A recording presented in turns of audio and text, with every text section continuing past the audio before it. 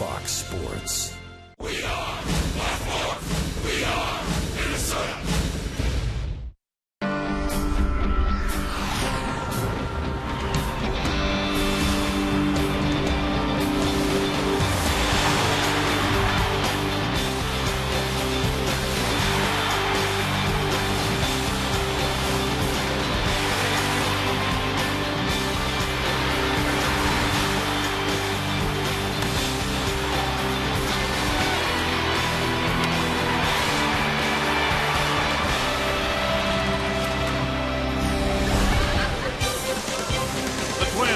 To put together a happy ending for this week-and-a-half-long homestand in the final game of the series with the Milwaukee Brewers.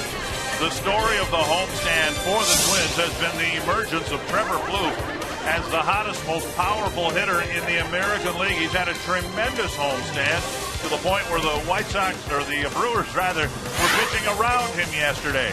It's been great to see. It's also raised an awful lot of money for prostate cancer research as part of the Home Run Challenge. You can contribute and offer a pledge at 800-798-CURE or www.pcf.org. Good afternoon and happy Father's Day to everyone. Dick Bremer along with Roy Smalley filling in for Bert Blyleven. That's been the story for the Twins in this homestand.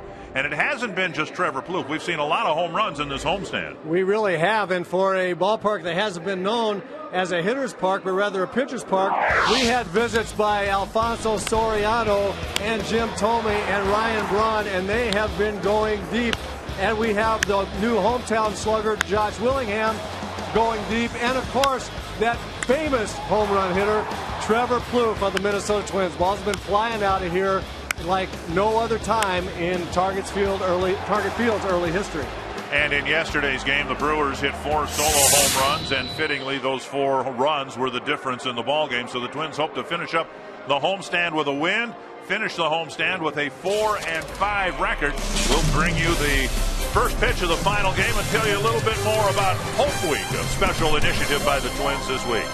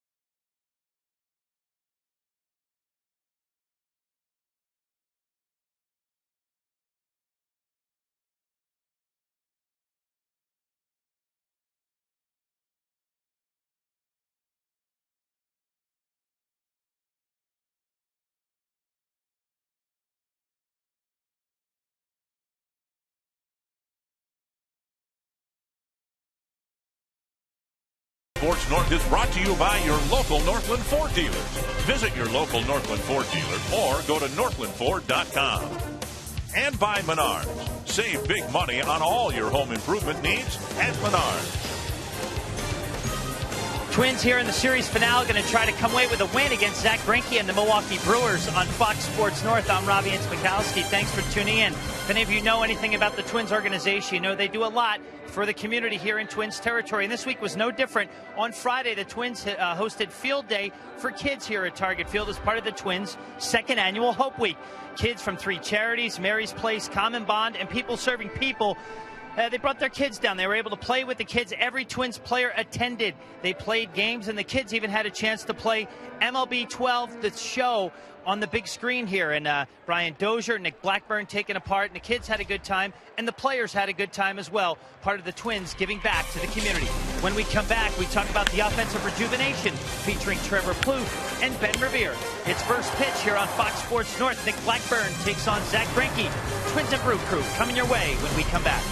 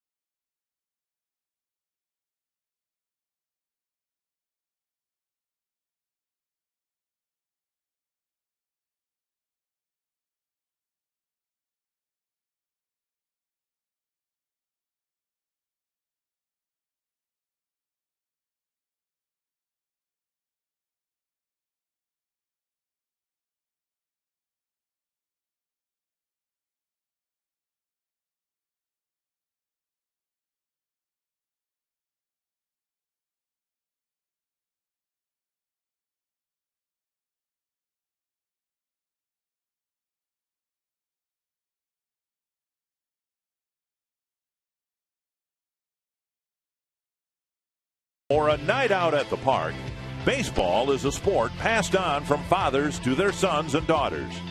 Some families carry the tradition all the way to the major leagues. With the Alous, Berras, Griffeys, and many more, there have been some prominent father-son combos throughout baseball history. Today we feature 2 others. Drew Butera has followed in his father's footsteps as a catcher for the Twins. And our own Roy Smalley is a second-generation shortstop. As we celebrate Father's Day, grab a seat with Dad. It's time for Twins baseball. And a very happy Father's Day to those of you throughout Twins territory watching us. It's the series finale between the Milwaukee Brewers and the Minnesota Twins here on Fox Sports North. And for the action, we go to the guys in the booth, Dick Bramer and Roy Smalley. Guys. Well, thank you very much. As you can tell from that shot, we are right on the edge of some rain here in downtown Minneapolis. And so we'll watch that situation with a great deal of interest. It's getaway day for the Milwaukee Brewers. They're heading home, and we hope to have a full and uninterrupted day of baseball. Ron Renneke hoping that his team that was swept in Kansas City can now turn things around and sweep the Twins. Here's the Menard batting order for Milwaukee. Norichika Aoki leading things off. Niger Morgan, Ryan Braun, Aramis Ramirez, Corey Hart, Taylor Green, Ricky Weeks, Cody Ransom, and Martin Maldonado. And opposing them will be big right-hander Nick Blackburn. He kind of a tale of two seasons so far. Did not get off to a strong start. Got hurt a little bit. Has pitched better his last two outings. He'll be looking to continue that stretch. Get even a little better today. Northland Ford defense for the Twins with Josh Willingham in left, Bernard Span in center, Ben Revere in right. Plouffe and Dozier, Carroll and Morneau in the infield. And Joe Mauer back behind the plate. Sat out yesterday. Most of the game he did make a pinch hitting appearance, but he sat out yesterday with a tight hamstring. So we are about to be rained upon. To what degree we don't know. Of course they can play through a lighter rain, but if it gets heavy we might see the tarp on the field, but we'll worry about that when and if it comes. Here's Norichika Aoki. And a check swing, strike one. Aoki, Morgan, and Braun in the Brewer first.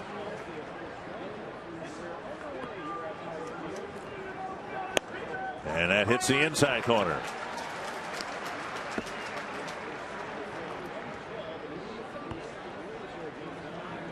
Blackburn ready to go. And quickly an 0-2 pitch. Breaking ball wide of the plate.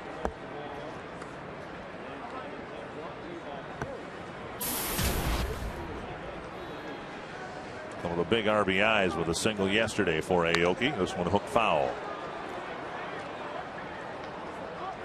Blackburn has won his last couple starts. Hasn't pitched particularly well in those starts. But a win is a win. 6 earned runs in 10 innings in those 2 games. Lazy fly ball to left. Willingham's there. 1 away. And a good start for Nick Blackburn. 4 out of 5 strikes to start the game. And that's very important for any pitcher, but particularly for a sinker ball pitcher. Bert Blyleven in this chair has talked about it a lot. For a sinker ball pitcher, sometimes it takes him a little while to find the release point and find where that sinker, he can get that sinker down in the strike zone. So far so good. Good start. 1-0 to Niger Morgan.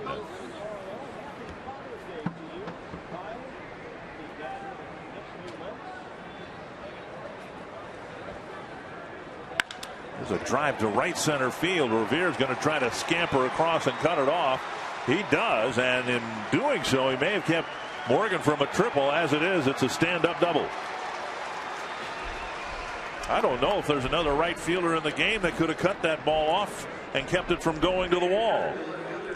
Really good play by Ben Revere out there. Here's a sinker that stayed a little bit high for where Nick Blackburn wants it. Consequently, got drilled into right center, but Ben Revere fly into the gap and cut it off. That is easily a triple with Niger Morgan's speed if he doesn't cut that off. And an exuberant reaction to a 1-out double by Niger Morgan. Here's Ryan Braun with first base open.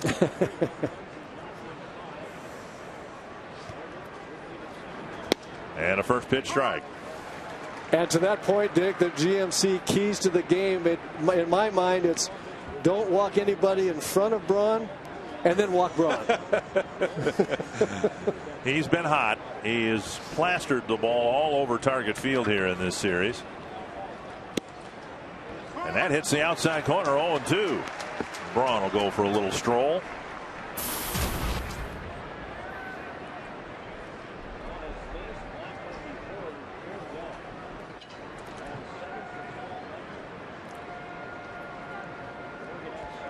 2 strikes. Blackburn to Braun.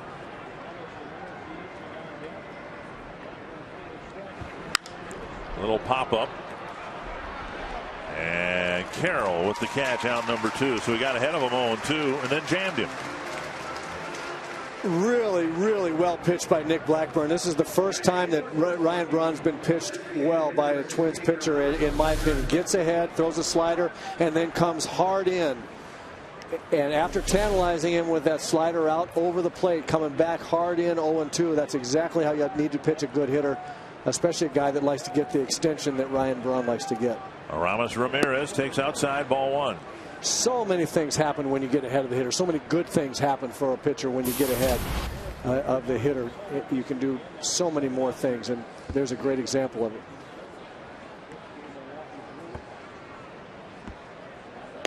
And over for a strike.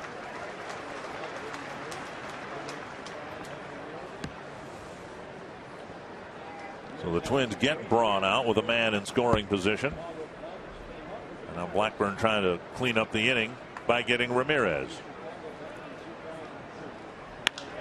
That is going to be through the hole. Morgan around third. He'll score. And Ramirez picks up a big 2-out hit to put the Brewers on the board. Might even have cracked his bat again, but a ground ball through the hole on the left side, and it's 1-0 Milwaukee. Yeah, not a bad pitch by Nick at all. He gets in on him, gets the ball on the ground and on the handle of the bat. Just so happened there was a runner on second base that was there via not a great pitch. That's a good pitch right there. So he's pitched the 2 big guys, Braun and Ramirez, very well. Just that he left a sinker up to Nyjer Morgan, and he was on second for Ramirez there. Down and away, ball 1 to Corey Hart. When the Twins were in Milwaukee a little over a month ago, Hart was a leadoff batter. They put him there to try to get his bat going a little bit. And then they realized, well, they knew it all along, but they changed their thinking a little bit, saying this guy's a run producer. And if he's our leadoff batter, he's going to have 50 runs batted in. If we hit him 5th, he might get 80, 90, or 100. And so they moved him back to the 5th spot. Didn't play yesterday because he's got a bulky right knee. 2-0. There's another crack bat. Plouffe sets as all day to fire because Hart isn't running well down the line. A couple of hits and a first inning run for the Brewers.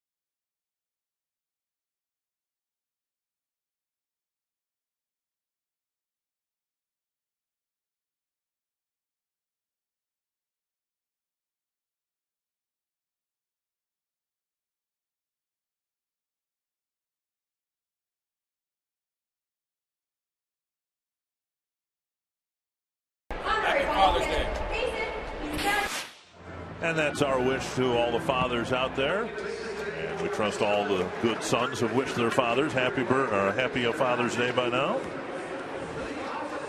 Bernard's batting order. For the Twins, down a run early. Denard Span, Ben Revere, Joe Mauer, Josh Willingham, Justin Morneau, Trevor Plouffe, Ryan Doumit, Brian Dozier, and Jamie Carroll. And that lineup will oppose Zach Greinke. One of the best in the league, no question. Best in the majors when he's on 4+ pitches, fastball, curveball, slider, and changeup. Tough duty today. This guy can pitch. And Span takes a strike over the inside corner. The key for the Twins today, in my mind, hitting against Zach Greinke, is to stay on the fastball. You will get a fastball to hit. He gets a lot of outs on slider balls. Sliders below the zone. He'll show you the fastball there. He throws 89, probably 92, 93 when he gets loose. And he makes you conscious of the speed of the fastball and then tries to get you out on sliders below the zone. One hopper back to Greinke. And Span now 0 for 8 in the series. Northland Fort defense for the Brewers. Slugger Ryan Braun in left field. Morgan scored the game's first run. He's in center. Aoki in right. Green, Ransom, Weeks, Hart. And for the third game in a row, Martin Maldonado behind the plate. Braun had some leg issues of his own up until a week ago, but he's playing through that, a hip and an Achilles issue. Ben Revere takes ball one. Revere made the nice play in the gap for naught, as it turned out, with the RBI single by Ramirez. Couple of hits for Revere. 3 hits for Revere. 2 line drive singles and an infield hit. And that'll bring up Joe Mauer. Getting a chance to play every day, and he's taken advantage of it. He certainly has. He's hit at every level that he's played up until now, and now he's hitting at the major league level with a nod toward Y11. At the major league level, Ben Revere proving that he can swing it up here too. He's had a great month. Here's Mauer back behind the plate. And Revere takes off on the very first pitch. The ball goes into center field. A steal for Revere and an error to Maldonado.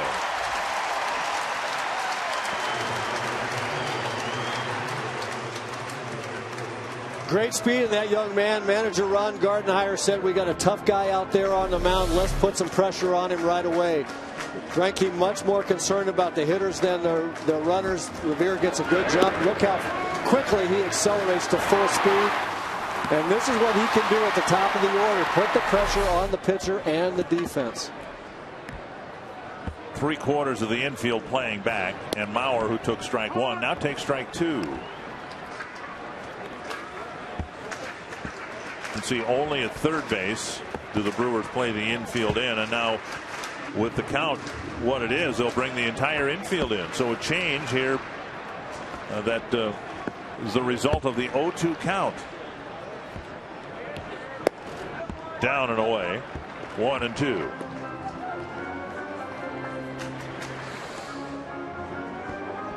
And I would say that strategy by manager Ron Renicky, pretty good strategy against most hitters. Maybe not so much with Joe Mauer. He's such a good 2-strike hitter. I don't think it matters a lot. But the reason he does that is because hitters get more defensive. He's got a pitcher with really good stuff. You might get an ugly little contact that you don't want to give away a run. Still 1-2. If you play the infield back with 2 strikes there and Greinke makes a great pitch, hitter hits a weak ground ball to second or short or first, and you give up a cheap run, where you bring the infield in and Greinke makes a great pitch and gets a soft contact, you can cut the run off at the plate. So good strategy by Ron Renicky here. And like I say, I'm not exactly sure it makes as much difference with Mauer at the plate as it would with most hitters. 1-2 again to Mauer. And he got him to strike out. And a throw for out number 2. And there's Revere still at third with 2 away. That's the breaking ball we're talking about, below the zone. He's thrown almost all fastballs up until this pitch right here to all 3 hitters. And then throws a little slider, takes a little bit off of it, and it gets down below the bat of the left-handed hitter. It looks like a fastball. Hitters are conscious of the fastball speed, start to swing a little bit early before they really recognize the slider. Then it dips down below the bat. That's where Greinke gets an awful lot of strikeouts, a lot of outs. Well, the Brewers got their first inning run on a 2-out hit from their cleanup hitter. We'll see if Willingham can provide one for the Twins. Take strike 1. And see, there you are. Fastball to get ahead right away, right down the middle. You're going to get those fastballs to hit almost every time up. This guy's got such good stuff. You got to hit that pitch when you get it. Rain has started here at Target Field.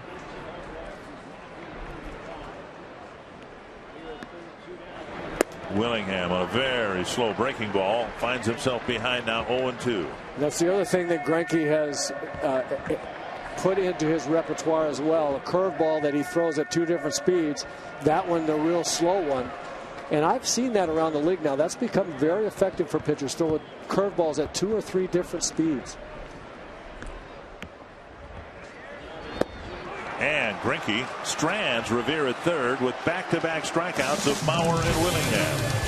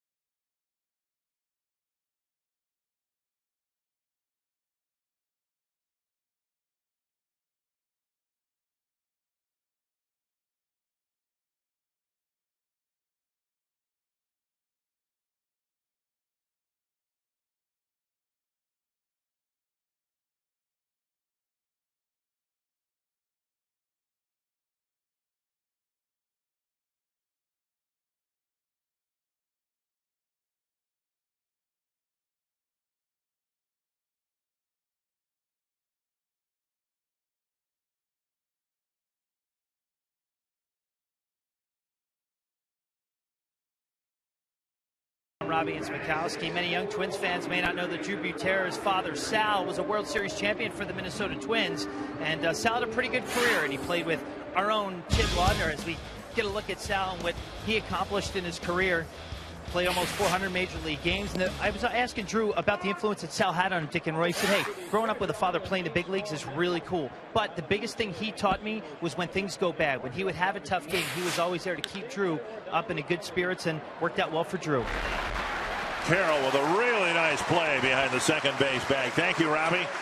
And Jamie Carroll with a good play going to his right, retiring Taylor Green. And there were 2 good things about this, at least 2 good things. Watch right here, a little short hop that he had to backhand, and then turn and throw on the run with his momentum going away from first base. Very good play. You know, you tend to see the athleticism of a guy throwing back across his body and against his momentum on a play like that, but one thing that gets overlooked a lot is the clever little things guys do with their gloves to catch a tough hop before they ever get into their throwing motion. And that's one thing I've noticed about Jamie Carroll. Whatever position he's played, second, third, or short this year for the Twins, he's made some very nifty little picks with the glove on tough hops. Is that what you mean by a player, a middle infielder, having soft hands? Very soft hands, and just being able to be familiar with what funny hops are doing and keep the ball in the glove. There's a drive to center, and Span racing back over his head, off the wall, over his head again. And Weeks will round second and head for third, and he'll be in with a triple. So a laser beam over the head of the Twins center fielder, then it hit the top of the wall and went over his head again. It's such a fine line for a sinker ball pitcher. You see that ball just not down enough. When it's not down, it doesn't sink. And Ricky Weeks tattooed this one. Denard almost caught up with it. Momentum took him into the wall when the ball was going away from the wall. Consequently, Ricky gets an extra base. Twins bring their infield in. The Brewers got a 1-out double in the first and scored. Now a 1-out triple. Cody Ransom, the batter.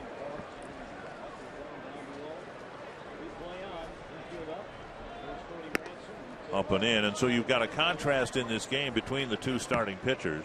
Zach Greinke, very much a strikeout pitcher, and his ability to strike out hitters, strike out good hitters, kept the Twins off the board in the first.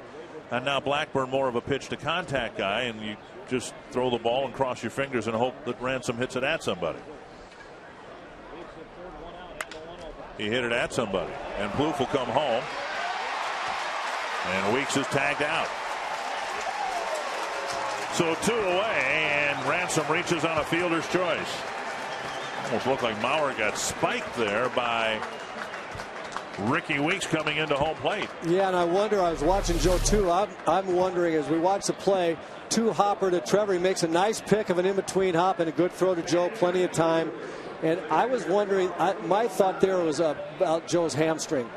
When Weeks hits him here, you'll see him hit his left leg, and his left leg kind of straightens out real quick. And if it was his left leg, I don't remember if the left hamstring is what was giving him trouble. But watch this. When he hits him here, his left leg spins out, and that could have tweaked the hamstring right there if it's his left hamstring that's been bothering him. So 2 down, a runner at first, and here's the Brewer catcher, Maldonado. Dick, you talked about a contrast in pitching styles. It also dictates that manager Ron Gardenhire, like manager Ron Renicky, brought his infield in because he doesn't want to give up any easy runs with a pitch like Greinke opposing them. It figures to be a low-scoring game, so even in the second inning, you don't want to give up any free runs for the Brewers with Greinke on the mound. And a dribbler up the line, foul, 1-1.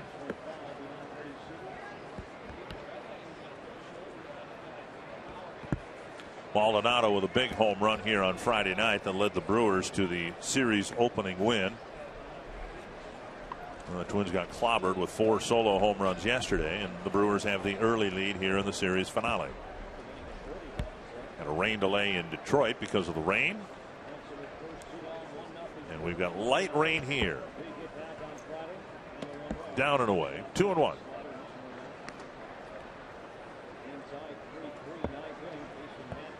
Showed up at the ballpark, not a cloud in the sky, a beautiful morning, and then very quickly it turned cloudy and now raining.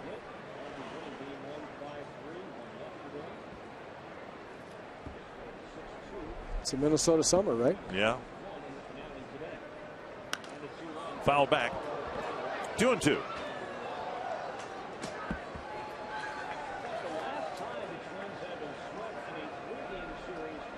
Ron Gardenhire saw this homestand get off on the right foot. Series win over the Cubs. Chance to sweep the Cubs last weekend. And the Twins lost the last 2 to the Phillies, first 2 to the Brewers. And a tougher than expected road trip coming up as interleague play wraps up. Reds leading the National League Central by 4 games over the Pirates. And the Twins will see them both on the road. We head out Monday night for Pittsburgh, then 3 in Cincinnati. Cincinnati, real good ball club, which was somewhat expected, I think. Pittsburgh, not so much, and they've been playing very, very well. Really pitching well. And now they're starting to score some more runs. 2-2 to Martin Maldonado. And a full count with Aoki on deck. Sometimes you take a pitch just for the simple reason that you can't hit it. That's a good pitch right there, and Maldonado got lucky there. That could have been called a strike. I want to say it's a good take, but I think he took it because he couldn't hit it. Maurer looking over his left shoulder to Larry Vanover. I think there was some confusion as to what the count is. It's 3-2. And Blackburn finishes the inning off, and he pitches around a 1-out triple by Ricky Weeks.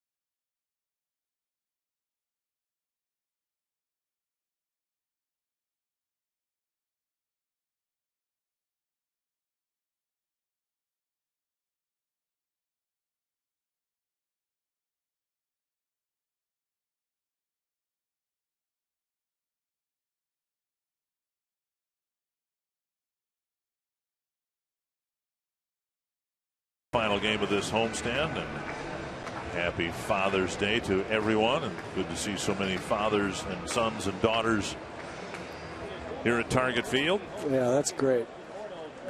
Happy Father's Day to everyone. Here's Justin Morneau leading off the Twins' second. And a very slow breaking ball, 71 miles per hour, and Morneau waited as long as he could and flipped it foul.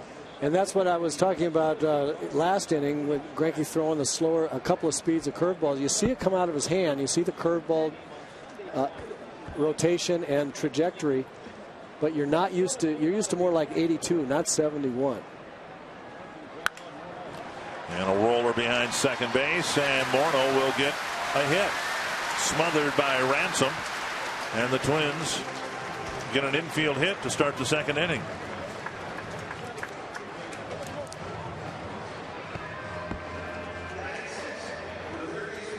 Just a weak ground ball, but he hit it in a good spot. He hit a perfect spot. Good tailing fastball there by Greinke, and got Justin off the end of his bat just a little bit, but the perfect spot. We'll see how the Brewers pitch to Trevor Plouffe here in this situation. They had the luxury of pitching around him most of the day yesterday and did just that. Now they've got a man at first, nobody out, and Plouffe takes down and away ball one. Another example. I'm just amazed. He's been throwing strike one to everybody with his fastball, and a guy that's on fire comes up, first pitch, ball one, makes him that much more able to stay on fire. Plouffe walked 3 times yesterday.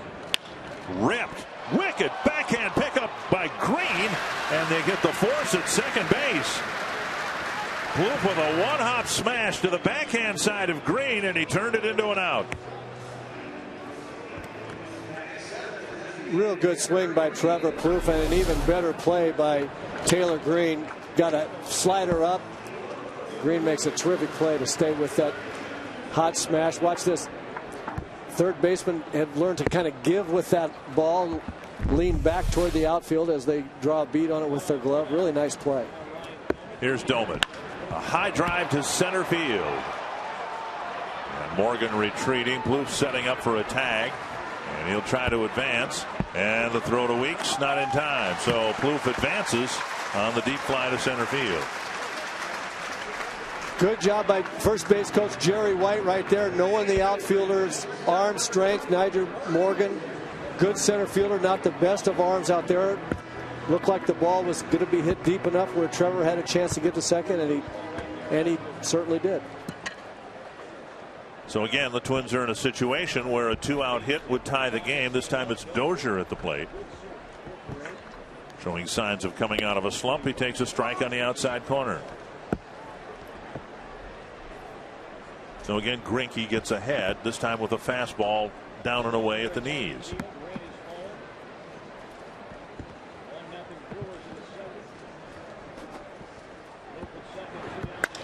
This one lifted to short right. Aoki went back. Now he comes in a little bit to end the inning. Another man left in scoring position, and the Brewers still lead 1-0.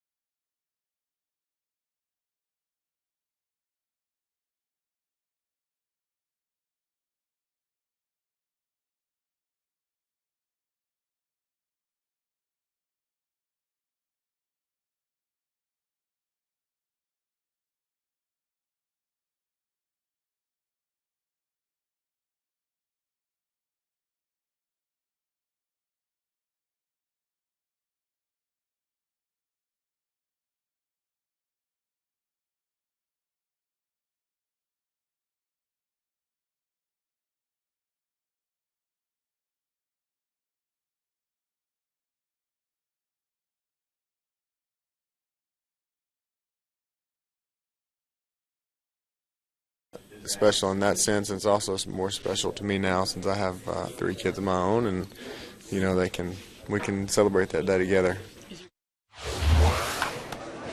And yes, happy Father's Day.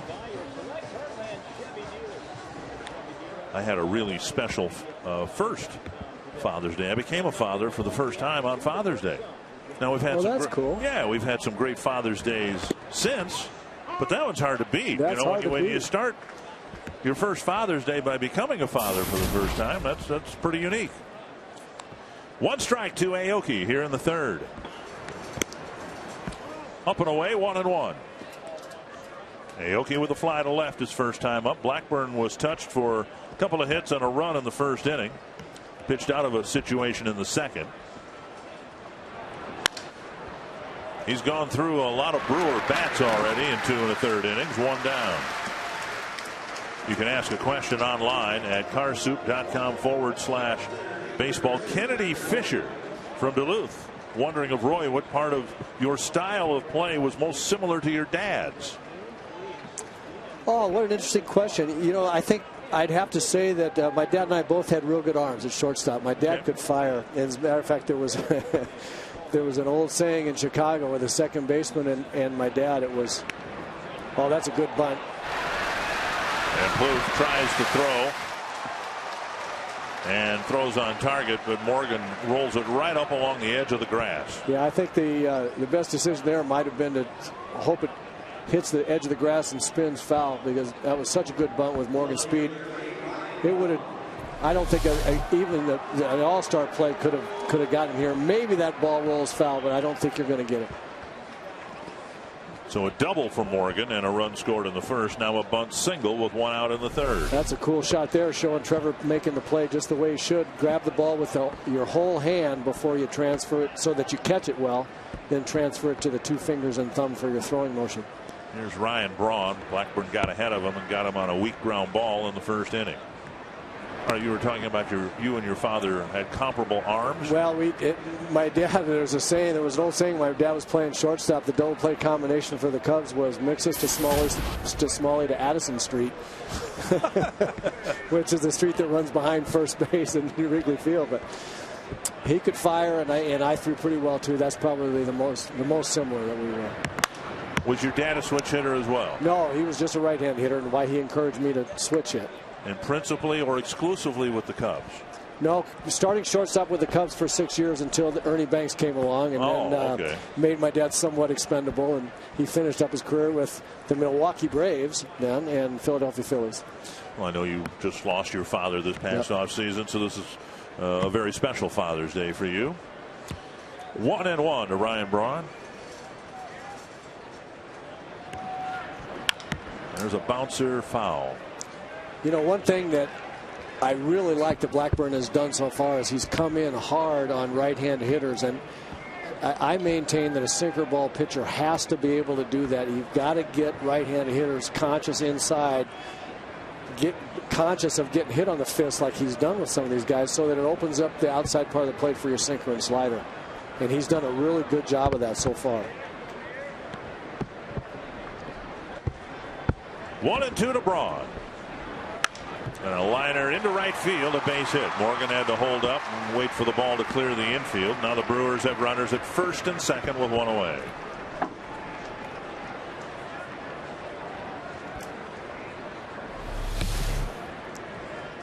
You can see here the ball inside again.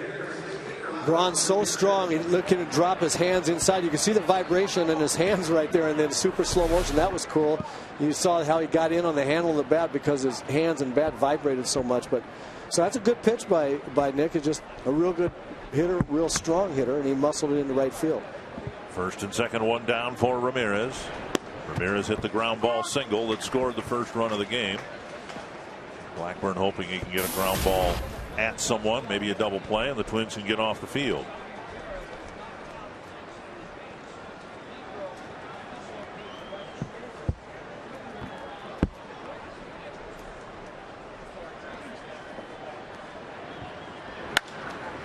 Nice stop by Morneau.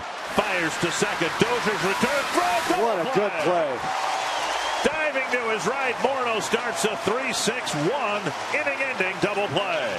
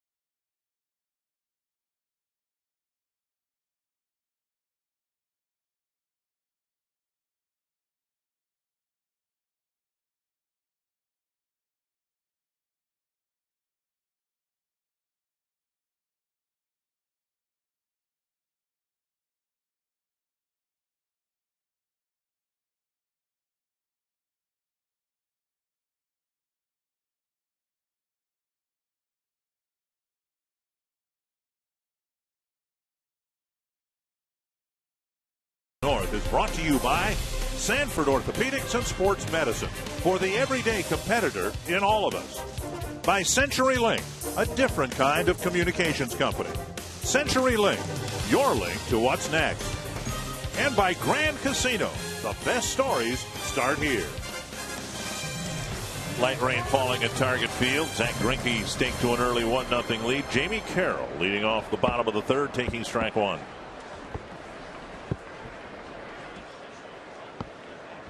Carroll, Span, and Revere. And a foul. 2 strikes.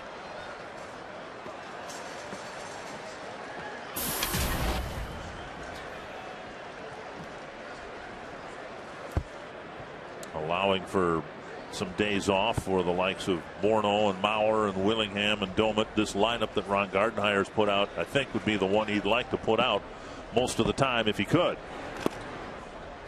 With Carroll at second. Dozier's been the shortstop every day he's played since his call-up. Loose handled things at third. The lineup just looks better with Morneau at first and Maurer behind the plate. No question about that. Little chip shot right field. That's That'll a work. beauty. That's a thing of beauty right there. A leadoff single for Jamie Carroll. Jamie Carroll's so good at protecting the plate, letting the ball get deep over the plate before he commits. So there he got a slow curveball there with 2 strikes and was able to wait back, keep his hands back just long enough to dunk it over the second baseman's head. Tough pitch, but you can see him just protecting the plate. Got just enough of it to hit it in front of Nyjer Morgan. Those hits are a thing of beauty when you're a player, that's for sure. Good time for Span's first hit. It might not come here with Greinke running to the bag and Carroll going to second. So Span still looking for his first hit of the series. And the tying run at second with 1 away. You know, when you're facing a tough pitcher, you have to be able to protect all limits of the strike zone. And here Jamie Carroll gets a slow curve on the outside corner, a strikeout pitch, but he didn't try to pull it. He waited, and then dunked it into right field. Good 2-strike hit by Jamie Carroll. So now Carroll at second, 1 down. Revere at the plate. Revere with the best at bat so far against Greinke. A line drive single to center. Then he stole second, went to third on a throwing error by Maldonado. And the corner infielders pinched in for Revere. And he takes strike one. Boy, it's just an assortment of pitches and different locations, but almost always strike one from Zach Greinke. Yeah, that's what you're going to get against him with him most of the time, and that's why I say he has such good other stuff that you're going to get a fastball in the middle of the plate to hit at some point in time, and you've got to hit that one. Left up high, 1-1. There's a fastball that had cutter action, what we refer to as a cutter, a ball that moves hard in from a right-handed pitcher to a left-hand hitter at 88 miles an hour, trying to get it in under his hands. Greinke 9 for 11 in delivering first pitch strikes. Slow breaking ball and a bouncer to short. Ransom has it. And now Carroll moves to third with 2 away. Mauer to the plate before he gets there. Coming up in July, the biggest event of the summer, baseball's greatest stars battle for home field advantage in the Fall Classic. The road to the World Series begins with the 2012 MLB All-Star Game, Tuesday, July 10th, 7:30 Eastern, 6:30 Pacific, 5:30 Mountain Time, 4:30 Pacific. And if you live in Hawaii, good for you. I have no idea what time the game will start on Fox in Hawaii. Here's Mauer. Came up with a runner at third and 1 out, and Greinke struck him out and got out of the jam. Now ball 1. Now I picked Mauer in the pick the stick. Well, of course he did. And he struck out the first time, didn't he? I'm telling you, I think you have to take it for the team and just for a while, and I'll pick somebody that's not in the lineup. I'm in a deep, deep slump. Called strike 1-1. Honestly, for most of this homestand, any player I pick, whether I'm picking first or sixth, will strike out 3 times. Now, yesterday, Justin Morneau did not strike out 3 times. He struck out twice and hit into a double play. Well, I'm going to bet Joe doesn't strike out 3 times. 1-1. Inside, 2-1. There's that cutter action again, trying to run it in. And what pitchers will do like Nick Blackburn is running a sinker hard into right-handers. Right-handers will throw a cutter underneath left-hander hitters' hands to get them on that speed and then throw them slow stuff. Trying to get Carroll in from third with the tying run. And that'll work. Mauer rolls one through the right side. Carroll comes in, and the Twins have tied it up.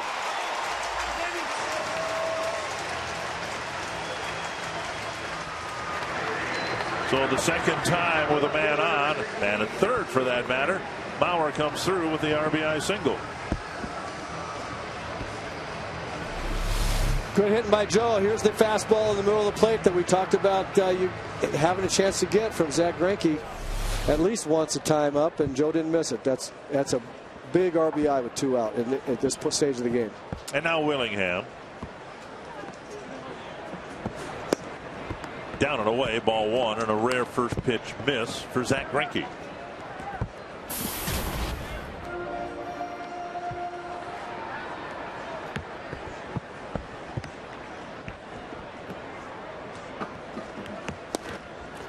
And now 2-0.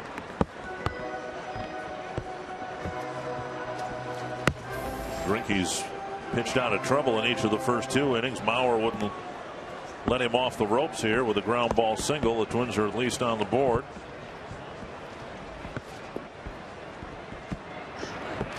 Big swing and a miss, and Willingham, as he does sometimes after a swing and a miss, falls down on that back knee. A la Adrian Beltre. Seen him do that too. Here's what we call pitching backwards. 2-0 count, fastball count for a hitter, and he throws that slow curveball.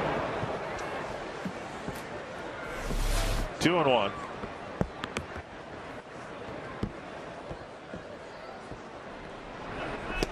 Inside 3-1. Morneau on deck. Greinke wanted that pitch, but you know, you're lucky when you get that's a bit of a hanger. You're lucky. I think he threw his hands up a little bit, saying, "Where is it?" But he's lucky that ball didn't get hit a long ways. That was a borderline hanger. If it had been just a little bit more over the plate, it would have been killed, I think. Foul back. And that one touched all 3 levels of the seating area here at Target Field. The level above us, right in front of us, and then down below. 3-2. 2 away. Each team with a clutch 2-out single to drive in a run. Now Willingham trying to back up Mauer's RBI hit with one of his own. On the outside corner, Willingham is called out on strikes. The Twins even it up in the third.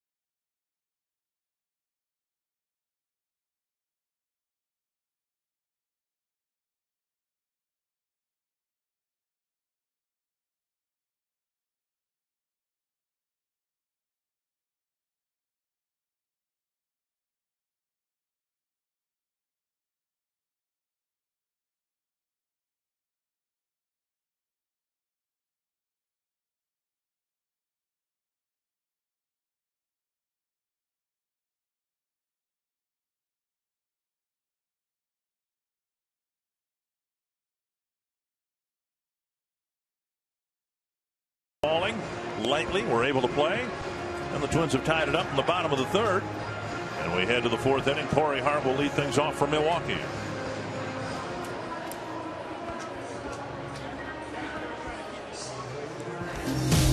Well, I said earlier, I really like the way Nick Blackburn is coming inside on right-handers. In the first inning, he got in Ryan Braun's kitchen for an out.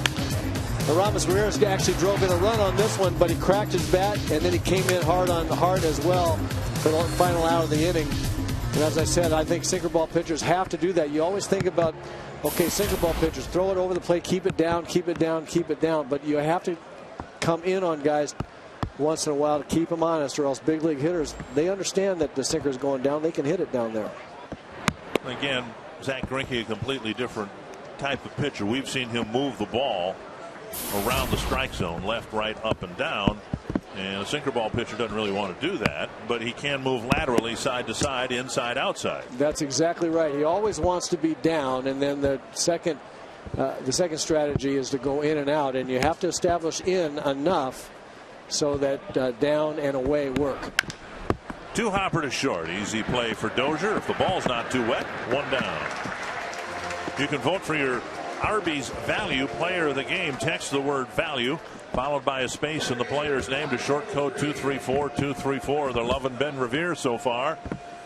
And we'll give you an updated vote tally at the end of the game. One down. Here's Taylor Green. A bouncer to second his first time up. Rain coming down harder now. Some of the fans giving up being unprotected. They'll move back in the concourse level. Strike one to Green. Carroll made a nice play, robbing Green of a hit on a chopper headed up the middle. And a bouncer up the line foul. One of the great design features of this ballpark is the open concourse area that will allow fans to drop back into the concourse area, still keep an eye on the game, and if it suits you, get a hot dog or a beverage or something while you're back there.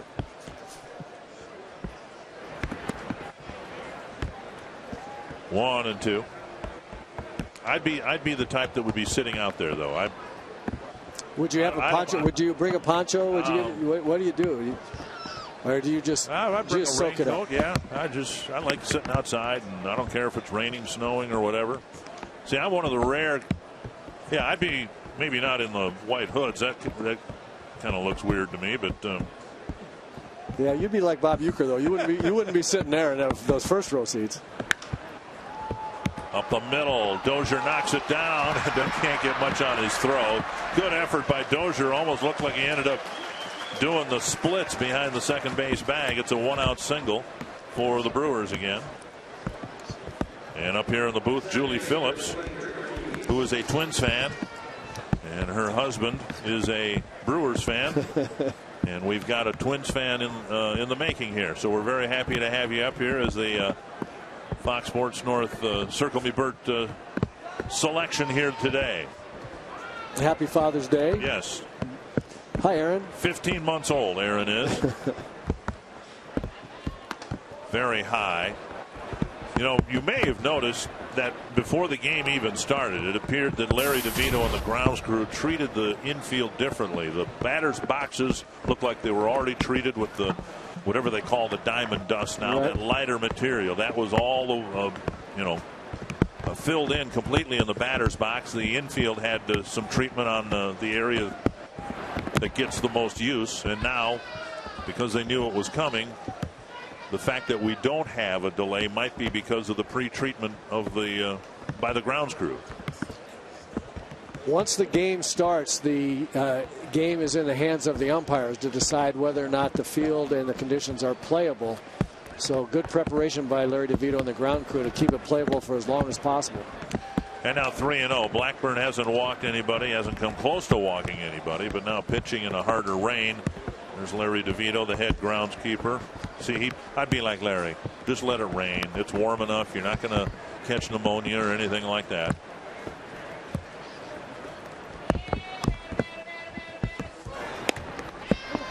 And that missed inside. Weeks, who tripled in the second, has really struggled this year, has issued a free pass, first and second, one down. You can enjoy the best that Target Field has to offer with your group of 25 or more. No deposit required for a 2012 group outing. Just reserve your best guess number of seats. Pay only for the number that you actually need. You'll be seated together. Your group's name will appear on the Target Field scoreboard. So whether it's a church group, business group, sports team, what have you, 833 Twins, and ask about a Minnesota Twins group outing. Here's Cody Ransom. Half swing, but I think he went strike one. Well, of the 10 outs that Nick Blackburn has gotten so far, 8 of them have been ground ball outs, and he could really use another ground ball here in this situation. But when a sinker ball pitcher's got 8 out of 10 outs on the ground, things are headed in the right direction. That's what you're looking for from Nick Blackburn. Got a ground ball double play to get out of the third inning. And a hot ground ball foul. 2 strikes. And there will be some balls hit hard like that on the ground. Sinker ball pitchers do that. They give up hits because the ball will find a hole, or they'll be hit on the ground hard enough to get through. But you're playing the odds. You're pitching the contact. You're getting a lot of ground balls, and most of them will be at your fielders. Big league infielders can catch the ball. Let them do that job. 2 strikes. That's a good pitch. And the same pitch that struck out Willingham strikes out Ransom. 2 down.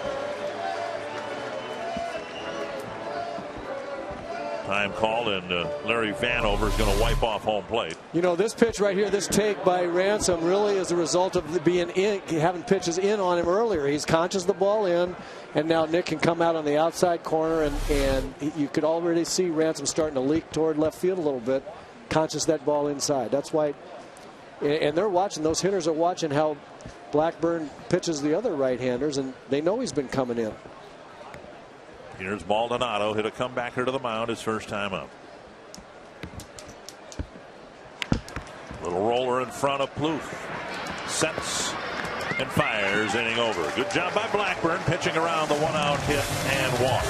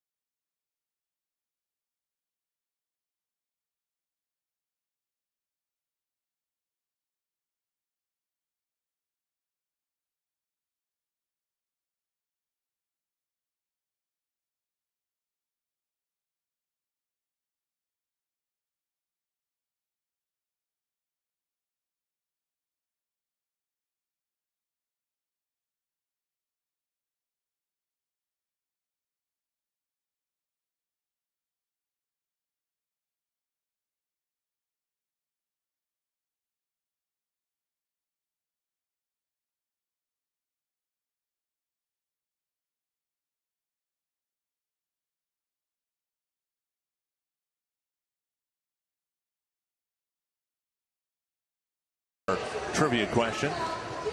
Might be Father's Day related, wouldn't you think? Which 2 father-son combos have won the most Gold Gloves? Oh, wow, that's a good question. Well, I'm going to go with Greg Maddux, and whatever his son's name was probably about 8 years old. Or Jim Cott. No, that would be fair. Maddux ended up with what, 18? I think he passed Kitty by a couple years. He won 18 Gold Gloves. So I'm going to go with Greg Maddux, and whatever his son's name was. Morneau pops the first pitch up behind first, and Corey Hart in foul territory. I'm thinking the Griffey's got to be a pretty good call.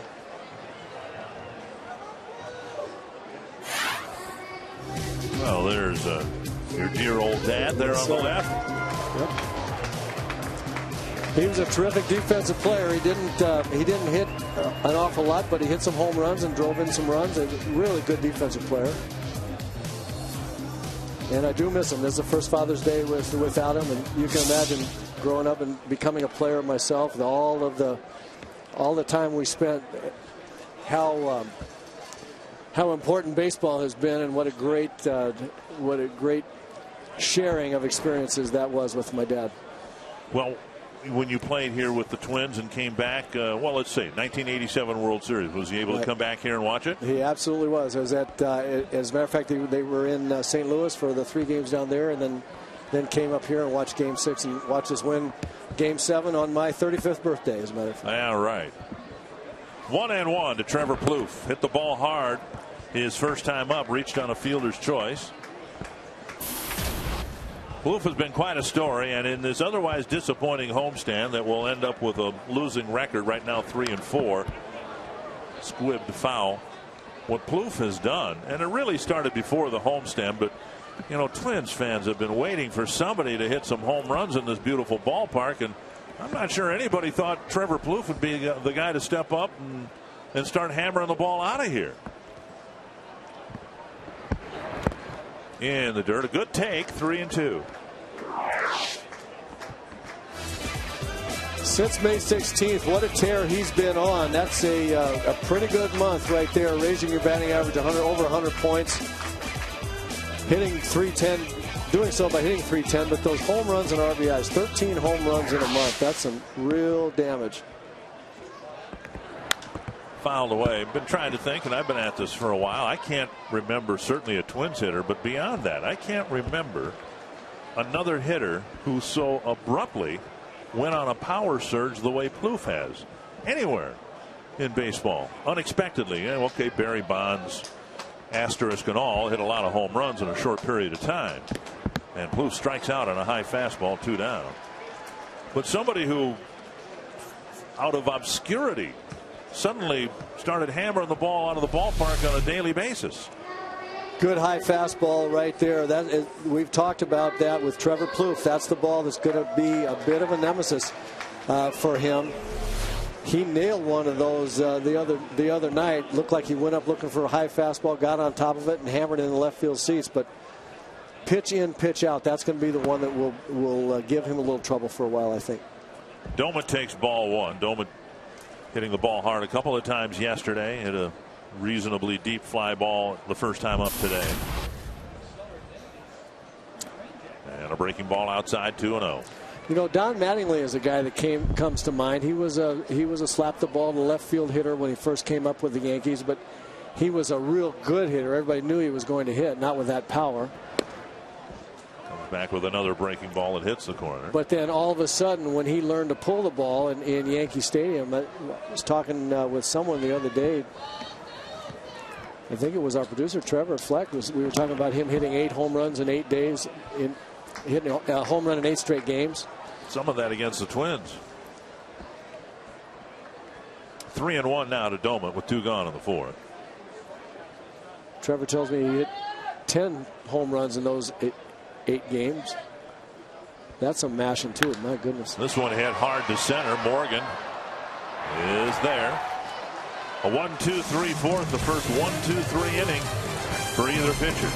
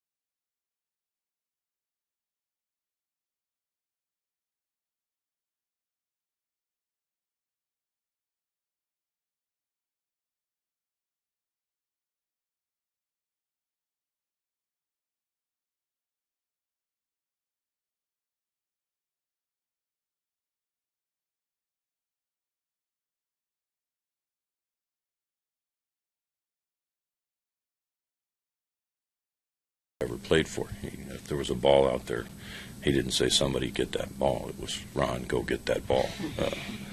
So he taught me a lot of lessons as we grew up. To be my own man.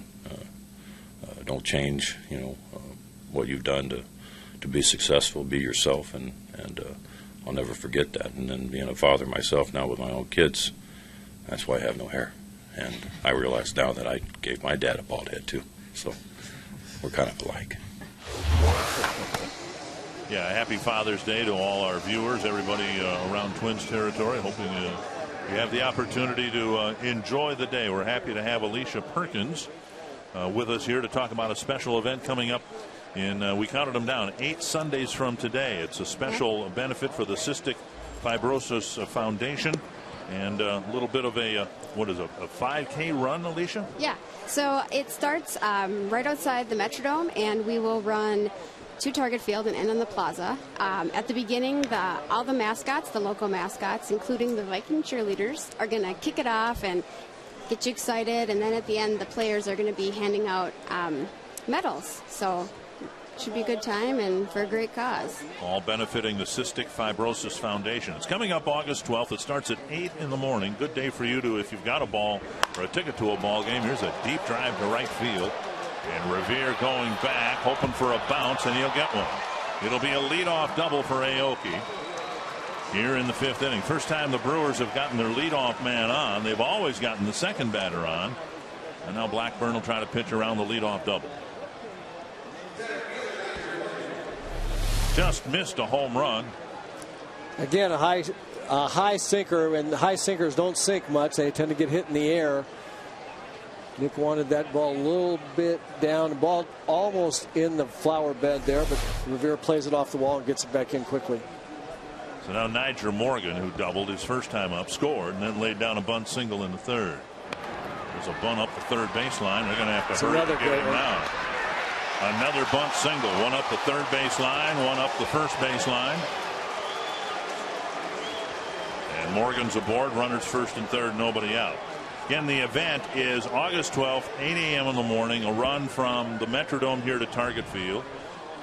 And if you have a ticket to the game, make it a little bit longer day and join in the run and help raise some money for a worthy cause. Yeah, actually, when you register for the game, or for the race, you get a ticket to the game. Okay. You get to pick which of the days during that race series that you want to go to, and you get a T-shirt and a medal as well. So get a lot of goodies for some money going to a great cause. And for more information and to register, go to 15s5k.com, right? Yep. In honor of Glenn's number that he wears. Tough situation here now for Blackburn as he has to pitch to Ryan Braun with 2 men aboard. A single his last time up. And a pop up to second. Alicia, I noticed something that along the route of the run, you get information, you get to find out kind of how Glenn got from the U to Target Field as well. What is that about? Yeah, well, we had hoped to start it at the U, but with the light rail construction, we weren't able to this year. So we settled for the Metrodome, which he actually pitched at quite a few times with the Gophers. And so along the way, we're going to have, we've had some great sponsors step up, PMKI, KS95, among a few others. And Twin Cities in Motion teamed up to help us create the whole race. They're an amazing race company, and along the way we decided it would be fun to find out some little facts about Glenn. Little pop-up short right, and Carroll with a nice catch, one away. And Blackburn has eaten up 2 of Ryan Braun's bats in this ball game today. So along the way, you'll kind of move up the minor league ladder. Like you'll start in rookie ball, and then you go to low A and high A and double A, which we thought about maybe having like a circle there, since Glenn kind of hung around in Double A for a little while, but little roundabout, maybe run backwards for a few steps and then keep going. But so we're gonna have some fun facts about him along the way, and then at the end we've actually collected about 40 to 50 signed items from the Wild, the Timberwolves, the Vikings, and the Twins that we're just gonna hand out randomly to finishers. Fastball gets a swing and a miss. Dick Bramer, Roy Smalley, joined by Alicia Perkins, talking about a special event on August 12th. Starts at 8 in the morning. A 5K run from the Metrodome over here to Target Field. And what was Father's Day like in the Perkins household this morning? Breakfast in bed and all that. Oh, right? Definitely. Yeah, I just got back yesterday from Grandma's in Duluth, and so it was a little busy. Oh yeah, there he is. That's his new truck. He's really proud of. It's a teal. I'm going to mess up the year. I think it's 64. Oh, and that's, is that his parked out? Yeah. That's a great looking vehicle. I saw it this morning. Yeah. That's the groundbreaking for the new Siebert Field that just happened last week, and that's it's spring training this year. So we didn't do much special. I mean, we're going to go out to eat after the game, but easy to see what's made him a happy father, though. Yeah. Those two adorable little girls. Yeah, and we're so blessed that they've been so healthy. We have 2 friends who have kids who have CF, and to watch the struggles that they go through has just, it's so hard. I mean, we went out to dinner with them one night, and, only the mom can hold the tray, and you got to wash your hands before you eat, and there's my kids, like, practically licking the trays, and I don't even think anything of it, so. And a called third strike, and Blackburn strikes out Ramirez, 2 down. Alicia, thank you for stopping by. And again, if you'd like more information, go to 15s5k.com. And the event again is August 12th at 8 in the morning.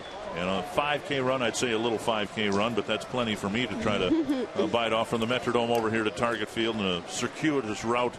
Highlighting Glenn's career. Yeah, thank you. All right. Well, let's see if we can nice to have you here. Nick Blackburn out Good luck of with the inning here. 2 gone with Corey Hart at the plate. And he lifts it foul down the right field line. Once again, Nick Blackburn establishing fastball to Ramirez both times previously inside and then burns the outside corner. What a good pitch. Ramirez doesn't like it. That had plenty of the plate. A hitter, when you're conscious of inside and you're pulling off a little bit, you lose the outside corner. You just lose it in your mind, and it was a much better pitch than Ramirez realized. Down and away, 1-1. Blackburn has had to pitch out of some pickles here in this ball game. A 1-out triple in the second, a couple of base hits in the third, a 1-out single and walk in the fourth, and now in the fifth, a leadoff double and a bunt single, and the runners are still there now with 2 out. 1-1 to Corey Hart. And Morgan dives back to the bag.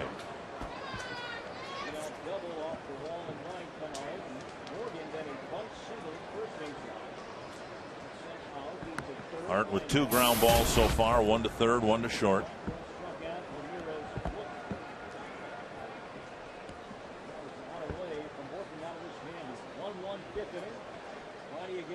And another throw to first.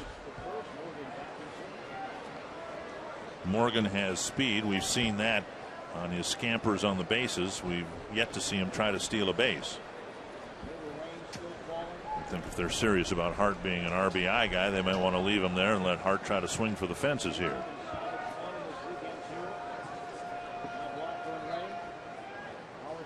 And a look over.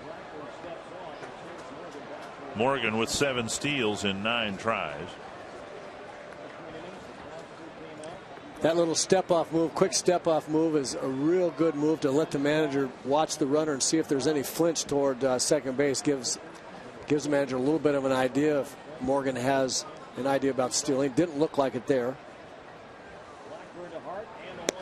And that misses the inside corner, 2-1. Blackburn with 68 pitches has not had a 1-2-3 inning. And the Brewers out hitting the Twins 8-4, but we're tied in the run column.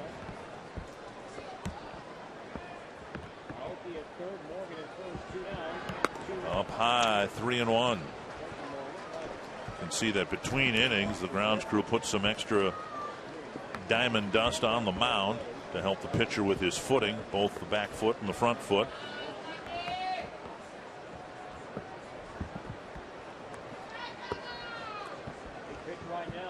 Taylor Green on deck. Breaking ball over to fill the count. So now Morgan will break early from first.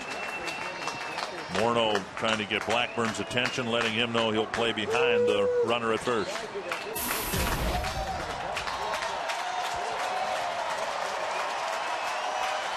Big threat for the Brewers, and Nick Blackburn is one good pitch away from getting out of it. Deep to right. That was not the pitch. A 3-run home run for Hart, and it's 4-1. A fastball out and over the plate, and Hart lifted it out of the ballpark for a 3-run home run.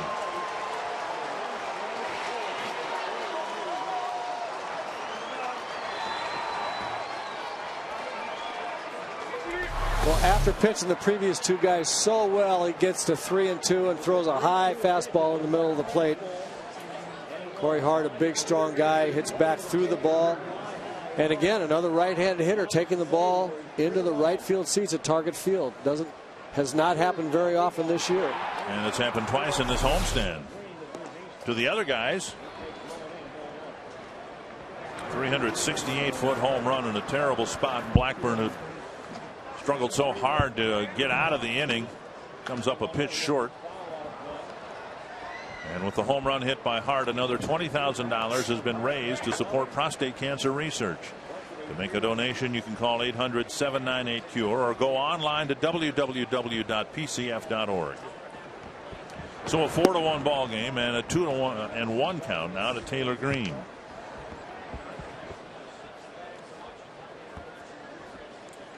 When the Twins were in Milwaukee, they won the first 2 games, had a sweep as the visiting team had a chance to sweep the Brewers, but didn't. Zach Greinke pitched that game. Jason Marquis did for the Twins.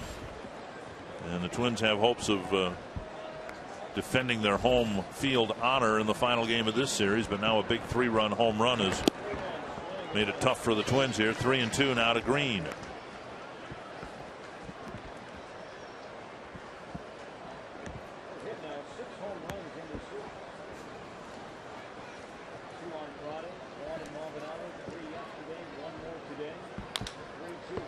And that's up the line, foul.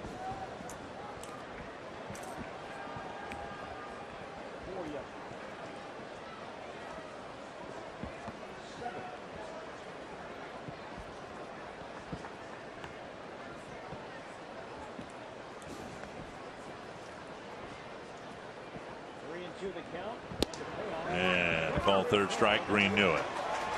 The third out comes one at bat too late. Corey Hart takes Blackburn deep with a couple of men aboard, and it's 4-1.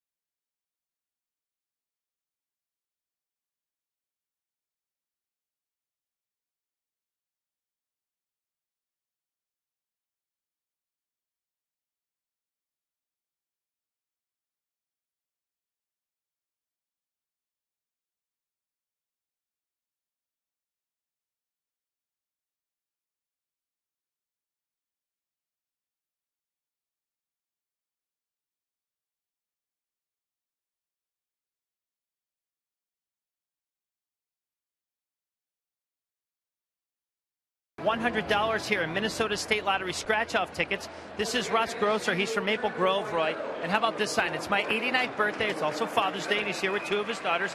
My pitch may be slow, but I'm still in the ball game, which I think that matters the most to all of us. Now, Russ, what's the key to staying in the ball game for 89 years? Eat right and work. Eat right and work. So there's some good advice for all of us, Dick and Roy, okay?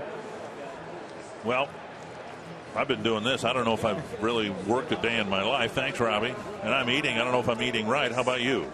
Well, I know Robbie. I've seen Robbie eat, and he is ignoring that young man, at least for half of the admonition. So he's got no chance of making it to 89, is what you're saying. Not with that current diet I've seen him run. Well, Zach Greinke on the mound with his second lead. This one 3 runs. Brian Dozier will lead things off. Then Jamie Carroll and Denard Span. Squaring to bunt, and there's another first pitch strike. Greinke's in a curious situation. Well, not curious, enviable. He's a free agent after this year. There's a little bit of a curiosity, though, as to where in the world he will land because of who he is and what has happened to him in his career. There's another strike, 0-2. Greinke, it's been pretty well documented, has a social anxiety disorder, doesn't mix easily with people or with the media. Just off the plate, 1-2. He has pitched, he's succeeded, he's won a Cy Young Award. Pitching for 2 of the smaller markets in baseball. Fox Tracks brought to you by Window Concepts of Minnesota, and Dozier shoots a single to right field. Oh, what a good at bat for the kid. I love to see that. Tough pitcher. He's taken some tough pitches. 2 strikes. He waits and slaps the ball to right field. That's a real good sign from that young man right there. That's going to mean a lot to him as we go forward here, grinding out that hit. You see that ball just on the outside part of the plate, just slap it over there. You get there a lot of hits over there, young man. Keep that up. Did you make an interesting point about Greinke, Dick? Because the markets, I mean, it's no secret how much, I mean, we kind of know what he wants in terms of a contract, the size of the contract, and the markets that would be able to pay him those kind of numbers are big media markets where he may not fit real well. 2-0. It might very well be that in terms of his game, what he brings to the mound, he'd be the most desirable free agent pitcher to hit the market this winter. Okay, well, then that opens the doors, of course, every year for the Yankees. This year in particular, you figure it would open the door to him to the Dodgers. They've got some money to spend and are going to be in need of pitchers. But ultimately, it will come down to where Greinke feels comfortable pitching. Well, that's my point there. You can count on one hand probably the number of organizations that could afford him. And most of those are pretty high, what should we say, highly scrutinized places in terms of, in terms of being a player there. So it will be interesting. Maybe the Dodgers, maybe the California Angels, not quite as media centric, not quite as tough a place. Hart with a nice pickup and a good throw there and a good throw back. Carroll hit the ball sharply. It's a 3-6-3 double play.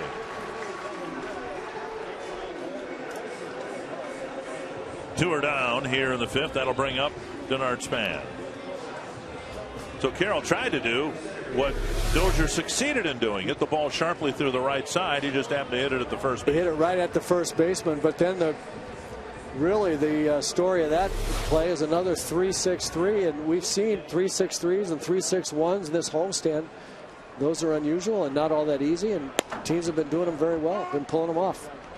Strike one to Span. Greinke had an interesting last start. It was against Kansas City in Kansas City. And this one's past Hart and toward the right field corner. Span nearly had to leap over Hart to get to second base. Hart went down, and in his defense, he's just not able to move real well because of his injured knee. And then he laid there in the dirt, and Span almost had to jump over him. And of course, the reason that ball got through and Jamie Carroll's didn't was because Corey Hart was holding the runner on for Jamie Carroll. But you'll see here he dives and isn't in a big hurry to get up. We'll watch Denard running hard out of the box. It's 2 out. It's a good gamble to try to get to second, and Hart just does get out of his way. Well, can the Twins get another big hit from Ben Revere? And that tickles the outside corner. That double for Span snapped at 0 for 14. Little mini slump that Denard was in. Hopefully that'll get him a little bit excited again. Twins would love to come back with at least one here in the 5th after the Brewers hit the 3-run home run. 2 strikes to Revere. And Greinke's start against the Royals, he gave up a home run to the first batter he faced, Alex Gordon.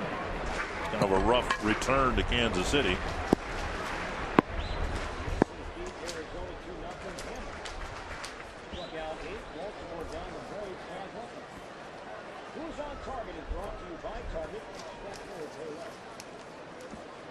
Oh, 2. And Revere taps it to second. Easy play for Weeks, and the inning ends. So the Twins get a couple of hits in the 5th, but Greinke is helped out immensely by a double play.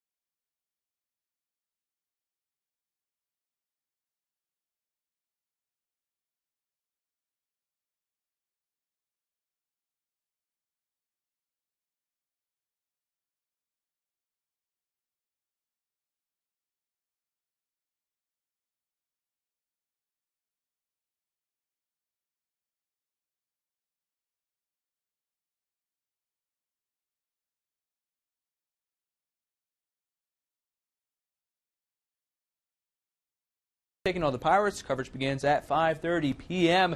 Mix of clouds and sunshine. It will be hot and humid. Looking to stay dry, though. First pitch temperature into the low 90s. And very cool temperatures here. We're supposed to get up to about 85 today. I don't think we're going to make it. And on Tuesday, Bert Blyleven will rejoin the Twins TV crew. He took the weekend off to go to Cooperstown, New York for a special event. Happy Father's Day, June 17th, 2012. Ricky Weeks will lead things off in the 6th against Nick Blackburn. 1 strike. Blackburn has only walked 1 man, and it was Weeks in the 4th inning.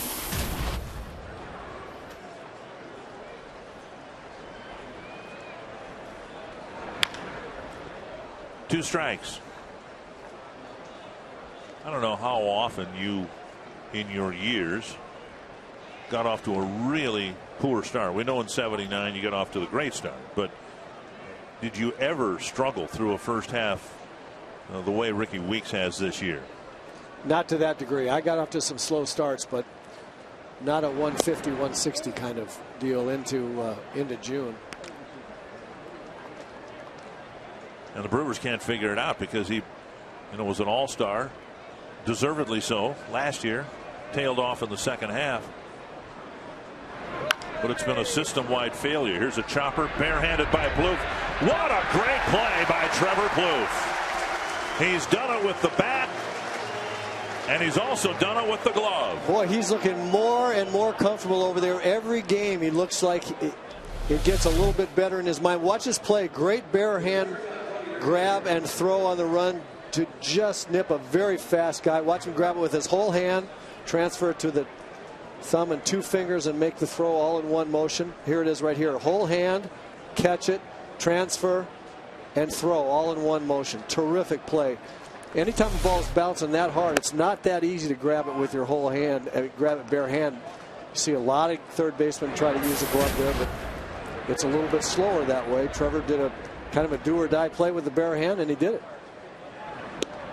1 strike, now a ball to Cody Ransom. We saw how close the play was on Ricky Weeks at first base. Had he gloved that ball and tried to throw in one motion out of the glove, he probably would not have got it. Terrific play. And that in the dirt, 2-1.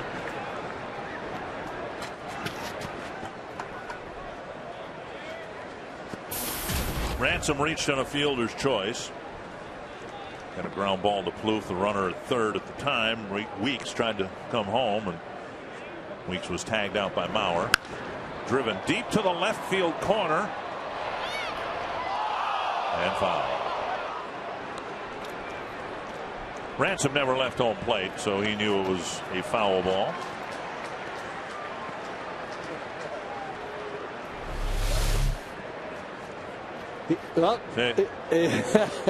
See, Trevor Plouffe just made that play. Yeah, you know what? But I'm betting that was his glove hand, not his throwing hand. He's not used to catching it, you know. But he did get the whole hand out there like he's supposed to. Of course, he wasn't going to try to throw in one motion. I don't think. Full count to Ransom.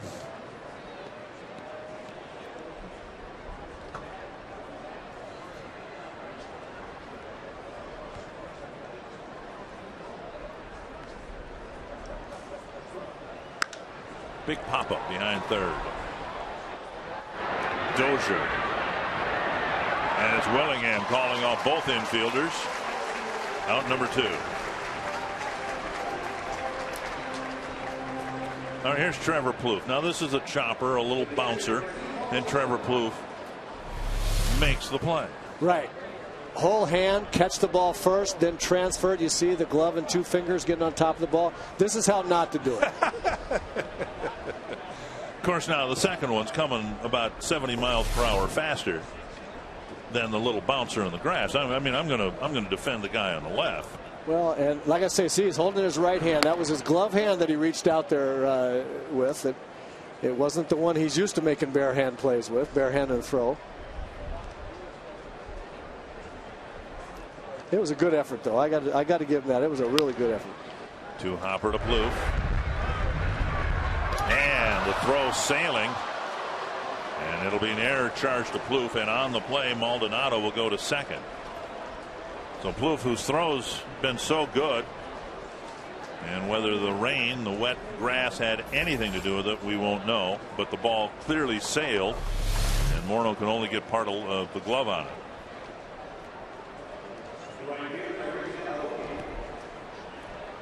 That ball really did sail. I can't tell if it was a wet orientation or not, but it did sail. I noticed Trevor sometimes gets his elbow down a little low when he throws. He gets kind of underneath the ball, and the ball will sail a little bit on him. That was his problem with many of his throws at shortstop. Kind of lead with his elbow a little bit, right, and the thing would come flying out of his hand and sail all over the place. It looked to me at shortstop that he had a little bit of a little trouble getting his feet underneath. Whenever he was in a funny kind of body position, his throws weren't as good. At third base, it looks like he gets his feet underneath him a lot better, and that's helped. You know, I wanted to ask you about that when we were talking about it with Ron Coomer, who played some at third base. And Ron Gardenhire said too, you have limited throws at third base compared to the variety of throws you have at short. And so I'm wondering how much of Plouffe's success, and now's maybe not the best time to bring it up since he just made a throwing error, but how much of that can be attributed to, third baseman essentially most of the time having the same throw across the diamond. I think it has a lot to do with that. His success at throwing the balls. We watch a high changeup there. He got away with one. It was good speed, good arm action. Not the best location. That ball could have been hit a long ways. Got to get the ball down. 2-2. Dug out by Mauer. A appeal, no swing, 3-2. But just to complete the thought, at third base, most of the plays you have are either bang reaction plays or they're ridiculously easy. You know, you'll get a long one hopper or a 2 or 3 hopper.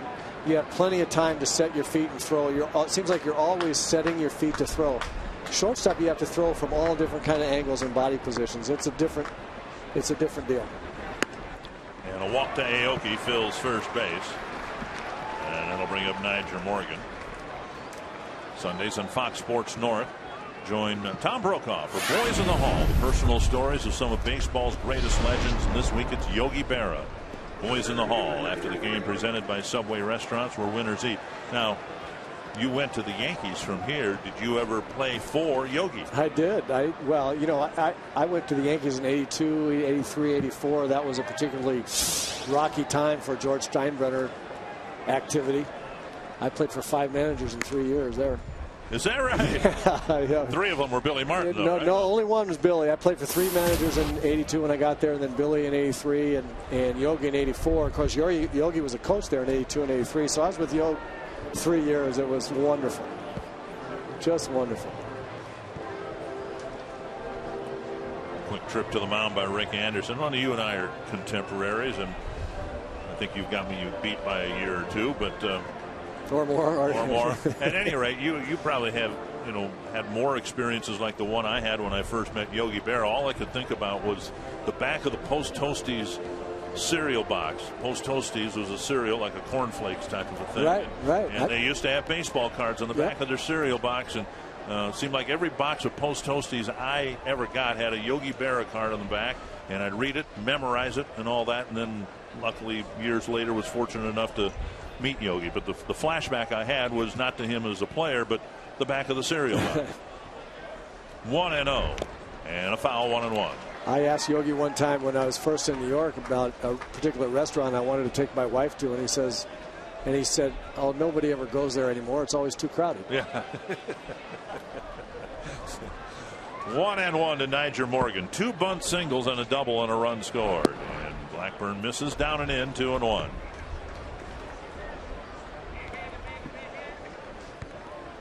Morgan would love to get all the 3-hit games he can muster between now and the All-Star break. Average up to 230. Fouled away. Now, he's been in situations like this before, but he's never produced. It's incredible when you think, here we are on Father's Day, June 17th. The man has 2 runs batted in on 2 solo home runs.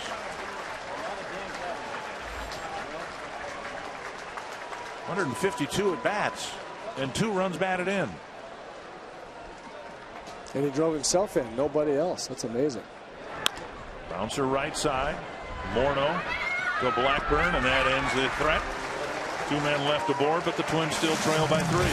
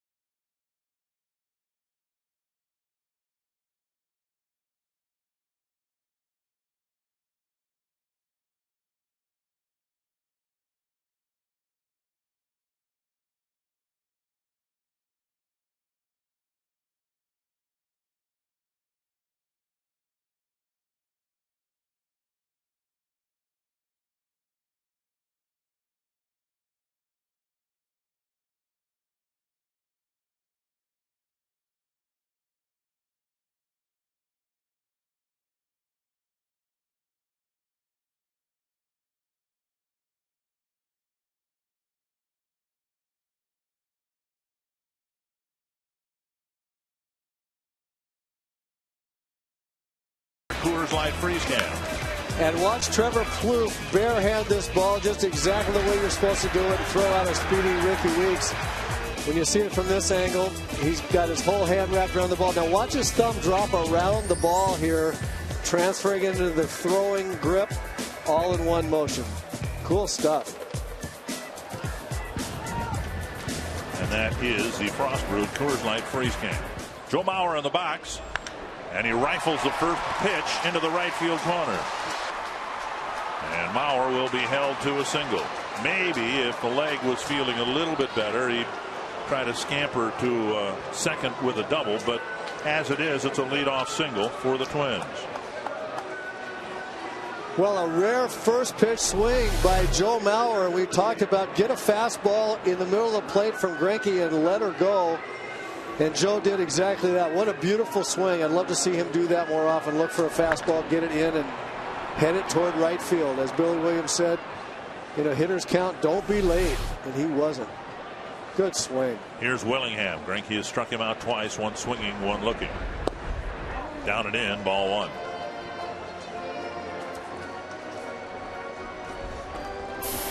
Sunday afternoon in Milwaukee, the 20th of May to be exact.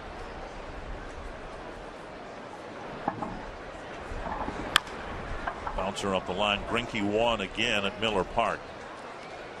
He is remarkable there. 15 games in a row, 15 decisions in a row he's won in his home ballpark.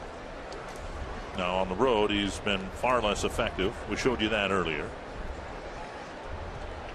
But you do not want to face a man with his stuff down by 3 runs. 1-1 to Willingham. Slow breaking ball, bounced foul. So on that front, maybe Milwaukee has a chance to re-sign him after this year. The Brewers have been very proactive in bringing in top-flight pitchers when they think they have a chance to win.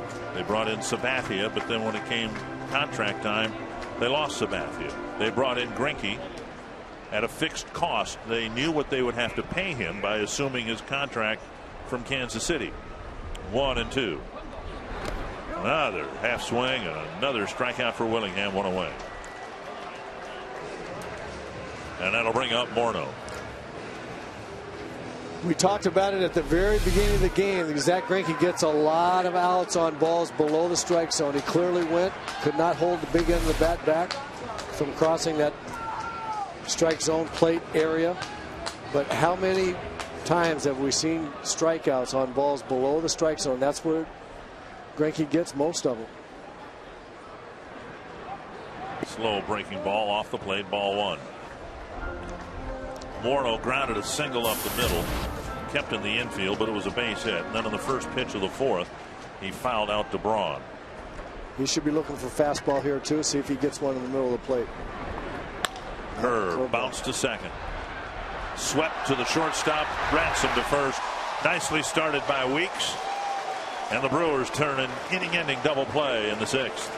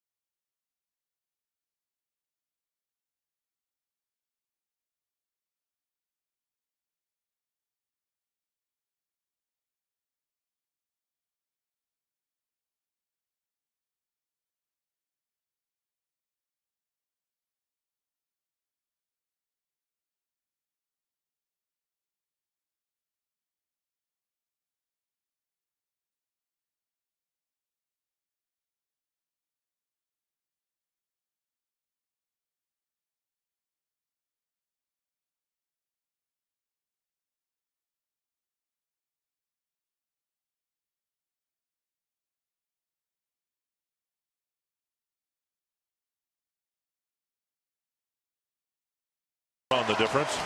And here's how the Twins have tried to cool off Ryan Braun. And they've done a good job of it by coming inside. Nick Blackburn in the first inning gets in there. In the third inning, again, he got a base hit, but he just muscled it. Ball got down below the label on the bat. He jammed him there. Again in the fifth inning, right back in there. Come in deep, got him out on a very weak pop fly to Jamie Carroll. You have to pitch good hitters in, especially guys like Ryan Braun, who wants to extend back through the middle of the field. They're looking for the ball out over the plate, which helps them stay on breaking balls. We've seen him hit breaking balls over the center field fence. We saw him hit a slider over the center field fence. If he's looking inside, he wouldn't hit that pitch, and so you have to force him to look inside. I'd be a little concerned right now.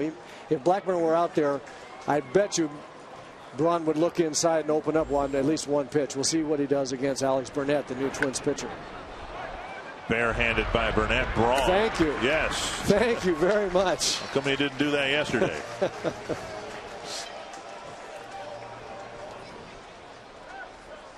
So Braun tries to bunt his way aboard and almost bunts it right back to the mound.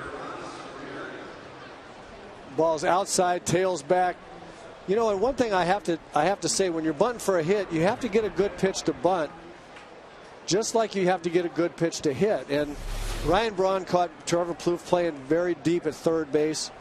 Could have had an easy bunt hit, just get it directed at the third baseman away from the pitcher, but he got an outside pitch and tried to bunt it anyway. It's hard to bunt an outside pitch down the third base line. And if you're going to try to bunt for a base hit, get the pitch that you want. One strike to Ramirez. He got a pitch up and fouled it to the backstop. It's like the skies are trying to break up around downtown Minneapolis here. Fouled back. Twins bullpen dealt a little bit of a blow here. Matt Cap's not available. He's got some soreness in his shoulder. And some confusion about whether he'd had or will have an MRI. The Twins are just going to shut him down for the day. And so Blackburn, amidst all the questioning as to who would be the Twins closer if they had a save situation. And Glenn Perkins' name prominently mentioned as a possibility. Matt Capps won't be closing today if the Twins can get things turned around. He'll be reevaluated on Tuesday. The hope is that just in shutting it down, things will quiet down and he'll be ready to go Tuesday. Right. He'll be getting a lot of treatment. Last three, yesterday, today, tomorrow on the off day. There's a half swing, and that is no swing. Well, from up here, it looked like Ramirez went. Yeah, it sure did. Joe can't believe it. Joe Mauer can't believe it. He was pretty convinced.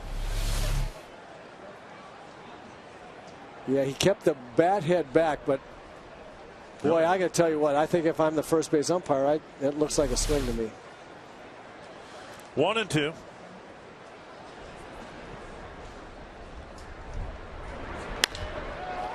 Drilled to left center. Span cuts it off on the gap. Nice running catch by Denard Span. 2 down.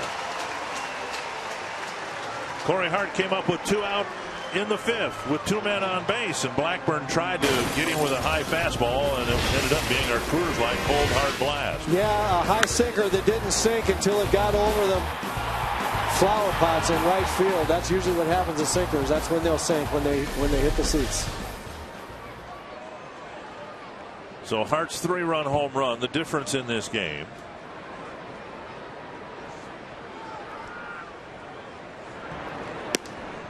Up around the hands, ball 1. You know, that pitch was really unfortunate too, because I think this was Nick Blackburn's best outing of the year. I really liked the way he threw the ball. He pitched in on guys, got a lot of good hitters out in. His sinker was working, got a lot of ground balls. And with the exception of that pitch, did a nice job pitching out of trouble. He was in it just about every inning. And a man in scoring position in every inning. Yeah, I thought he pitched really, really well. I really liked his stuff. I liked his approach at the plate. It was just that one pitch. Like I say, single ball pitchers are going to give up some hits, and you can't throw it where you want to every time. You know, he got some balls up that were hit for doubles and a triple, and Corey Hart just gave him battle. He couldn't quite put him away. Got the 3-2, and then the ball just stayed up. That one pitch. Blackburn buries a fastball down the middle. 3-1. So easy for us to sit here and say, you know, he got the ball in the middle of the plate. He's got to get it down. He's got to throw it on the corners. You can't throw it where you want to all the time. And he pitched so well. I really feel bad about that one pitch to Corey Hart.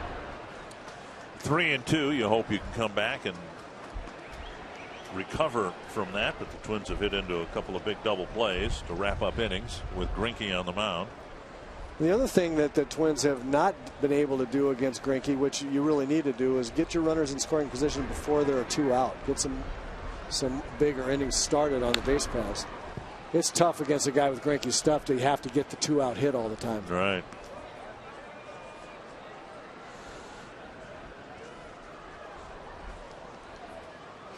Full count to Corey Hart.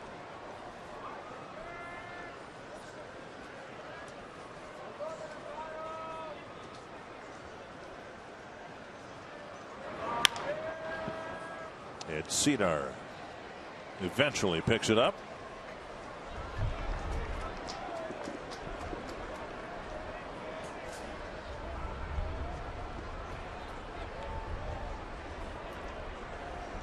The rain gear still out. Although right now I don't believe it's raining at all. Maybe a very light mist. Another 3-2 and a tapper to short. Dozier flips on the run.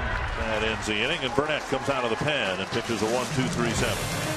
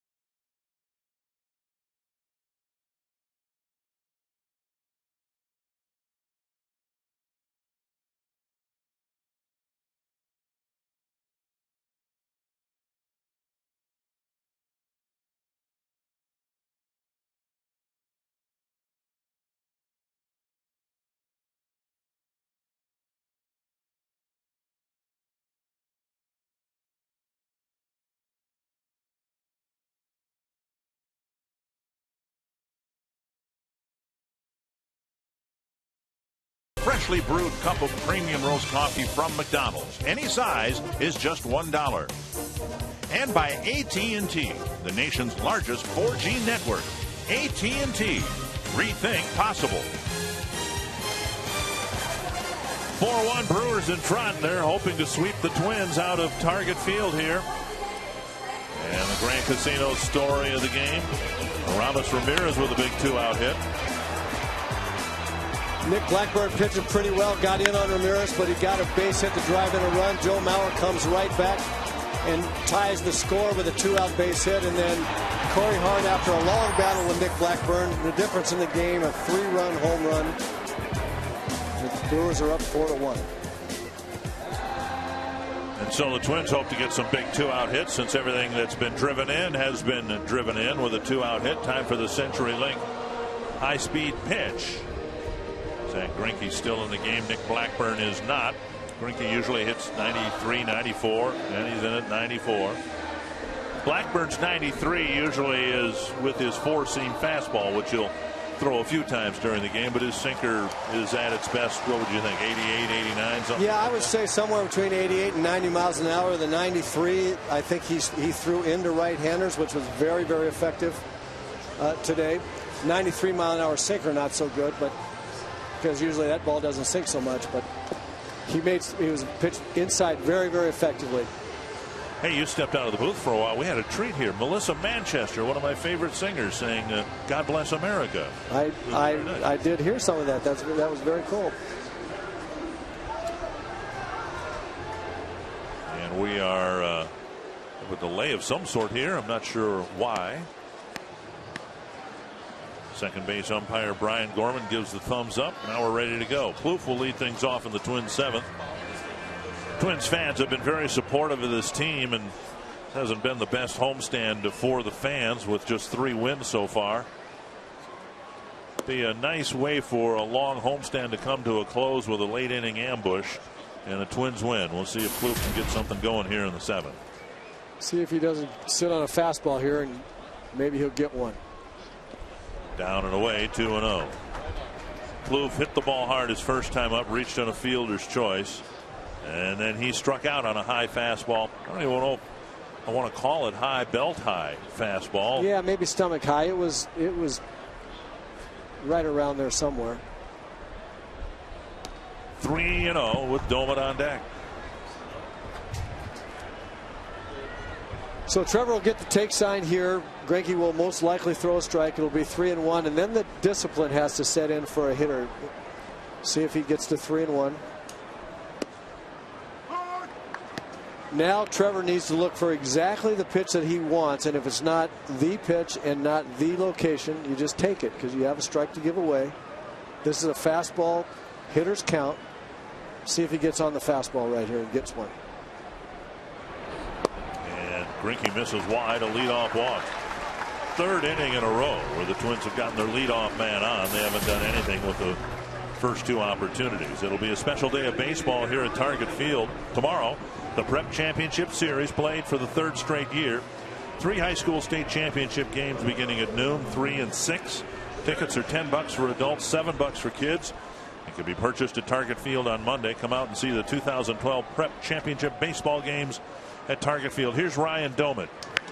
And a little pop fly, and Domet will be gone on 1 pitch.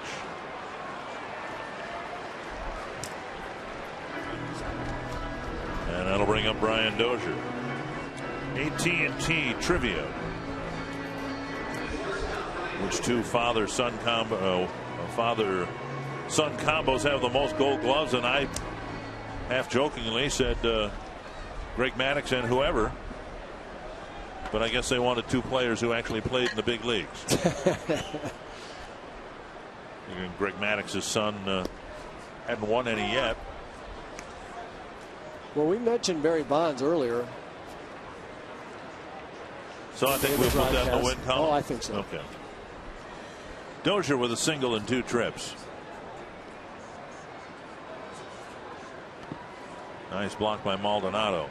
I was kind of going with your reasoning about Greg Maddux and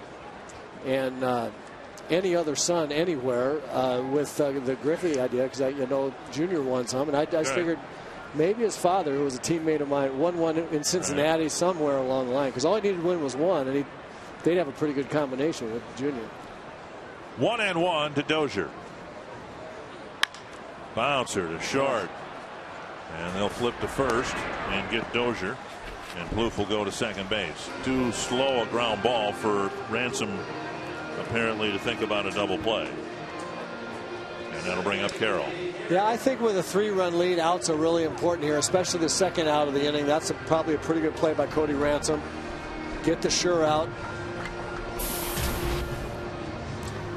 Don't force or prolong a big inning, or don't initiate a big inning by trying to make a real tough play at second and either not getting the out or throwing it away.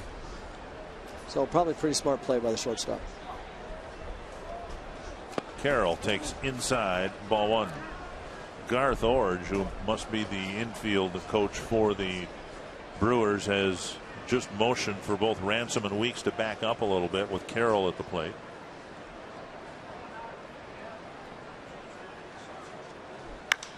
And there's a base hit center field. Morgan will field it on a hop. Plouffe rounds third. Here's Morgan's throw. Not in time. Going to second is Carroll.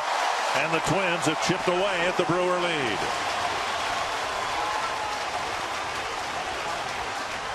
Another big 2-out hit by Jamie Carroll. And a good job of base running as well, and not a good job of throwing by the center fielder, Nyjer Morgan. Big 2-out hit against a tough pitcher by Jamie Carroll. Gets a fastball in the middle and drives right back through it. Line drive to center. Now, what we'll see here is Nyjer Morgan throw high over the cutoff man, which Jamie Carroll will see and just keep right on going to second base. Corey Hart tried to fake like he could cut it off, but Jamie could see the height of that throw was not going to be able to be cut off, and he just kept right on going into scoring position. That's not a good play by the outfielder.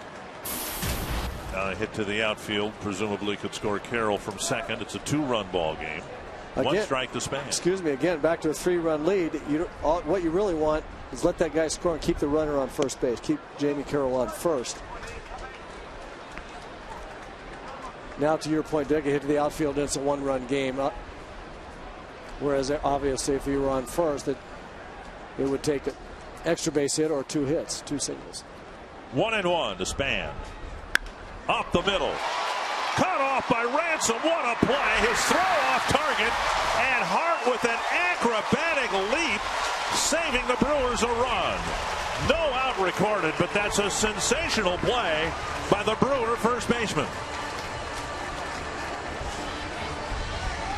Well, a very, very good play by the shortstop as well. He went a long way to spear it. Watch this acrobatic play. Gets it, spins around, and then throws wildly. Corey Hart makes the best play, saving a run right there, diving on his bum knee.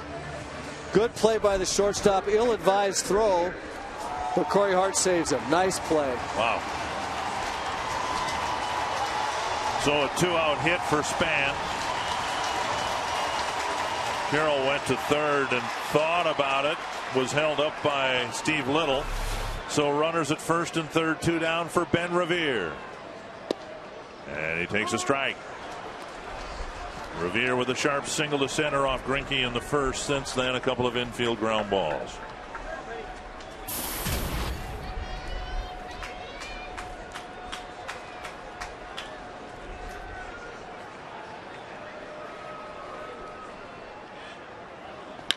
To left field. Down for a hit, and Revere delivers. It's 4-3.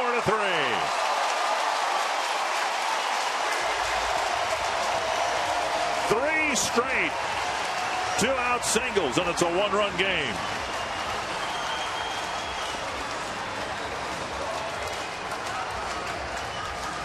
Well, the Twins, after having some questionable bats thus far against Greinke, have really, really great at bats 3 times in a row, getting balls that they can handle and getting the big end on it, driving to the outfield to make it a 1-run game and prolong the inning for Joe Mauer. All 3 of the hits hit either up the middle or to the opposite field. And all the runs scored in this game. And the Twins hope there'll be another couple here in this inning. And when I said questionable, 2-out hit. Yeah, I'm sorry, Dick. When I said questionable at bats up until now, I've seen a lot of hitters swing at balls early in counts that they really had no business swinging at. Get in hitters counts, fastball count, make an easy out on a curveball, not be ready for a fastball. But they were ready this inning. They did a good job of hitting. Keep it going, Joe. Mauer takes low, ball 1. He turned around a Greinke fastball and drilled one toward the right field corner. In fact, it went to the wall. Mauer was held to a single. Tying run at second, and a lot of speed out there for the Twins. Span at second and Revere at first.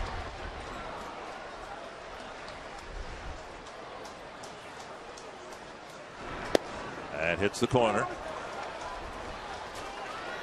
So Plouffe drew the leadoff walk. And then 3 2-out singles. The Twins are within 1. Fox Tracks brought to you by Carrier.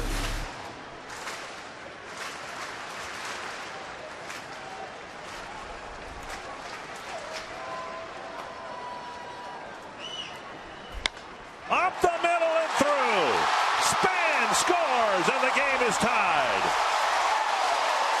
Mauer got his last single on a fastball, and he's the first Twin batter today to wait out the curve.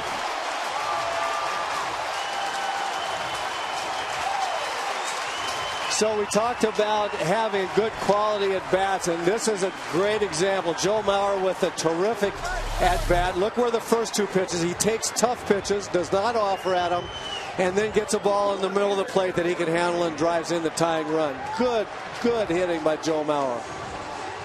Mauer leaves the game for a pinch runner. As he went to first, he was clearly limping, and so the Twins, out of necessity, I would guess, take Mauer out of the game after an RBI single.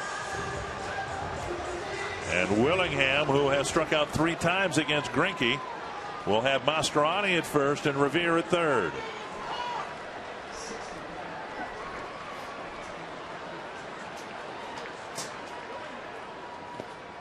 Blocked by Maldonado.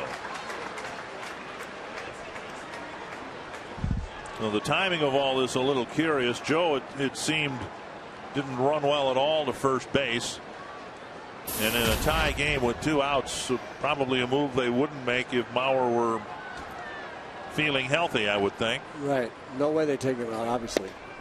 And that's a strike, 1-1. Boy, Greinke has pitched Josh Willingham really tough.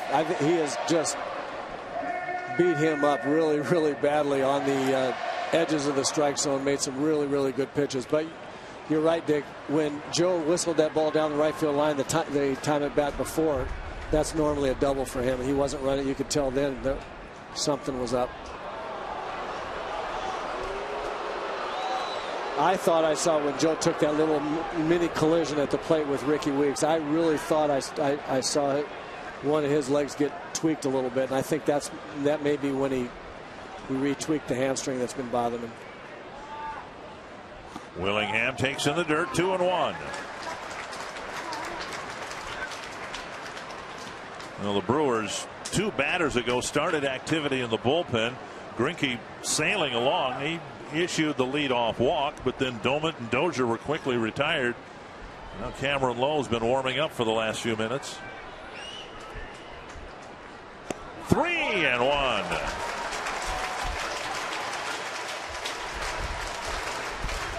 Greinke with 94 pitches, 60 strikes.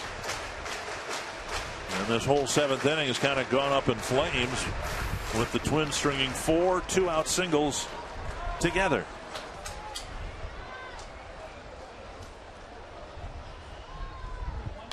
Fouled away with Willingham getting the fastball he's been waiting for.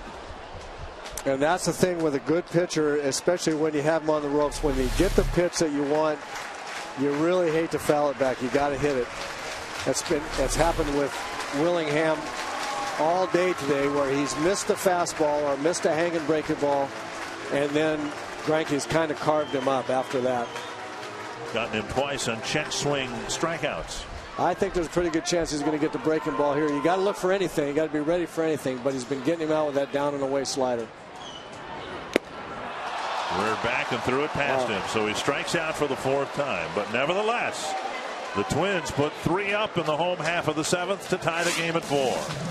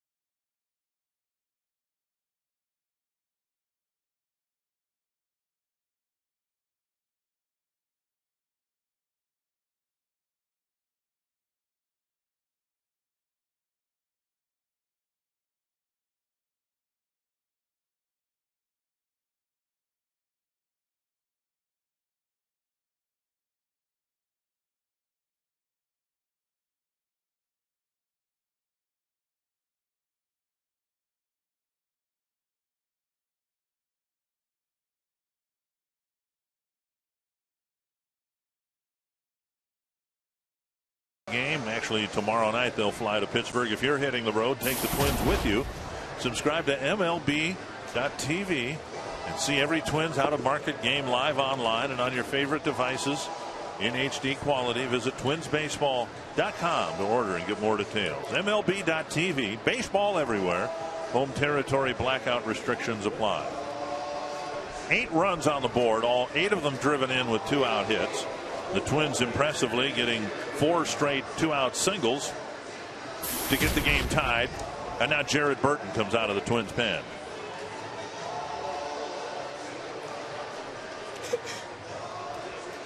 We look at Burton's stats so far this year. He's been very, very good.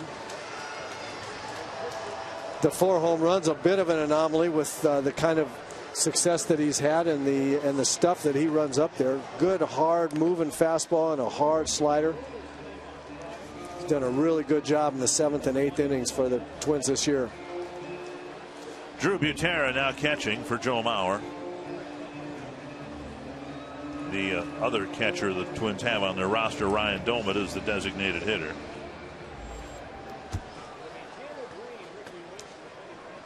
So Joe Mauer has tied the game twice for the Twins tonight. His single tying the game in the 3rd, and now a single in the 7th tying it again, but the Twins took Mauer out of the ball game. Taylor Green will hit leading off the 8th against Burton. And that's over the inside corner, strike 1. The impressive 7th inning for the Twins. It's just not that easy to get 4 straight 2-out hits against a pitcher of Greinke's caliber against that stuff. Great job.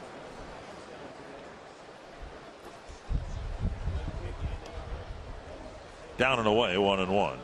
Green, Weeks, and Ransom to hit for the Brewers here in the 8th.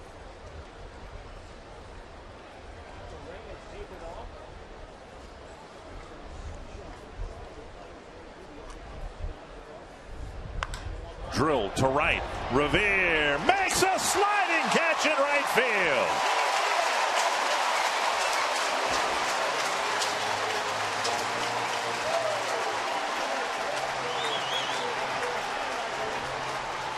Terrific play by Ben Revere. He closes on the ball so quickly. Look at him get to top speed, draw a beat on it, keep his focus and concentration, watch his eyes into the glove. Good play. 1 down, and that'll bring up Ricky Weeks. Weeks tripled over the head of Denard Span in the 2nd, walked in the 4th, bounced out to 3rd in the 6th. Down low, ball 1.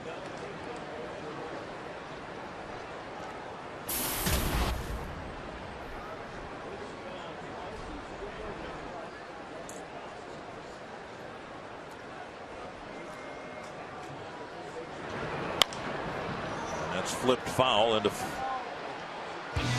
the seats.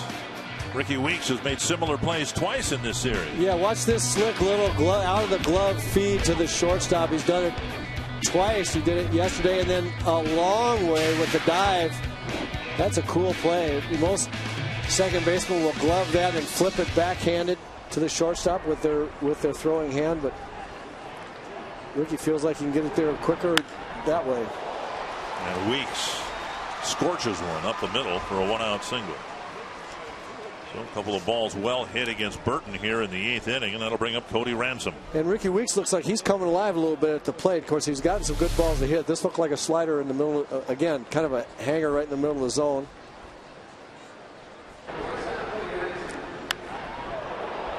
And if you don't hit that pitch, you're really in a slump. Ransom is 0 for 3.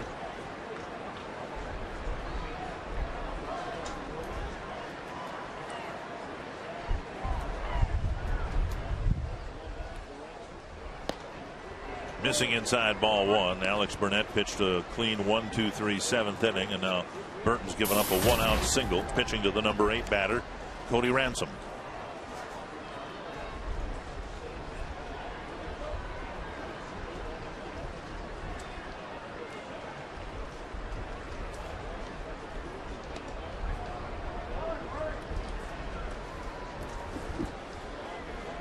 Weeks worthy of the attention paid him because he still is capable of stealing a base, as we said before. 5 steals in 5 tries.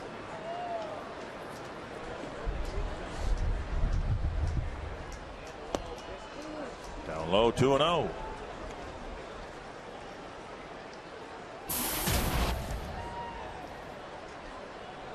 When you're hitting 160, you're just not going to have many stolen base opportunities.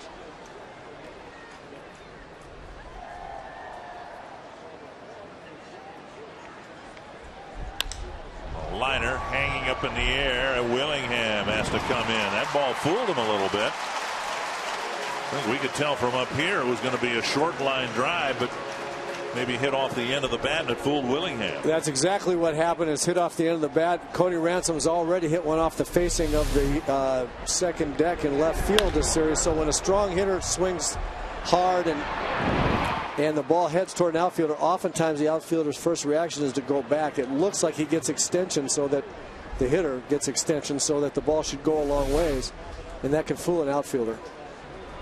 Here's Maldonado. Ball 1.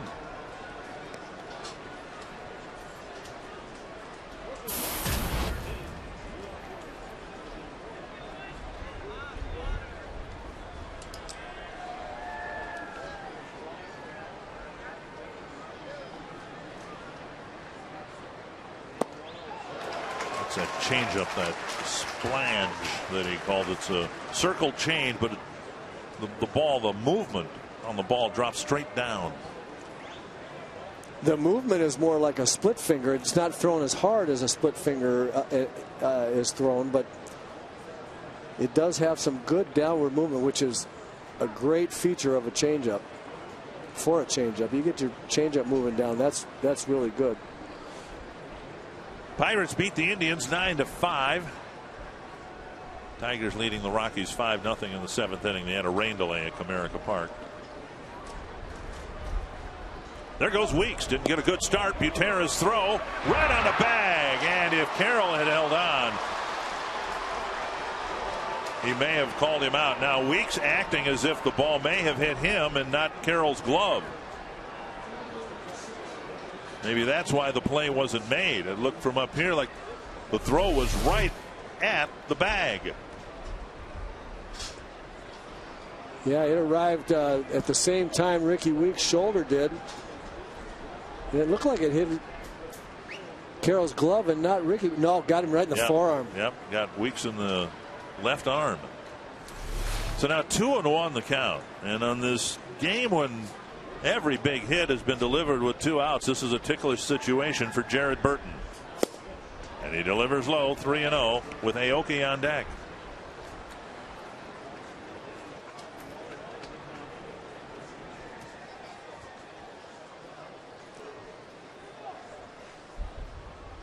Burton really wants to come back here and get Maldonado. Doesn't want to get the left-hander up here with. Bounce to short. Dozier has it. And Burton pitches a scoreless 8th inning, bottom of the 8th in a tie game.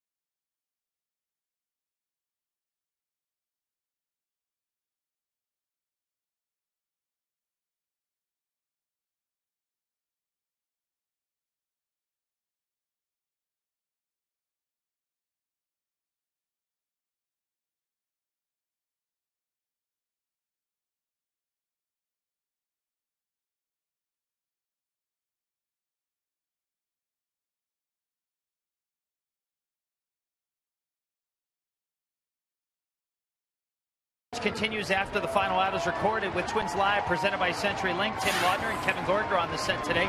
We're going to talk about the Twins rally, the improbable rally, with 4 consecutive 2-out singles against Zach Greinke of all people. We'll talk about Gardy's postgame press conference, bring you his thoughts exactly. Plus, Blackburn and his battles today with Ryan Braun, and he got the better of him. They kept Ryan Braun in the ballpark to this point in the ballgame, Dick and Roy. Thank you, Robbie. Justin Morneau leading things off. First pitch lifted to left. Braun coming in towards the line, and again Morneau out quickly, 1 down. 4 at bats, and I don't know that he's seen 7 pitches.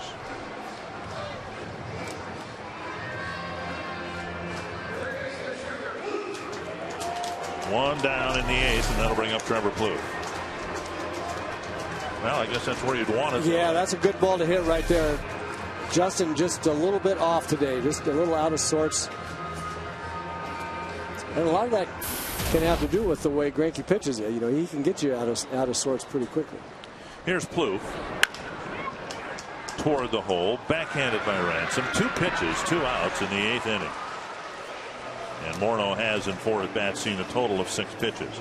A year ago today, Timberwolves signed Ricky Rubio after 2 years of waiting. Read Joan Neeson's story on how the point guard has energized the franchise since his arrival at FoxSportsNorth.com. 2 extremely quick outs here in the 8th. And now Doman, who is 0 for 3. And of course he takes ball 1. I say of course because, I mean, you were in there, I suppose, many times where your first 2 batters in front of you were gone. You pretty much have to take at least 1 pitch, don't you? Yeah, pretty much. You can't make 3 outs on 3 pitches and run your pitcher right back out there that quickly. In the Twins bullpen, a man short today. Matt Capps has some issue with his shoulder. The Twins hope it's just soreness, but he will not participate today, and they will reevaluate him on Tuesday on the road. And a 2-0 pitch missing. Looked like he gave him another off-speed offering, and it's 3-0. And that was a good take by Doman. You know, what we saw the first 5 or 6 innings from the Twins, it would be getting a 2-0 count or 1-0 count and swinging at that pitch anyway, even though that's not really what you're looking for. So better job these last few innings against Greinke. 4-pitch walk. And now Dozier will hit. Next home game Monday 25th, June 25th, when the White Sox come here. The game is a Schweiger $1 a dog day. The first 20,000 hot dogs will be sold for $1. Limit 2 per customer. Good seats available for the Twins White Sox series. Check out pricing at twinsbaseball.com or call 800-33-TWINS. And what do you do to a hot dog when you eat a hot dog? Oh, pretty much those 2 things, those 2 colors for sure. Some onions. Takes a strike. Okay. Not much of a relish guy. Dozier on the day, a single and 3 trips, and we'll see if the Twins can get another run-producing 2-out hit here in the bottom of the 8th. Slow curve, nubbed up the line, and Greinke will go to the bag himself. Second time he's done that, and the Twins are done quickly in the 8th. On to the 9th, tied at 4.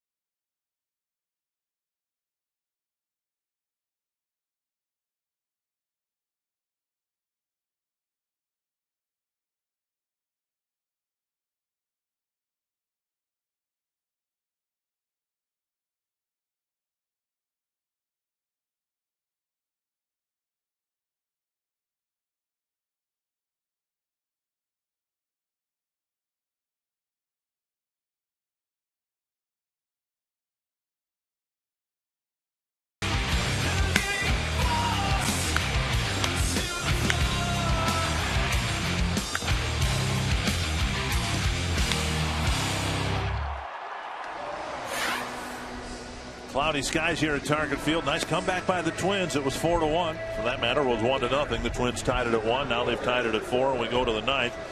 And indirectly, we may have gotten the answer as to who the Twins' closer would have been here tonight, because Glenn Perkins brought in this afternoon in the same role that Matt Capps was brought into Friday. Glenn Perkins been outstanding as the eighth inning setup man for Matt Capps. Now asked to come in and get the Twins hitters back up there with a chance to win the game in the 9th. Aoki takes up an in, ball 1. Aoki, a lefty. Morgan's a lefty, but now Carlos Gomez has come out onto the on-deck circle. He apparently is going to hit for Morgan. And a high fastball, 2-0. Aoki doubled and scored on the hard home run in the 5th inning. He's also walked. 3-0. So Perkins falling behind the opening hitter of the 9th.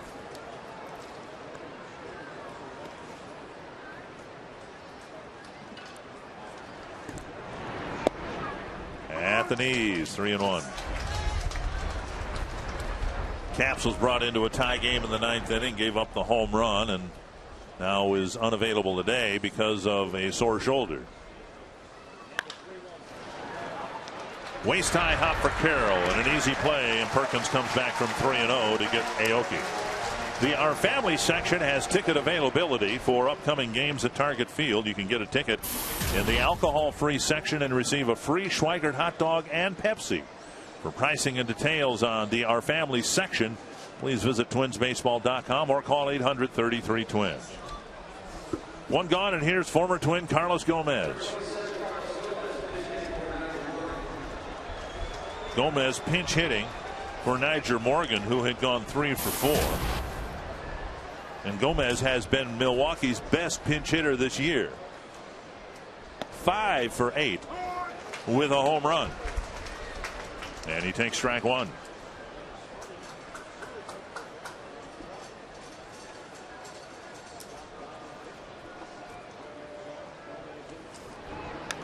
Big swing. Strike 2. Gomez bothered by a bit of a hamstring issue. Spent some time on the disabled list.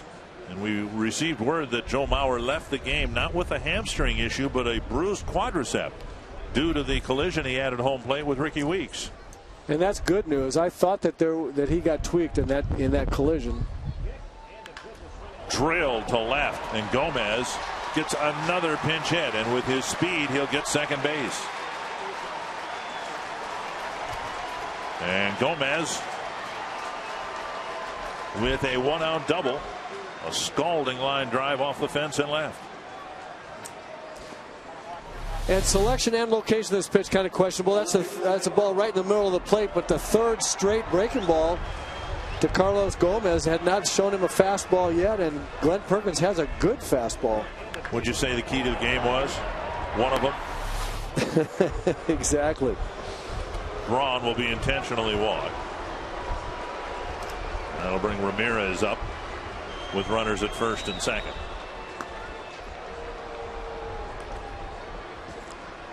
Roy Smalley's keys to the game: don't walk anybody in front of Ryan Braun. And the Twins didn't do that. Actually, the only walk to the first 2 batters was Aoki with 2 out in the 6th. And then the second key was walk him. And they've chosen to do that here with first base open and 1 away in the 9th. Walk no one in front of Braun, walk Braun. I think it's pretty simple keys, but you know, there's no decision about this. First base open, you're going to walk just about anybody, but especially one of the best hitters in the game, who also happens to be hotter than a firecracker. Now Perkins and Ramirez. Ramirez 1 for 4.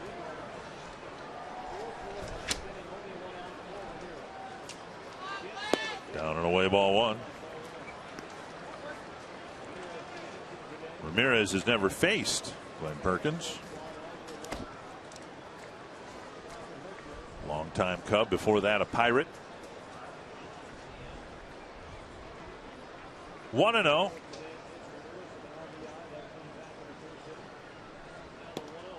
And the fastball outside, 2-0. You know, an example of how difficult the job of being a reliever, especially a late inning reliever, is, as you see him just miss on the outside. Well, actually, it was a strike. Drew wanted the ball in. The ball sailed away, and I think Drew had to go back and backhand it, and why the umpire didn't call it a strike. Driven to right. Revere chasing it, making the catch. And again, Revere's range at times makes up for the shortness of his arm. 2 down.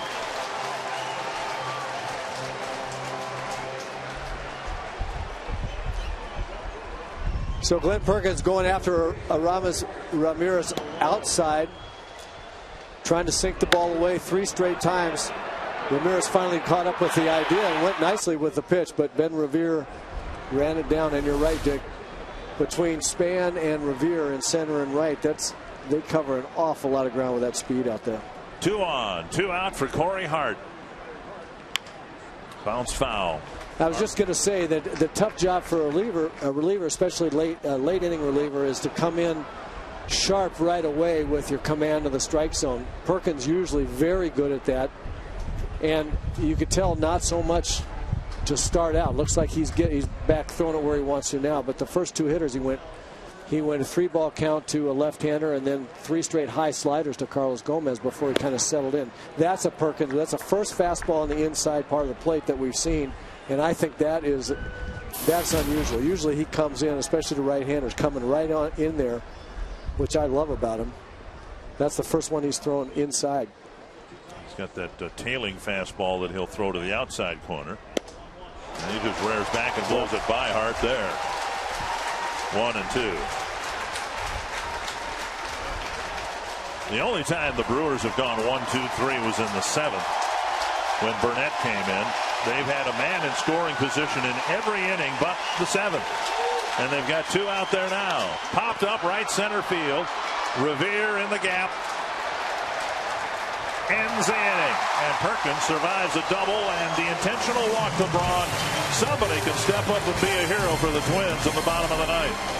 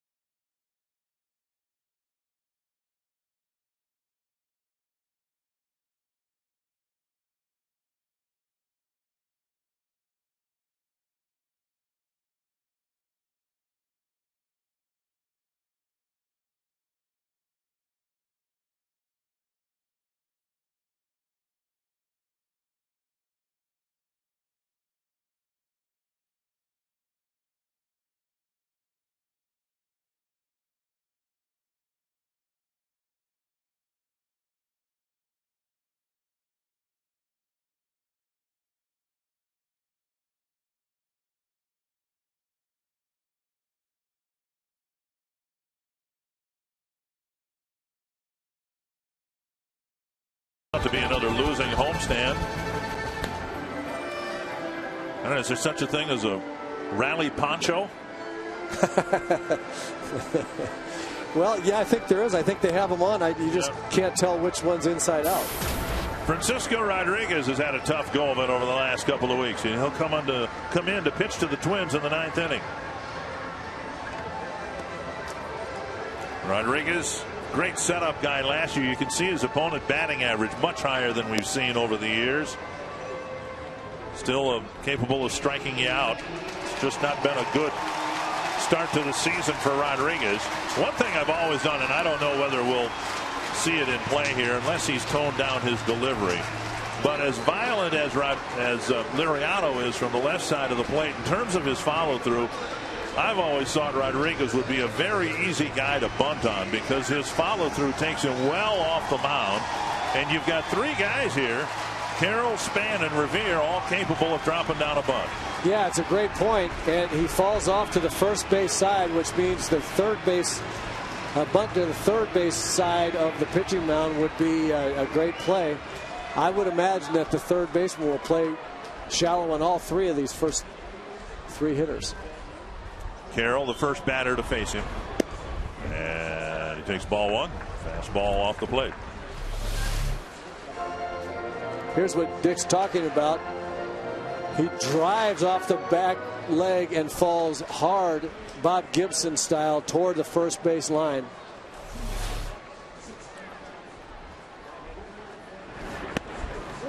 Two and 0. So Carroll takes a couple of balls, trying to get aboard, and he hopes eventually score the game-winning run.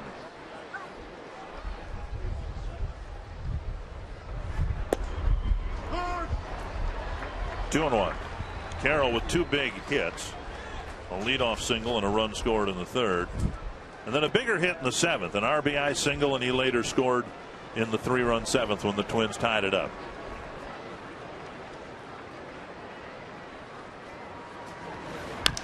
Base hit, his third hit of the game, and the leadoff man is on.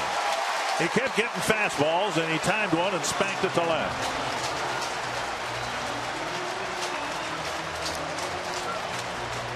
And now Span may be asked to bunt, but not in a hitting situation, in a sacrifice.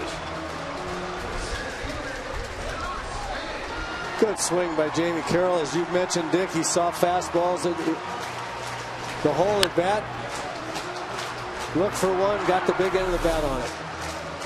Twins have a rally to win the game in the ninth. Span, Revere, and then Butera. Remember, Mauer is out of the ballgame.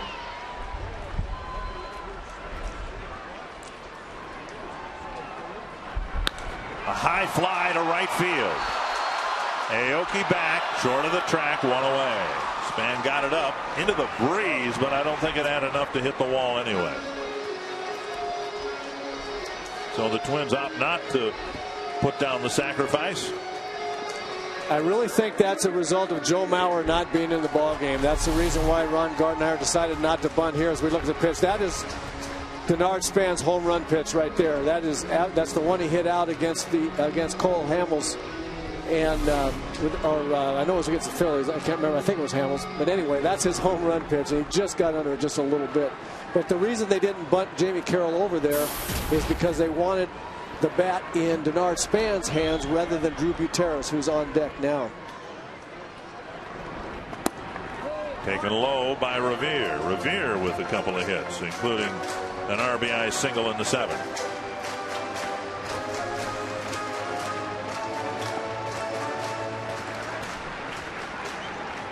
Carroll 6 steals and 9 tries. Revere takes low. So now Revere in the same hitting situation that Carroll was in, 2-0.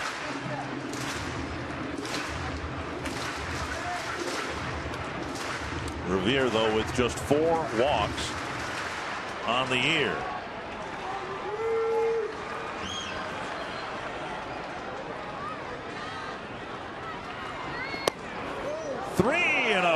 And Rodriguez slumps his shoulders, and Maldonado will bring the ball back to it.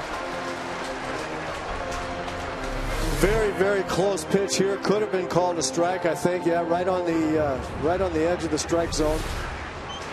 Good take by Ben Revere, actually, with 2-0. That's actually not his pitch to drive. He likes the ball out over the plate a little bit.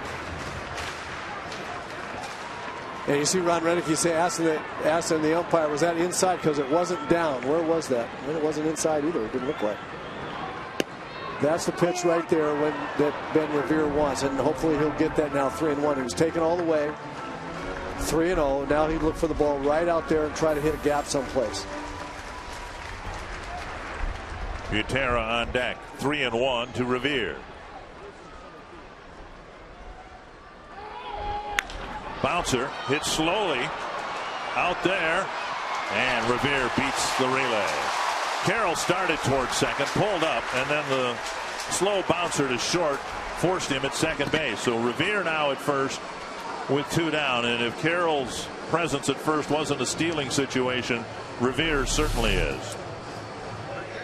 Good job by the shortstop. You saw him start over towards second on the steal by Jamie Carroll, but then hold his position so that Ben Revere's ground ball wouldn't roll through into the outfield for a hit and allow Carroll to get all the way to third.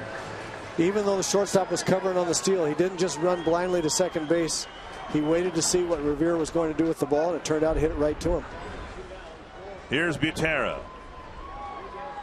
Revere doesn't go on the first pitch, and Butera takes ball 1. We haven't seen, I don't think, Rodriguez's wicked curveball. We've seen, I think, all fastballs, haven't we? He has not thrown his curveball yet. And I was going to say earlier, I think the fact that he's walked 11 guys in 29 innings, we saw in his stats, he's walking more guys and getting behind more guys and not able to use his breaking ball as much, which is a much better pitch than his fastball is. I think that's why he's having a little bit of trouble. A lot of chatter between Ron Renicky and the home plate umpire Larry Vanover.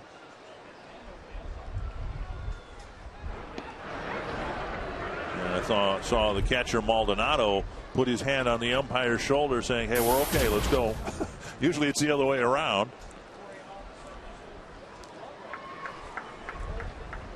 I'd be very surprised if Ben Revere doesn't try to steal second base here.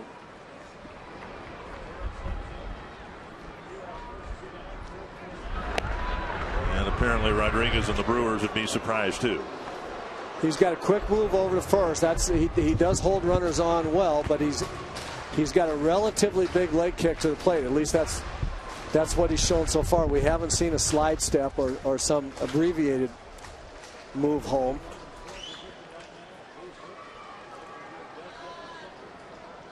One and 0 to Butera.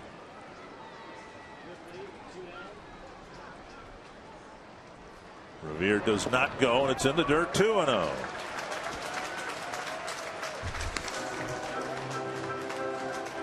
Butera entered the game defensively after Mauer left the game after his 7th inning RBI single.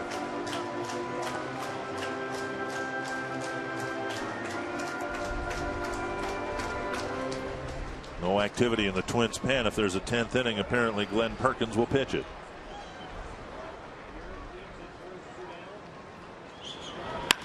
Down the line, foul. So Butera on a 2-0 pitch jumped all over the fastball and hooked it foul. Good swing by Drew. Again, way to not be late. 2-0. Get a fastball. Get the big end of the bat out there. Good swing. Just a little bit early. With Revere's speed, if Drew can hit a ball in a gap or down the line, we got a real good chance of going home.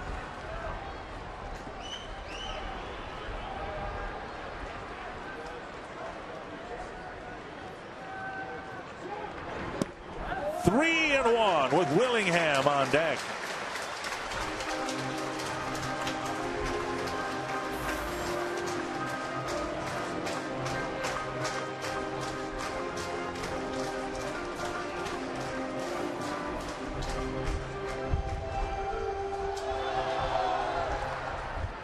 A walk advances Revere into scoring position. Drew should get the fastball again, just like he got 2-0. A curve that hits the corner.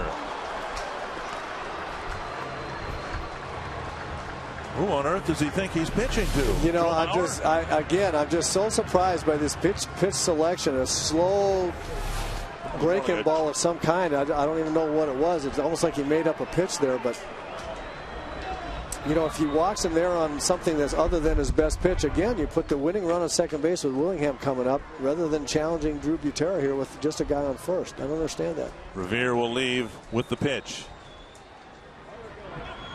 And fouled back by Butera. That looked like a straight changeup that 2 pitches ago. Yeah. that caught the corner. It was change-up speed. There's no question about that. But the ball actually moved away from Drew as well. So I don't know what the pitch was. But if he's going to throw that on 3-1, then why wouldn't he throw it 3-2? He came back to his fastball 3-2, which is what he evidently believes is his best pitch. So I don't know why you'd go away from it 3-1. But anyway, here we are. Full count to Butera. Oh. And there is the breaking ball for strike 3. So we'll go to the 10th inning, tied at 4.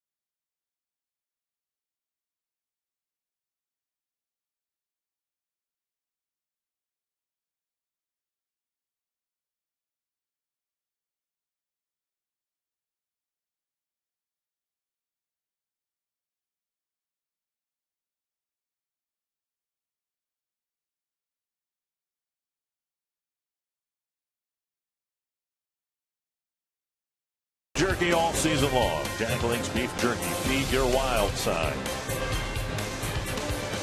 Final game of the home and home interleague series between the Twins and the Brewers. The Brewers with a 3-2 lead in the season series.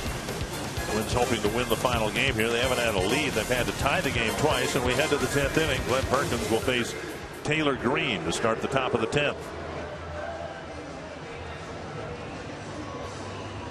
Green, Weeks, and Ransom lined up to face Perkins, who gave up a double and an intentional walk, but got through the 9th inning. He'll hope for an easier time of it in the 10th.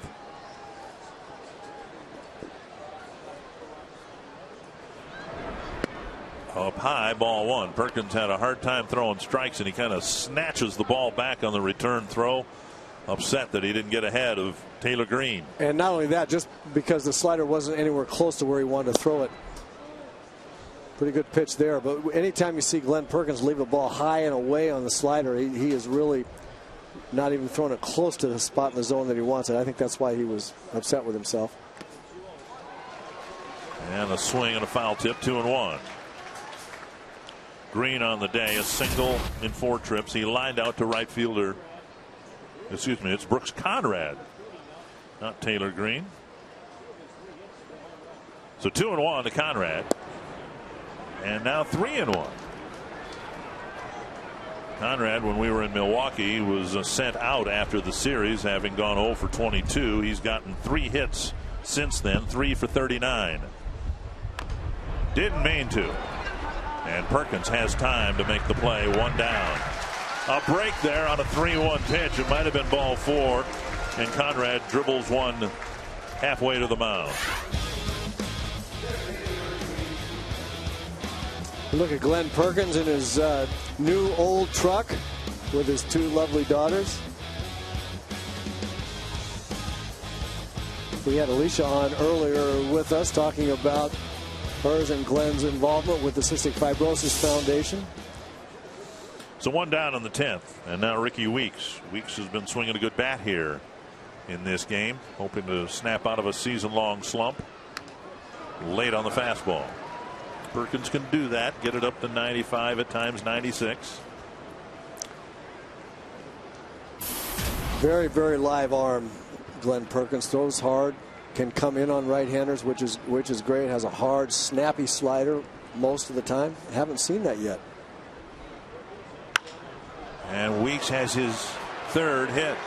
Drops a single in front of Revere. Still haven't seen the snappy one.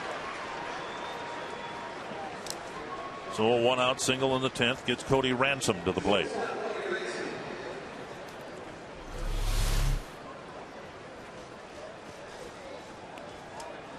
Right down the middle of the plate. Yep, with not much bite on it. Earlier in this homestand, Perkins gave up a big home run to Alfonso Soriano on a slider. And usually when Glenn has that pitch going for him, it's very sharp, and right-handed hitters really don't have much of a chance. Right. That pitch missed the outside corner, ball 1.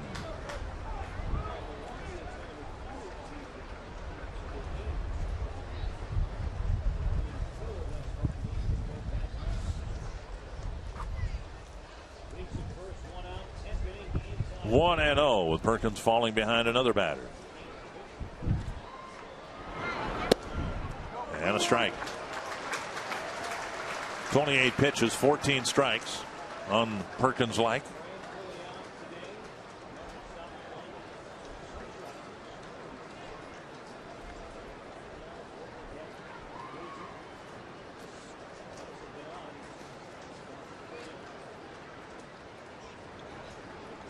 Weeks stole second in the 8th inning and was left there. Jared Burton got the next 2 batters.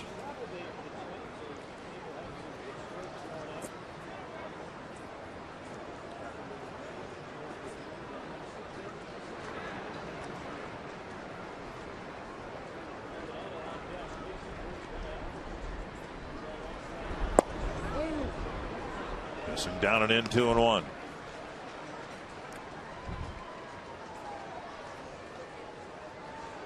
Twins bullpen a man short with Matt Capps not available. Twins have already used Burton and Burnett, and now Perkins. 2-1. 2-2.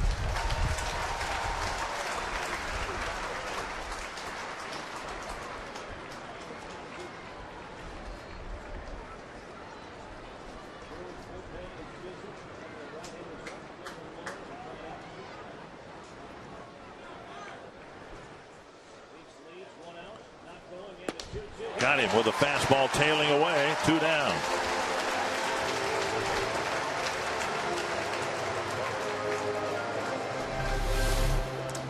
.94 miles an hour, starts on the outside corner and just keeps sailing away. Good movement, good velocity.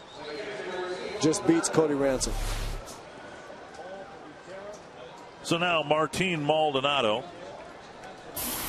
In yesterday's game, Liam Hendricks went 5. Anthony Swarzak, Jeff Manship each pitched 2 innings, each threw 31 pitches.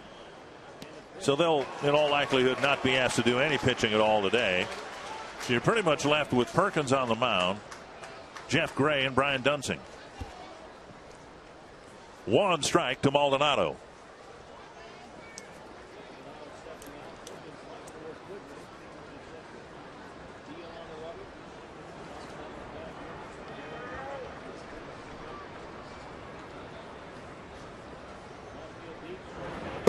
One and 1. Twins have an off day tomorrow. It's an off day on the schedule only. They travel to Pittsburgh in the evening. But a chance for everybody to not play a game of baseball tomorrow. 1 and 1.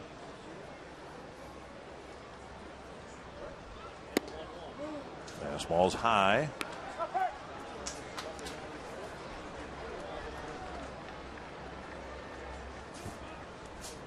And you can see what I was referring to when I say Glenn just not quite as sharp as he can be. We're not used to seeing outings like this where he's 2-1, 2-2, 3-2.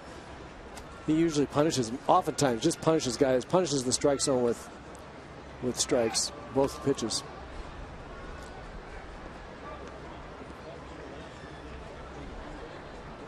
This will be his 35th pitch whenever he delivers it.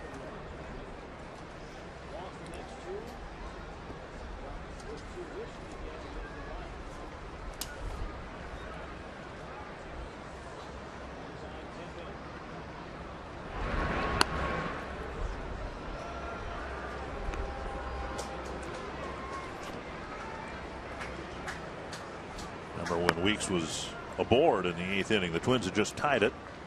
He stole second, and Butera's throw hit him on the left arm during his head first slide. 2-1 to Maldonado. 3-1. Aoki on deck.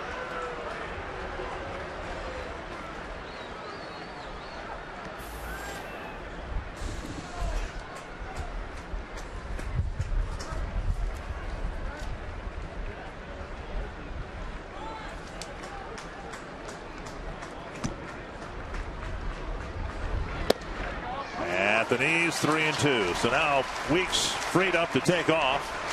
Morneau looking in the dugout to see whether the Twins want him to stay on with the runner, and it looks like they do. Just the extra step or two in holding a speedy runner might make the difference in a first to third or a first to home situation. Especially with the left-hander's move on the mound, it'll make him delay that much longer. Bouncer left side. Plouffe charges, fires on the run, inning over. Twins will have the middle of their lineup in the bottom of the 10th in the hopes of sending us home.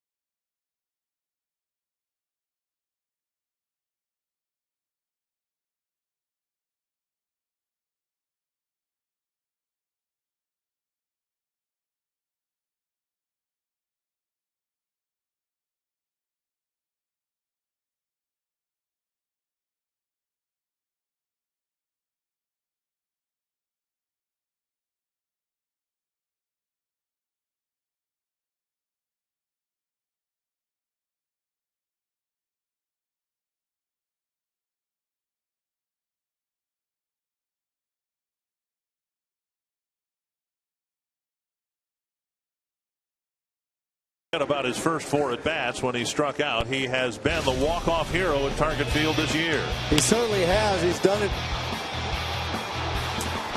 2 times, I think, that I remember. There's a home run to get 3-run home run against Oakland, and then against the Cubs at the beginning of this homestand, one of the few wins that they have on this tough homestand. He whipped the ball down the line to make the Twins winners.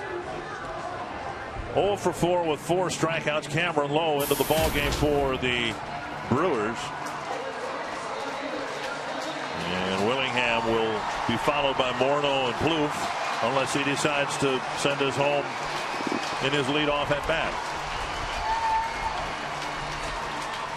Right now, Josh Willingham would settle for a single or a double or a walk or a hit by pitch.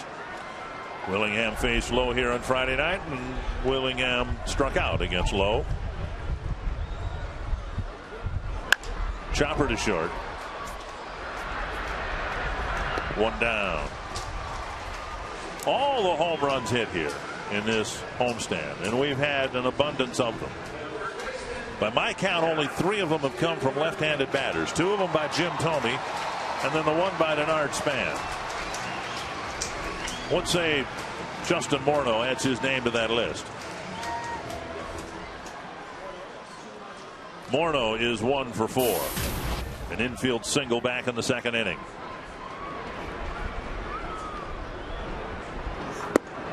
Takes down and in. Morneau 0 for 4, having seen just 6 pitches, and he takes the first offering from Lowe off the plate. Don't be late, Justin. That's away. 2-0. Now, the wind throughout this day has gathered some steam blowing in from right field. But it straight away right field to the right field line can't hold Justin if he gets the big end of the bat out in front of one. He's got 2-0. He's got a fastball count. Don't be late. 2-1. He might have swung a ball 3.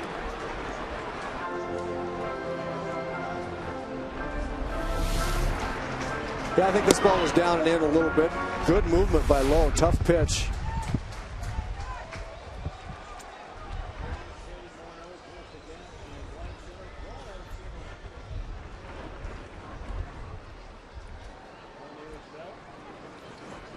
Out in front of the breaking ball. 2-2.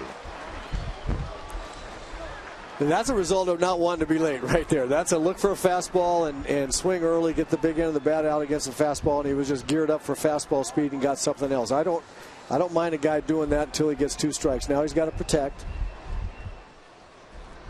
2-2. Full count with Plouffe on deck. And here's where the temptation is to go back to the fastball in your mind as a hitter and say, okay, I'm going to get the big end out early again. But this day and age in Major League Baseball, pitchers are likely to throw anything. So 3-2 is just another 2-strike count. Hit it anywhere in the ballpark, protect the plate. Bounce to the right side, fielded by Hart, and now low to the bag, 2 down. And that'll bring up Trevor Plouffe. Plouffe is 0 for 3 with a walk, but his leadoff walk in the 7th triggered a 3-run inning for the Twins.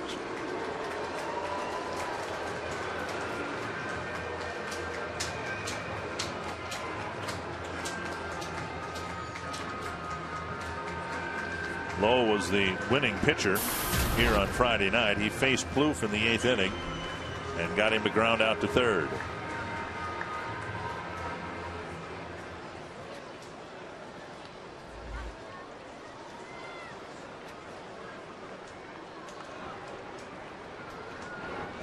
Breaking ball. Where did that miss? My goodness. That looked like a good pitch. Ball 1. That's the pitch that Trevor grounded out to 3rd the other night when he saw Lowe. He's seen all his pitches. He saw enough pitches at a bat. He should have a pretty good idea of what he throws. 2-0.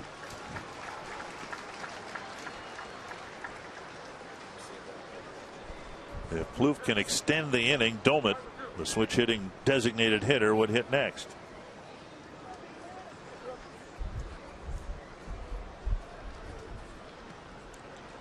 To Trevor Plouffe. Oh. You groaned. Sorry. It's a 2-0 here with 2 out. I mean, if that's not the pitch you want to hit, I don't know what is. And I think the fact they threw him a slider the other night, 3-1, really got Trevor off the fastball. There it is again.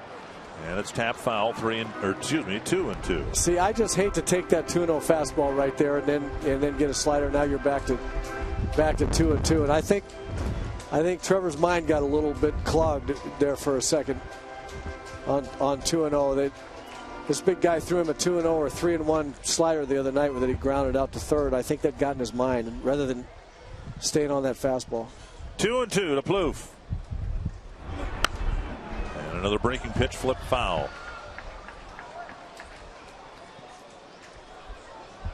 The home runs have almost all come on fastballs.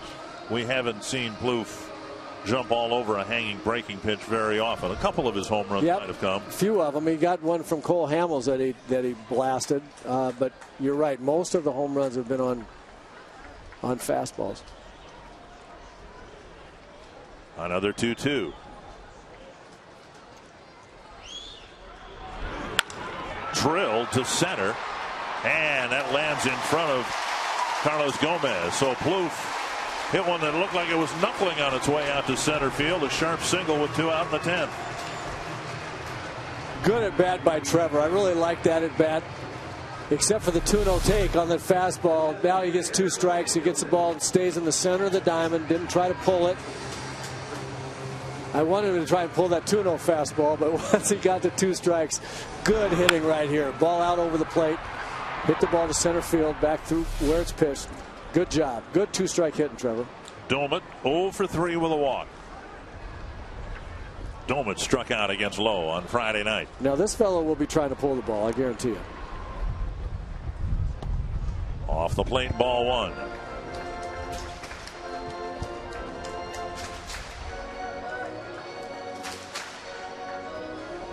Brian Dunsing's been warming up in the Twins bullpen. If we have an 11th inning, it'll be Dunsing.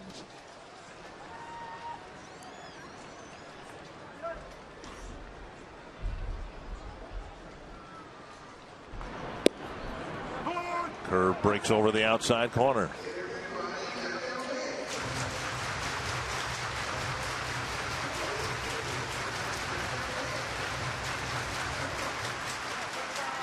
Rare is the at bat where the other team doesn't shift Domit, and they have shifted him here in the 10th. Swing and a miss, 1-2.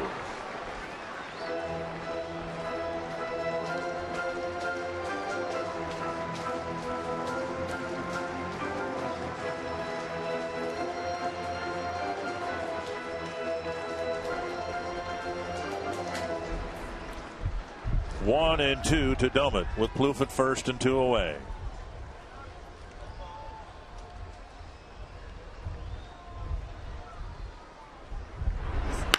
That is just foul. He nearly beat the shift. And depending on where that ball, had it been fair, went in relation to the corner, it may have made an interesting base running play for Trevor Plouffe.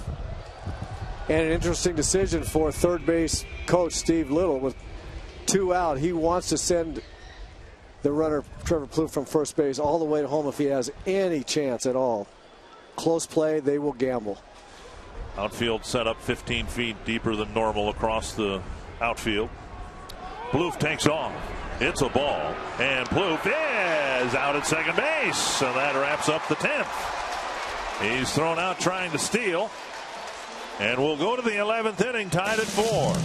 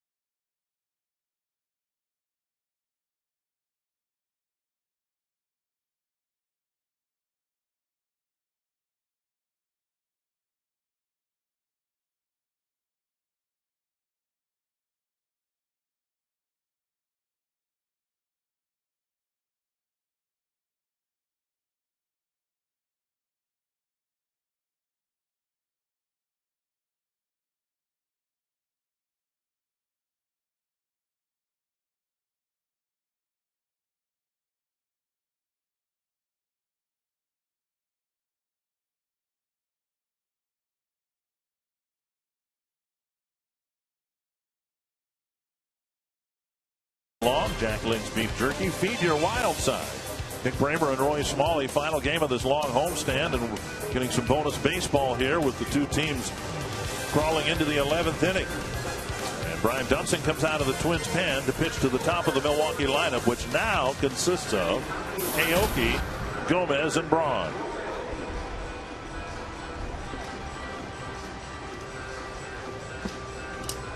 Dunsing and Gray, realistically, the only remaining relievers for the Twins. And Dunsing pitched in the ball game here on Friday night, pitched a scoreless 7th inning.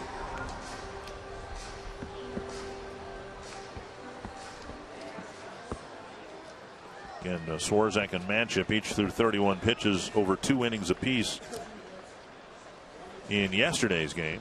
So Aoki, who's actually been a better hitter against lefties than righties, will stand in to lead off the 11th. A hit and 4 trips plus a walk. Squaring to bunt. And now Dunsing falls behind 2-0. It's the same problem Glenn Perkins ran into in his 2 innings of work.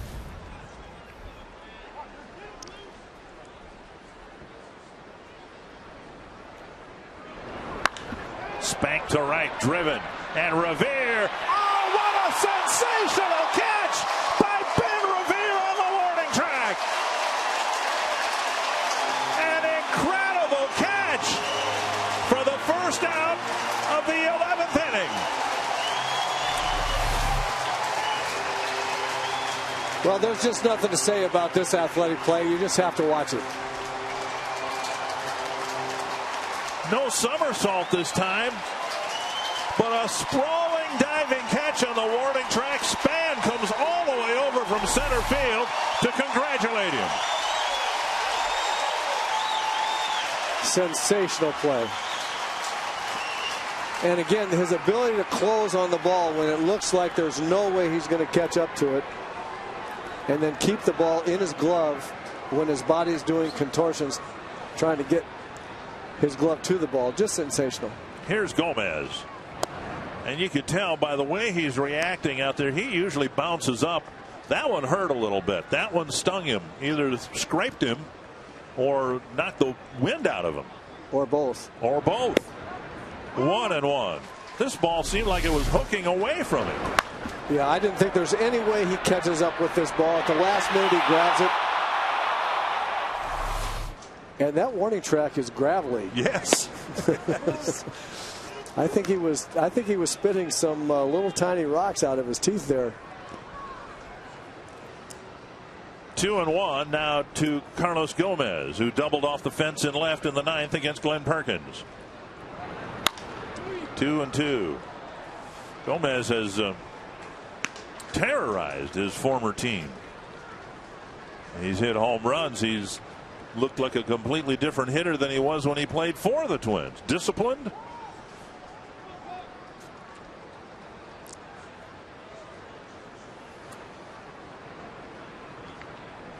And Dunsing steps off the rubber, and he'll want to chat with Butera. Glenn Perkins threw him 3 sliders, and he whacked the 3rd one that he saw down the left field line. I actually think that one of the reasons why Carlos Gomez has hurt the Twins is because they're throwing him breaking ball strikes. I think he has a slider speed bat. I think he has a hard time catching up with big league fastball, which makes him vulnerable to breaking balls in the dirt. So you see him chase breaking balls and think, well, we can throw him breaking balls, but not in the strike zone. Throwing fastballs in the strike zone and curveballs, breaking balls out of the strike zone. That one not close. It's 3-2. You don't want his speed on the bases. So Dunsing will throw whatever he's confident he can throw over the plate here.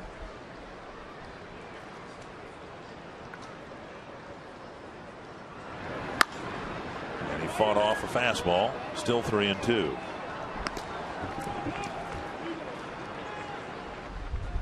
Mentioned the plate discipline. It hasn't translated into walks, at least this year. 106 at bats, just 6 walks. Full count to Gomez. Squirted and caught on the fly by Carroll. 2 down. Soft line drive that barely made it to the second baseman on the fly. And that was kind of my point. He got fastballs there he had no chance of catching up with. I mean, Brian Dunsing has a good fastball, sneaky fastball, but I don't think you'd call him overpowering, but he overpowered Gomez there. And I think breaking ball strikes is not the way. I think just put fastball in his mind, then he'll chase those. He'll chase breaking balls out of the zone. So that was good pitching. Here's Ryan Braun, and the Twins have the luxury, if you will, of pitching very carefully to him with 2 outs and the bases empty. And Dunsing starts him down and away. So far, Braun's actually had a quiet afternoon. A single in the 3rd, tried to bunt his way aboard in the 7th. 2-0. Twins did intentionally walk him after Gomez's double in the ninth. Then Perkins got Ramirez and Hart. No damage done. There's Ron Renicky. You may be seeing the Twins in the middle of a semi-intentional walk right here, too. 2-0. 2-1.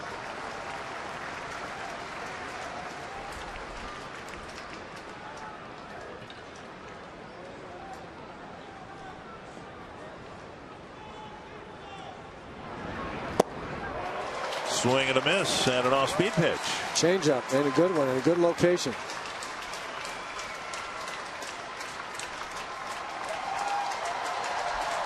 Fans have sat through some rain here today. Twins have never had a lead in the game. With some extra inning tension. 2-2 to Braun. Got him. Good pitching.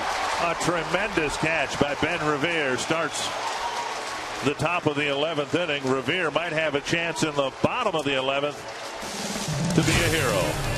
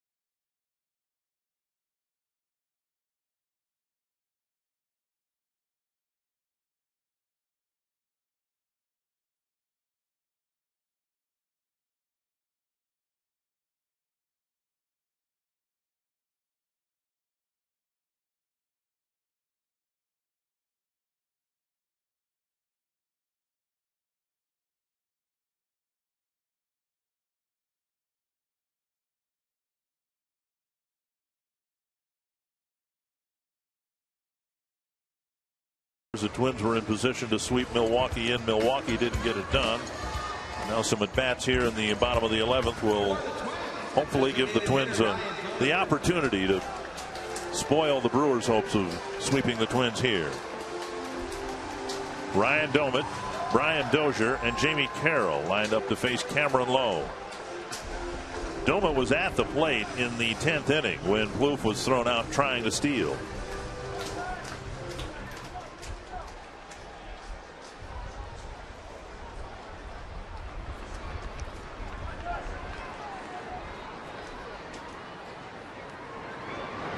We saw Domit try it once earlier this year, I think in the Toronto series when he was shifted like this, trying to drop a bunt up the third baseline. And if he's incapable of doing that, we all understand that. But boy, it would be tempting, wouldn't it? I mean, the third baseman, Ransom, is 120 feet from him. Here's a drive to right center field. That's a hit. And it's a sharp single to right. He ends up to at first base the conventional way.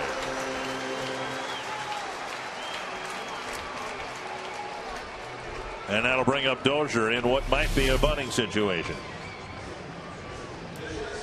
Oh, Lowe just delivered a flat belt high fastball.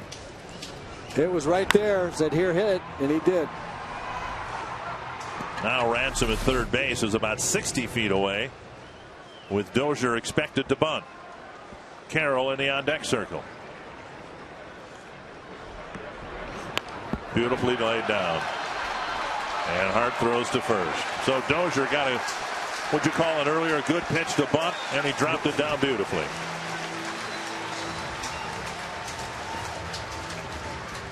Domit at second, one out, and Jamie Carroll, who's already got 3 singles in the ball game today, looking for a fourth.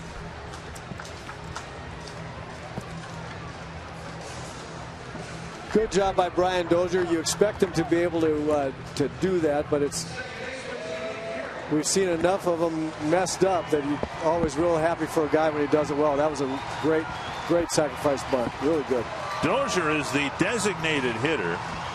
He's also the emergency catcher, of course. Twins have some speed on the bench with Alexi Casilla, but they opt here at least to not pinch run. And down and away, ball one. How much of this might be because the other two catchers are already being used, and if you take Doman out of the game, you're no pun intended hamstrung with Doman as the catcher for the rest of the game. But that'll be asked after the game. 1-0 to Jamie Carroll.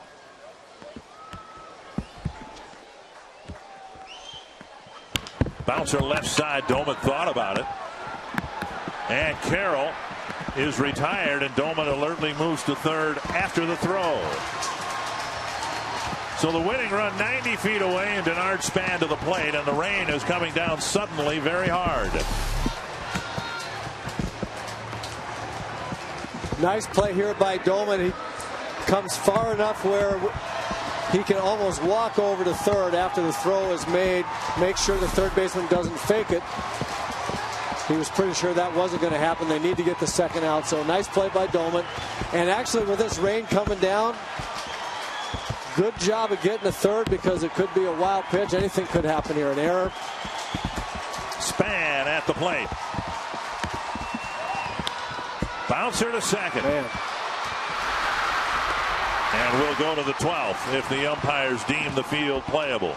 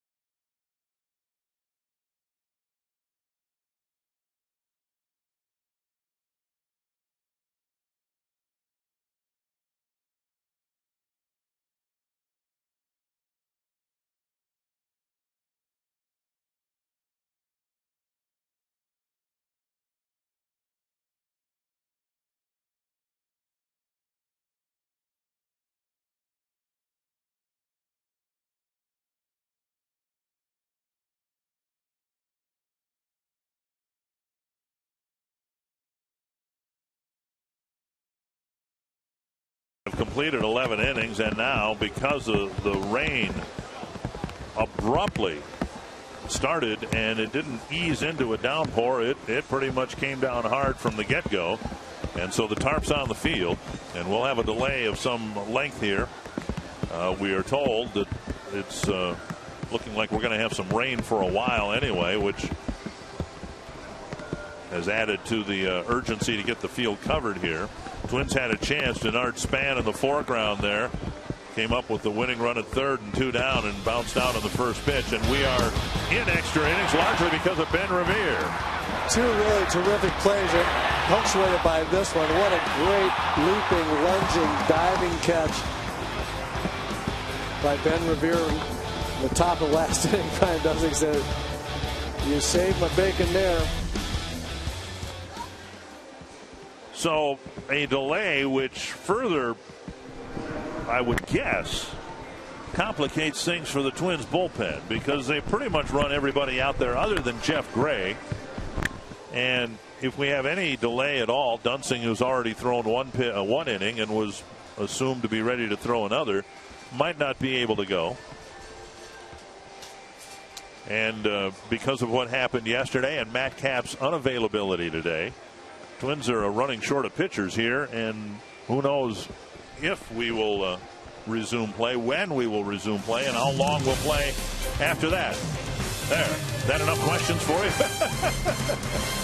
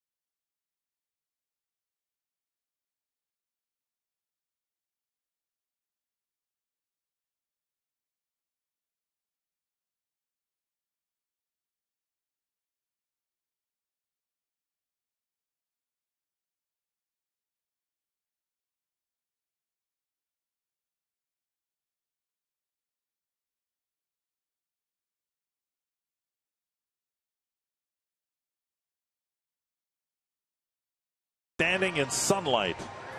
They say it about Minnesota. I think about all the 48 contiguous states. If you don't like the weather, wait 15 minutes. We've had a long rain delay, and now the sun trying to break through, which, if nothing else, should help dry the grass out a little bit. Ramirez, Hart, and then Masonette will hit for Milwaukee.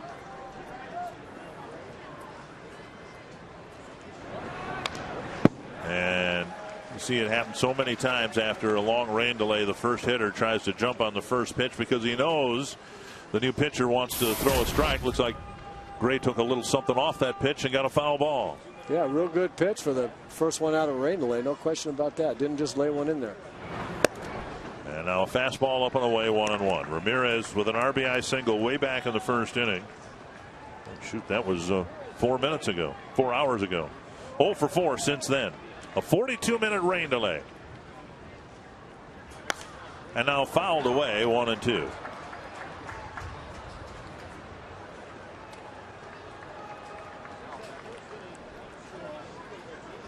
Twins already in this game had used Alex Burnett, Jared Burton, Glenn Perkins, and Brian Dunsing. Jeff Manship, Anthony Swarzak threw 31 pitches apiece yesterday in 2 innings apiece yesterday. And we received word today that Matt Capps is unavailable today because of a sore shoulder. He will be re-examined again on Tuesday before the opening game of the Pittsburgh series. 1-2 to Ramirez. Gutierrez sets up outside. And the pitch came right down the middle of the plate and fouled back.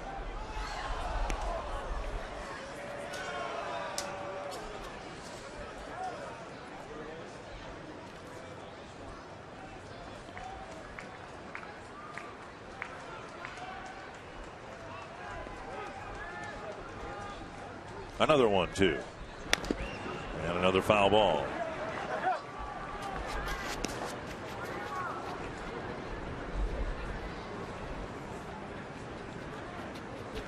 Ramirez, normally a third baseman, has had some leg issues. And Ron Renicky thought he'd give him a partial day off in the DH spot. And here he is in his 6th plate appearance on the other end of a rain delay. Check swing. They'll appeal. Nope. It's 2-2. So Gray spinning the ball up there, hoping to get a strike 3, but he came close, but not a strike. We've seen Ramirez do this 2 or 3 times. Check a swing with 2 strikes, keeping the bat head back, which is what the umpire is looking for to see if that breaks the plane. It did not there. Driven to right center field. Can Revere do it again? Oh, that's a can of corn for him. He has caught 3 or 4 line drives to right field. One of them acrobatically, and he just went over 5 or 6 steps and caught it chest high. Well, good battle by Ramirez. He saw pitches of all speeds at all parts of the plate. Fouled a bunch off. Finally hit one pretty well, but up in the air where that speedster could run it down, as Dick said, with no problem. And a lot of players out there, including Revere, without sunglasses now, because the sun has pierced through the clouds, and now you hope somebody doesn't lose a ball in the sun, of all things. Span has his glasses on. 1-0 to Hart. That's a strike. Hart with a 3-run home run in the 5th. The Brewers haven't scored since.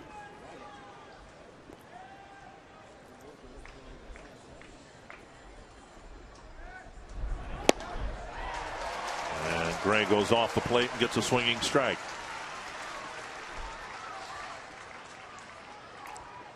Good pitch there, 91, and on the outside corner. Blocked by Butera. You're talking about the sun coming out there. The home plate area is now in semi-shadow. The pitcher's mound and the center field backdrop in the sunlight. It starts to create a little bit of a problem for hitters to see. Well, now that misses inside, 3-2. I always felt as long as the pitcher and the background were in the same lighting, I saw the ball okay. But you can see there when that shadow gets over the pitcher, and I'm looking at a pitcher in shadow in the background in sunlight, that got tough. And Hart got a piece. See, I would think if you're standing there, the shadow right where it is, that's about at the time where you try to pick up the spin of the ball and all that, and the difference in the light would really make it tougher for a hitter. You know, that's right. That's about where you're seeing the ball and identifying exactly what pitch it is. But you can see the ball come in there better than when he's in shadow and you're seeing bright light behind him. Gray loses Hart. And Masonette will hit with a runner at first and one out.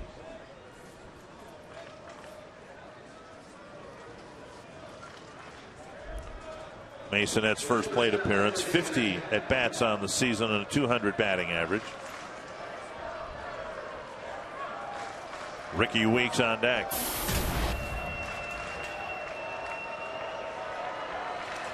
Gray's 13th walk in 26 2/3 innings.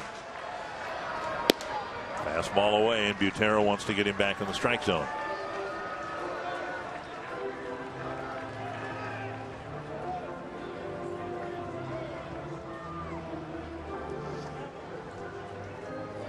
Well, you never want to walk guys, and you certainly don't want to walk guys in extra innings when you're in the 12th inning of a ball game. Put somebody on there that hasn't earned his way on by swinging the bat, and that's been a little bit of Jeff Gray's problem, as I mentioned earlier. He's got good stuff, really good stuff. Throws hard, that live fastball, good slider.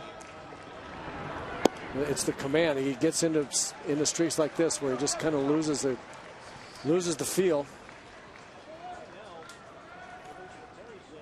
It's Cedar, the third base coach, giving signs. One of them might indicate Masonette should maybe take a pitch here on 2-0.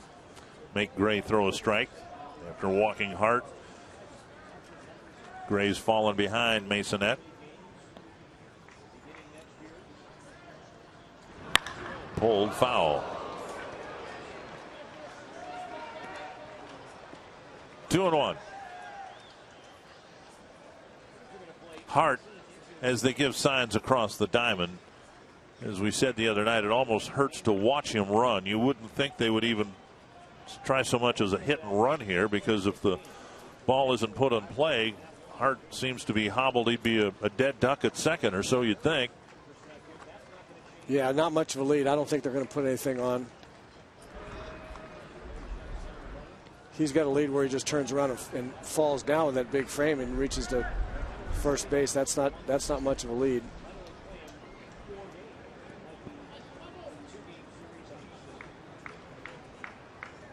Been a while since we've seen a ground ball double play, hasn't it? Now's a good time. Pulled foul again. 2-2. Gray with 16 strikeouts.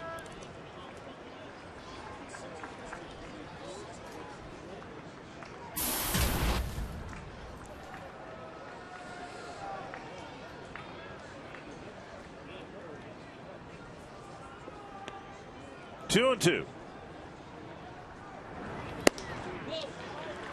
3-2 with Ricky Weeks on deck. And now, even more to your point, Dick, it'll be interesting to see if they start Corey here.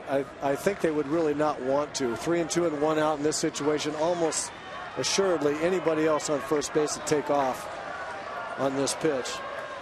If they start Corey Hart, it means that they have real confidence in Masonette being able to put the ball in play.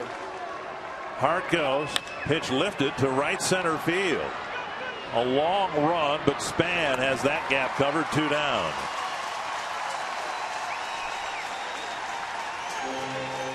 And that'll bring up Weeks. Weeks having one of his better days of the season here. He's come up 5 times. He has reached 4 times. A triple, a pair of singles, and a walk. It was Weeks' slide into Mauer back in the second inning that eventually led to Mauer's departure from the game with a bruised right quadricep.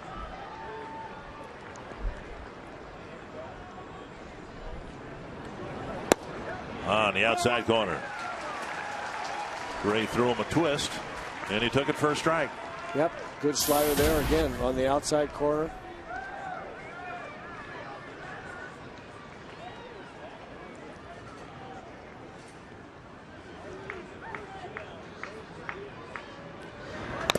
Fouled off of Butera, 0-2. So Gray challenging him with a fastball, and it's quickly 0-2. Yeah, you like to see that. He's got good stuff. Come right at him. That ball was right down the heart of the plate. Yep.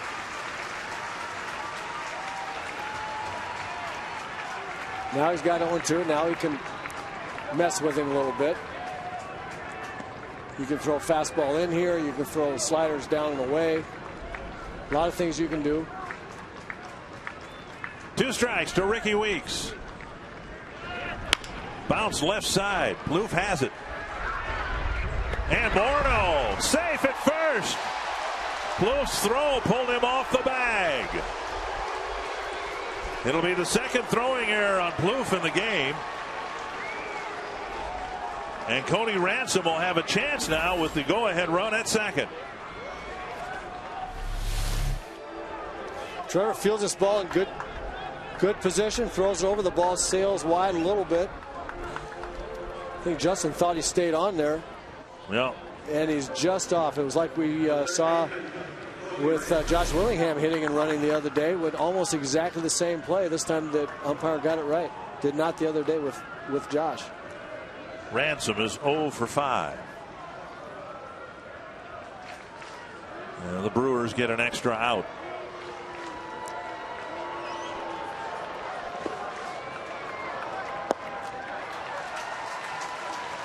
One strike, and that looked like Ransom didn't see that ball well at all.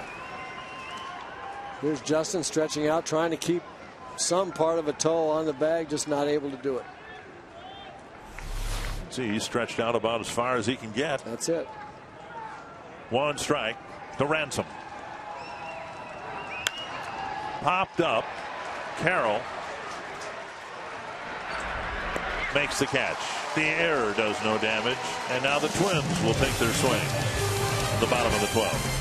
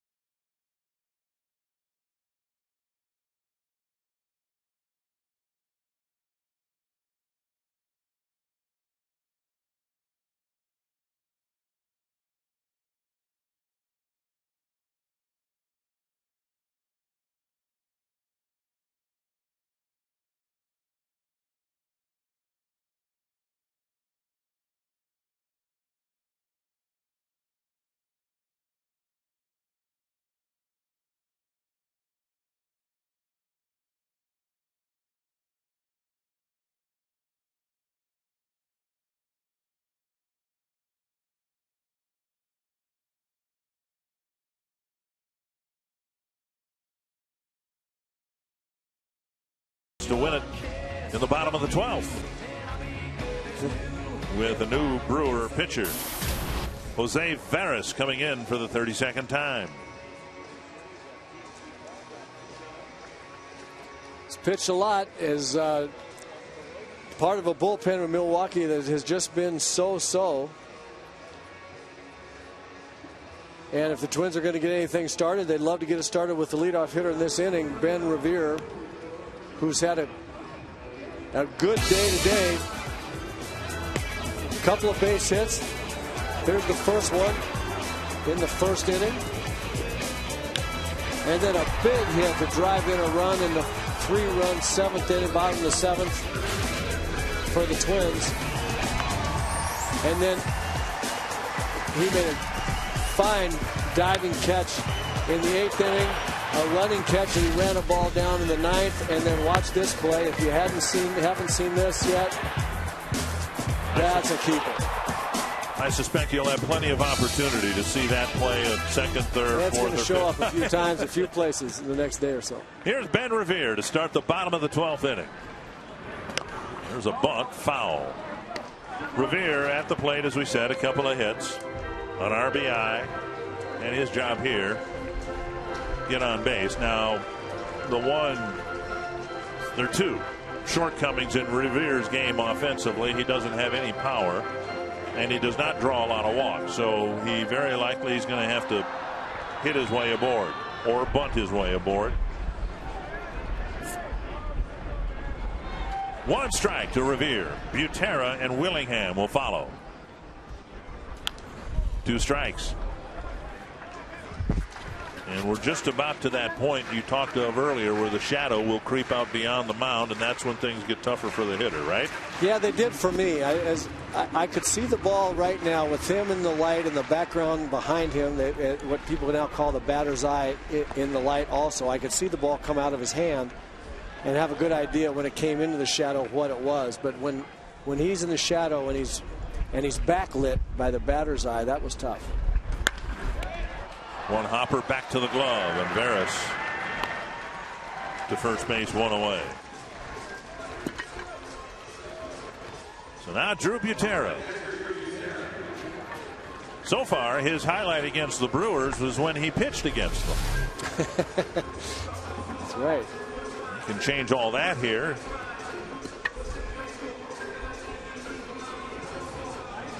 In the Sunday game in the series in Milwaukee, it was a blowout game. Greinke started it for the Royals, and Butera pitched a nifty inning in an emergency situation.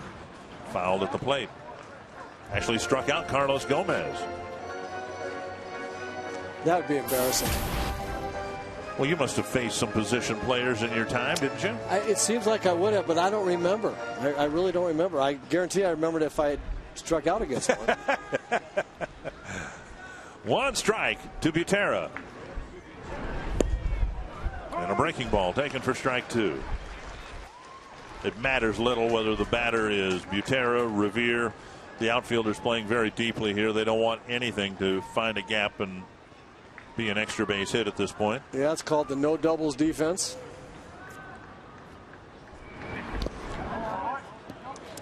You see the third baseman on the line, or very close to the third base line, and the outfielder's deep. That's the no doubles defense. 1-2 to Butera. Corey Hart, the first baseman, off the line with the right-hander hitter hitting. The odds of him squirting one down the right field line, not too great. That's down the line, but foul. Again, Butera entered the game defensively when Mauer left it after Mauer's RBI single in the 7th. Butera called out on strikes his first time up.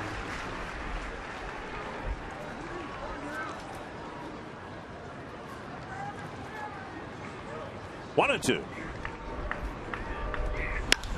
to left center field. Gomez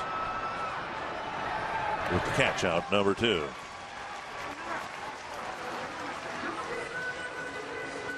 Power of positive thinking. Willingham twice in the last 2 homestands has hit a game-winning hit. Yeah, a big one. 3-run home run against the A's. I remember watching that game. And then at the start of this homestand against the Chicago Cubs, a ball down the line with it drawn in infield. 2 walk-offs for this man. Let's make it 3. It'd be great. Willingham takes a strike, a breaking ball. It has been a forgettable day offensively for Willingham. His day started with 4 strikeouts. In the 10th inning, he led off with a 2-hopper to short. And this has been the kind of day where he would go into a slump and come out of it all in the same day.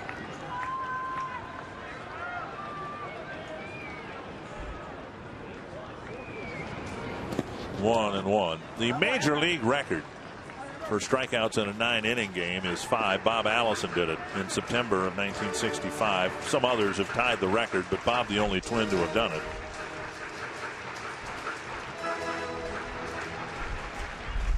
One and one to Willingham.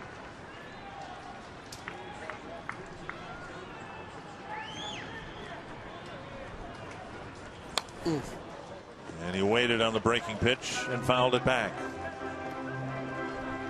1-2. Now some other Twins remain nameless. We've seen this pitch really drilled by Willingham before. A little flat slider in the relatively middle of the plate. That's an indication he's not seeing the ball real well, or he's a little bit off. That's kind of a funny swing for that pitch for this man. 1-2. 2-2. Some other Twins that will remain nameless have also struck out 5 times in an extra inning game. I remember that well. 17 innings, though, right? Yeah, 17 innings. So, in the absence of knowing for sure, we'll just say you went 3 for 8. Yeah, I must have gotten hits in the times I put the ball in play. 2-2 to Willingham. And now a full count with Morneau on deck. I also walked 5 times in a 9-inning game. You did? Yeah, it's amazing. None of them intentional. We're playing in Baltimore. They just didn't throw it over. They're pitching around you again. 3-2 to Josh Willingham.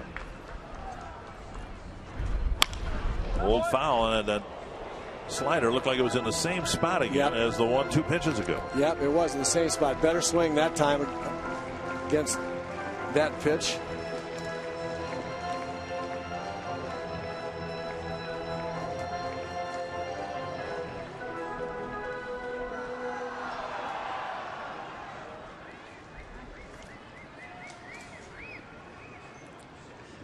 So Veras again on 3-2 to Josh Willingham. And Willingham reaching across the plate to flip it foul. Yeah, good spoil there. We've seen him miss that pitch today 2 or 3 times to strike out, but he was able to get a piece of that one.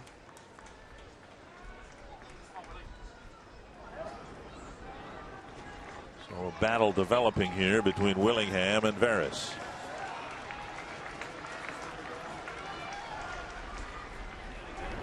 And he walked him. Good at that. Willingham will reach and get Morneau to the plate with a fresh count.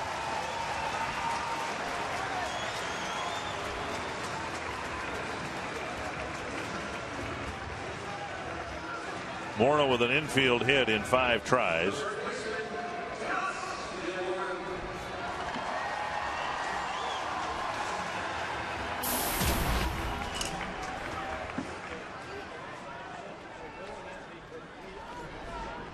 Willingham not a threat to steal.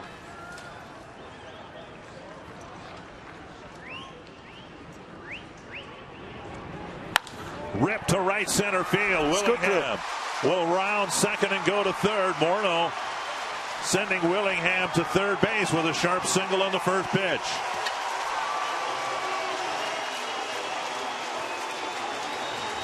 And that'll bring up Trevor Plouffe.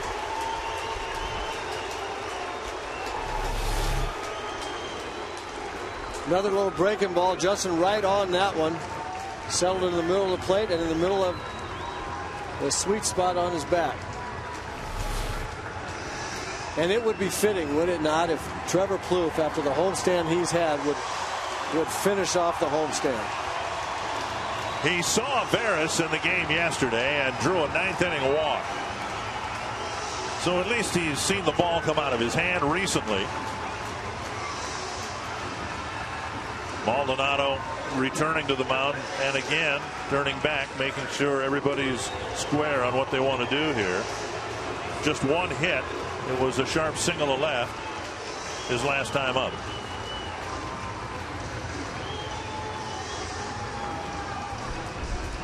And he's given Twins fans a lot of thrills and created quite a buzz with all the home runs. And here all he needs to do is hit a 4-hopper up the middle.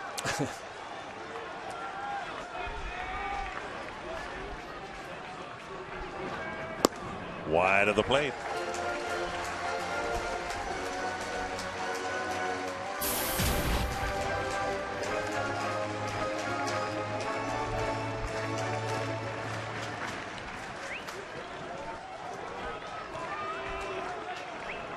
One and 0 to Plouffe. This time he swings at the breaking pitch.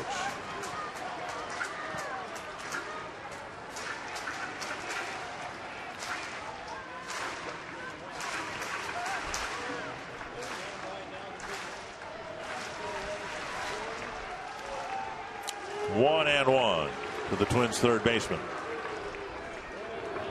Morneau goes to second.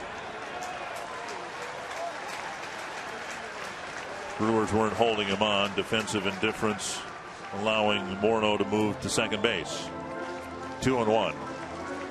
First base now open and Domet on deck. We'll see what they give Plouffe on 2-1.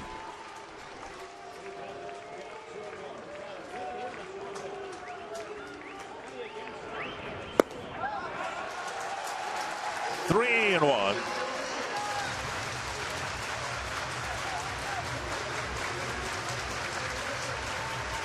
It's a tough decision right here for Trevor. He's seen 4 pitches. 3 of them have been sliders. 3-1's a fastball count. Veras with first base open, likely to throw anything. I think you sit on a pitch that you want to hit and then go to 3-2 if you don't get it. Ooh, he came back with a breaking pitch over the inside corner. Yeah, I'm not surprised there. That's what I was alluding to. With first base open, he's throwing him all those sliders in this fastball count. The chances are you're going to get a slider there, but it's hard as a hitter to say, I want to hit a slider 3-1. So I think right now you stay right in the middle of the diamond so you can hit the fastball, but you react to the slider if you get it. 3-2 to Plouffe. And he walked him. They'll appeal. It's no swing, and now it's Domet's turn to come to the box. Almost assuredly was going to get a slider. If you're going to throw it 3-1, you got to throw it 3-2 also. Good take by Trevor.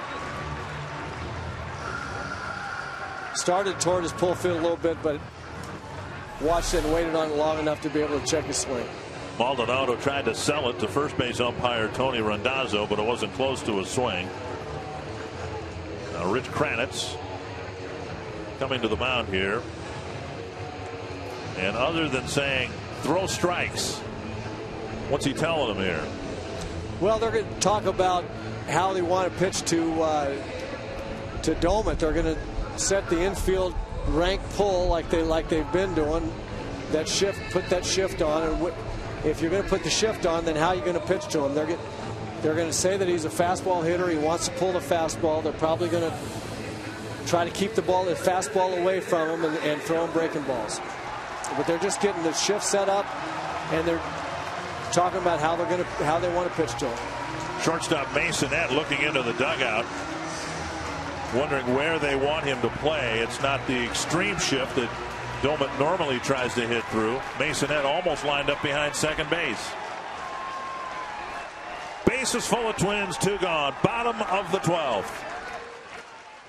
Ball 1 on another breaking pitch. Yeah, they're going to throw him breaking balls. When they throw a fastball, they're going to want to keep it away from him. I think that's what pitching coach probably told Veras. He tries to pull the ball, so keep it away. He wants it inside.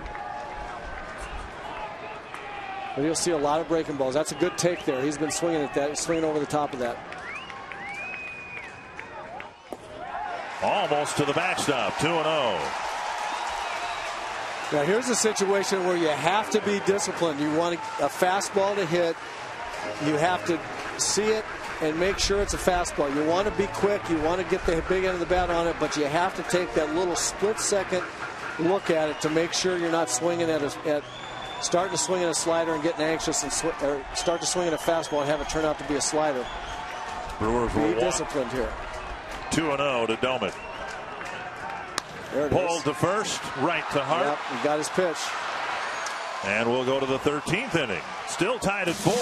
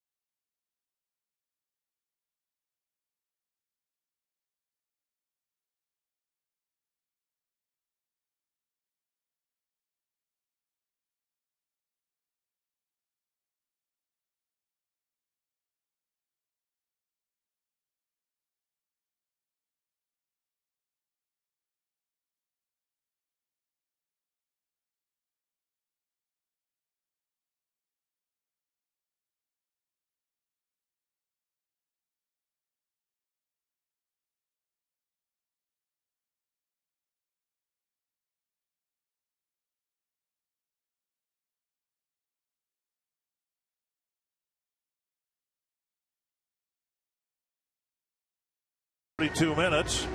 Check out the bottom of the 12th and how it ended and what happened to Veras. Him running off the mound, and then something with his left leg, it appeared. Yeah, it looked to me like it was up on, hip flexor, yep. Hip flexor or groin pull, yeah, something well, like that. Yep. And the hip flexor's right up there at the top of the, I think they call it the ilius or something. It's something way up high in the above the groin. Homer wrote that, didn't he? The ilius and the and the oddity. Here's Maldonado. And a breaking pitch over, strike one. Maldonado facing Jeff Gray, who gave up a walk, but pitched out of a situation in the 12th, and then the Twins created a situation, but Veras pitched out of that. 1-1. It'll be Maldonado, Aoki, and Gomez.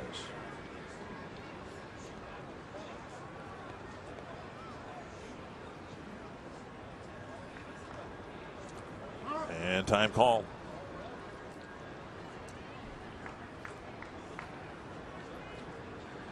Dodgers scored a run in the bottom of the ninth to tie the White Sox 1-1. Looks like they're headed for extra innings. Fouled away. Kansas City got a run on the top of the 14th. They're leading the Cardinals 3-2. We're only in the 13th. Twins bullpen's done a nice job here, and it's been a full cast of characters minus Capps, Manship, and Swarzak. Capps unavailable to play today because of a sore shoulder. Manship and Swarzak shot all their bullets yesterday. Bouncer left side. Plouffe will get another throw here. Chest high, a perfect throw. He's had a couple get away from him here for 2 throwing errors, and he gets Maldonado here to lead off the third. And that'll bring up Aoki. We don't wish this on anybody, but remember the game about a month ago, maybe 6 weeks ago. The Orioles had gone through their bullpen and ended up reaching for Chris Davis, their first baseman, to pitch, and he pitched a couple innings effectively and got the win. They had gone through everyone who was available, and we don't wish that for either Ron Renicky or Ron Gardenhire, who had to use a position player in a blowout game in Milwaukee. 1-1. Aoki hit the smash, headed for the warning track, and it was intercepted by Ben Revere, leading off the 11th inning. One hop to Morneau, and a fair ball, 2 down.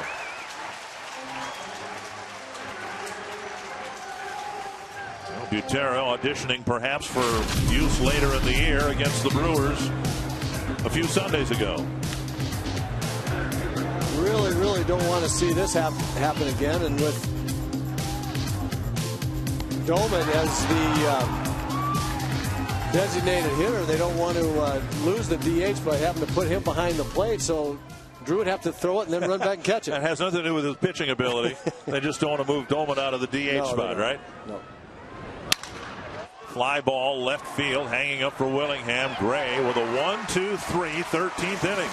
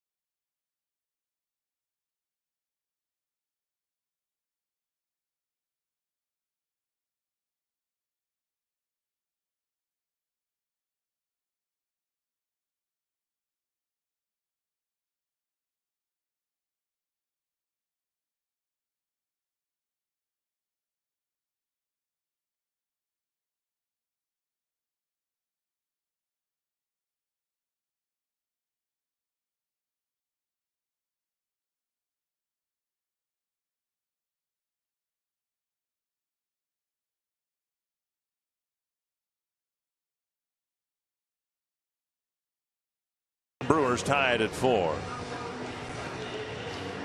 Tim Dillard coming out of the Milwaukee bullpen.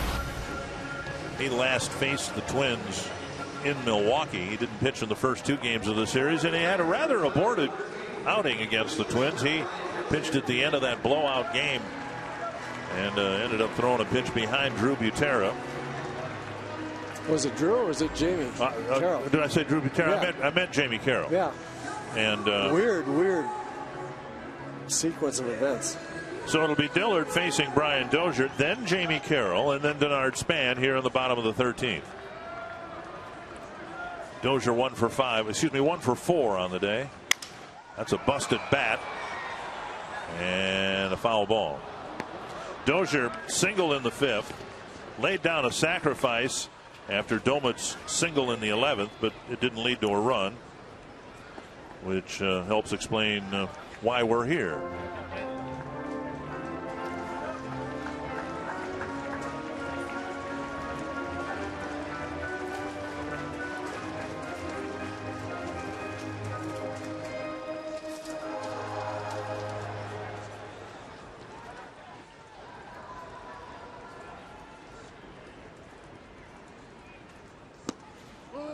Outside 1-1. I don't know. Had so many of these games in Tom Kelly's tenure as manager, and you, of course, part of that in '87. Great stop at third by Ransom, and he comes up firing. Good play. A hot one hopper, and Ransom fielded it right near the third base bag and threw him out.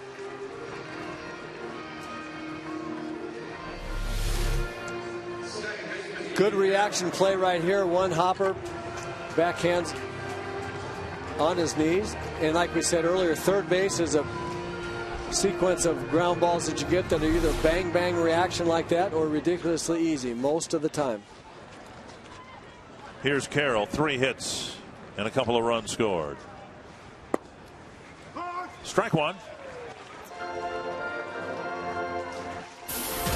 RBI single in the 7th inning when the Twins tied it up with 4 straight 2-out singles.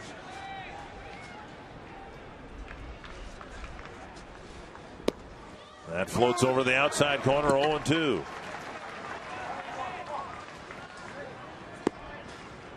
We're saying that Tom would always say that when you get into these extra inning games, so many players try to step up and be the hero and try to hit home runs who have no business trying to hit home runs. That's not a threat here with Dozier and Carroll and Span. A little dribbler to the right side, and Hart beats Carroll to the bag, 2 down. The natural tendency is to try to muscle up and try to finish it with one swing, when in reality most extra inning games are decided with a single, a walk, a double, other means to score runs. Well, that's exactly right, and everybody should always try to do the things that he can do at the plate. Never try to go outside that. If a guy can hit the ball out of the ballpark, then you should look for a pitch that might result in that and just put a good swing on it. Span threatening, instead of hitting a home run, to lay down a bunt. He's got a couple of hits. Double in the 5th, a single and a run scored in the 7th. And if you're not one of those guys that's likely to home run, then you should work a walk, hit a single, hit a double, do something to get an inning started or prolong an inning.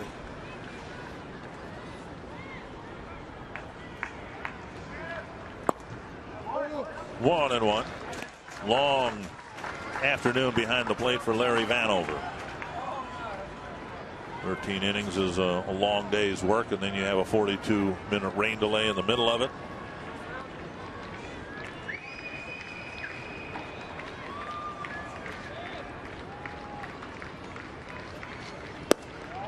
And a called strike, 1 and 2. Yeah, that looked questionable, although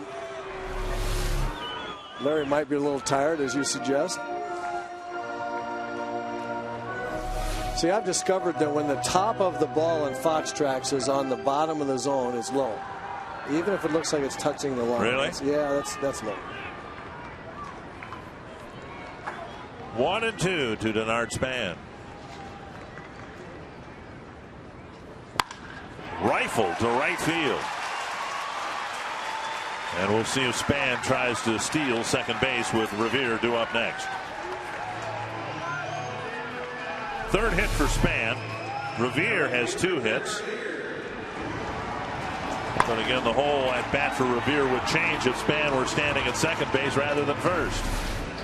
You've got the curious delivery of Dillard, and these guys typically take a little bit longer to get rid of the ball.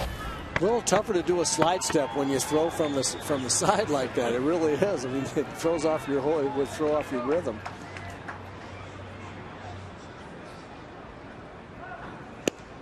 And he delivers strike 1 to Revere. That's about as fast as he can deliver to the plate right there. So I don't have a stopwatch with me. If it's more than 1.3, they'll be tempted to send Denard.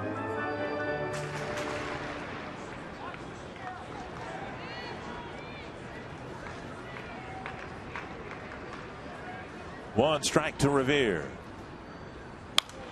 Foul back. 2 strikes.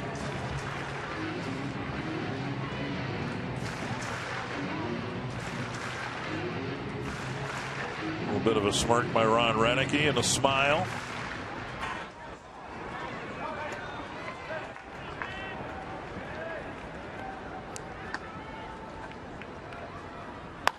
Revere drives it to the right field corner. Aoki makes the catch on the edge of the track. You forgot how many outs there were, but it is the 3rd out, and we will go to the 14th inning.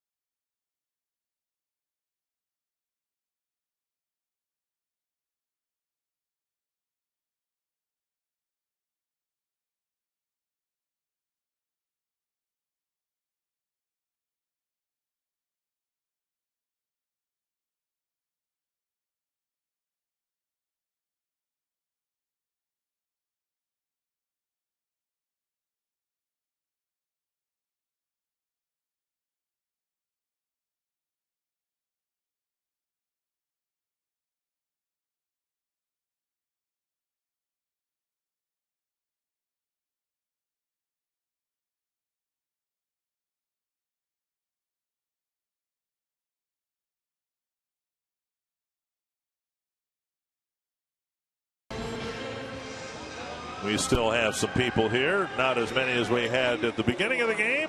And those aren't the best seats in the house. Well, Bob Uecker is here doing a radio broadcast for the Brewers. So now the 14th inning, and it starts with Ryan Braun facing Jeff Gray. Inside, ball 1. You must have left those people his tickets. Yeah. Braun, a single. He was intentionally walked once.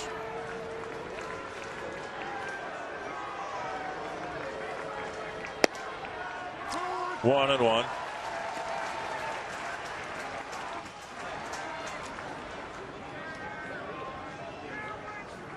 Gray, through 2+ innings now, has thrown 36 pitches, 24 strikes. Foul back 1-2. Now here's a guy who'd be well within his rights to swing for the fences and try to get the Brewers a point here. Yes. And as his manager, if he decided not to do that, I wouldn't be so happy with him. This would be one of those times when if he went up there to bunt for a hit, I would say, well, whoa, whoa. Let's get that out of your mind. And Braun strikes out. One away. And that'll bring up Ramirez. Good fastball right here by Jeff Gray. Just blew it by him. The target down and away, and it was left out high over the middle of the plate. But it got strike 3. Ramirez singled in a run his first time up. He's hit 2 line drives to Ben Revere his last 2 times up. And Gray drops an off-speed pitch over for a strike.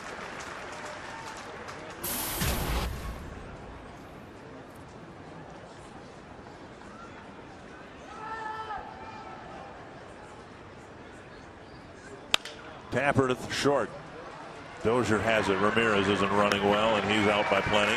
Dozier's throw pulled Morneau off the bag, but Ramirez is really hobbled. 2 down. I really like seeing guys play like that, though. I mean, I'm sorry that they hurt Ramirez, Corey Hart in particular, but he just keeps going out there and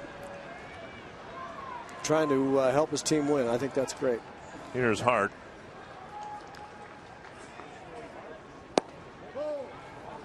And Gray misses down and away. Ball 1. Cardinals got a run in the bottom of the 14th. So they're playing in the 15th inning.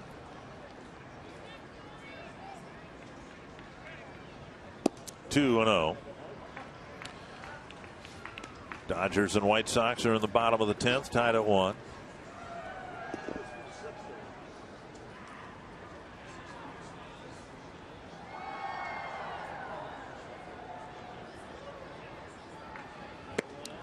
Big swing and a miss.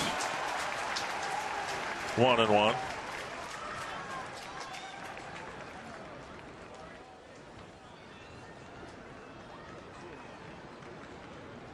Count is 2-1. I beg your pardon.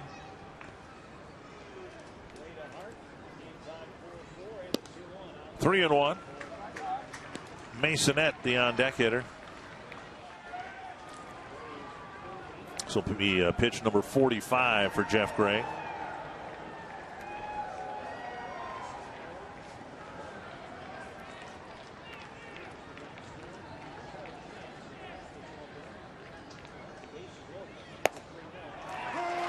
Close enough. Right? 3-2.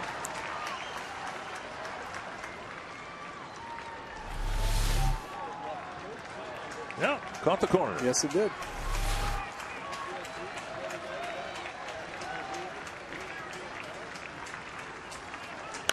Foul back.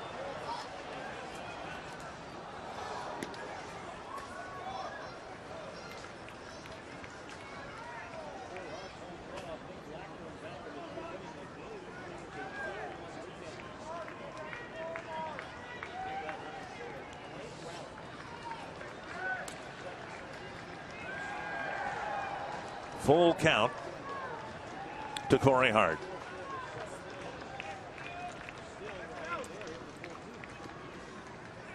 And he walked him up high.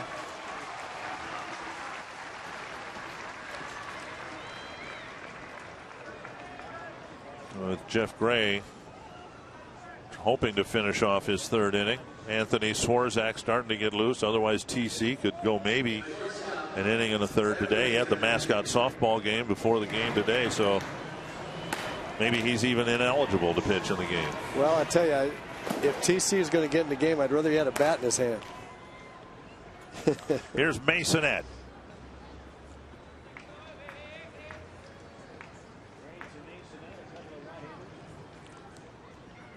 And a first pitch strike. Masonette's 2nd plate appearance. He came into the game after Brooks Conrad pinch hit in the 10th. And Masonette hit a fly ball to center his first time up.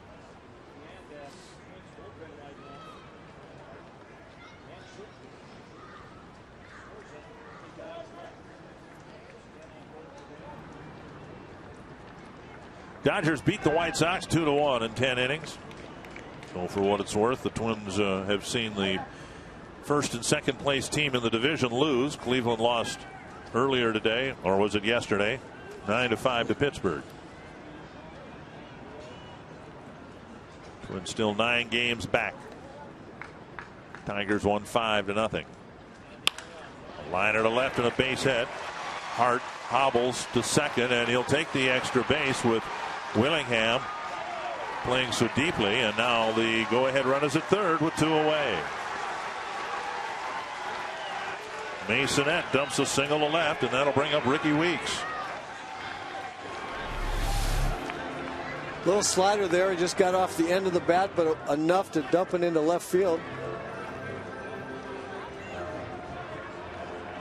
Corey Hart limps from first to third, as you said, Dick, because Willingham playing in the no doubles defense very deeply. That little dunker short enough to let even the hobbling Corey Hart get over to third.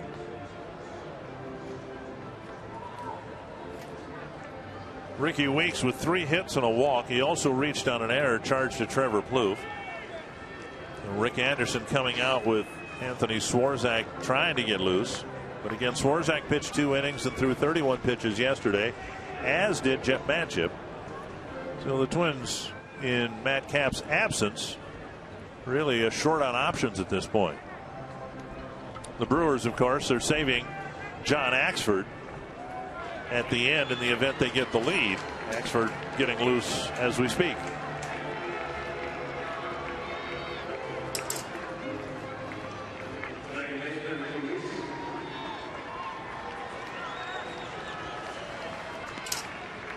So Weeks has been aboard 5 times in the ball game.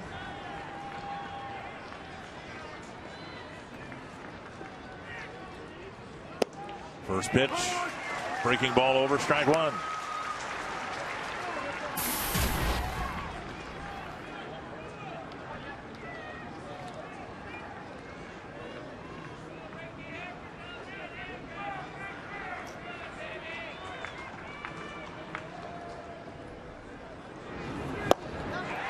And he swings over the top of a fastball. A little extra on that fastball from Jeff Gray. 0-2. Real good spot down underneath the swing. Good movement. 92. Good pitch.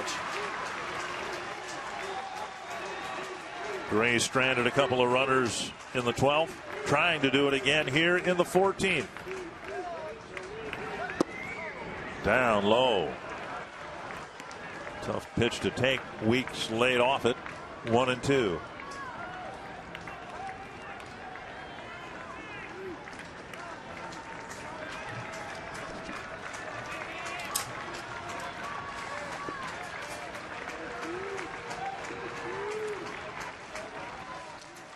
One and 2 to Ricky Weeks.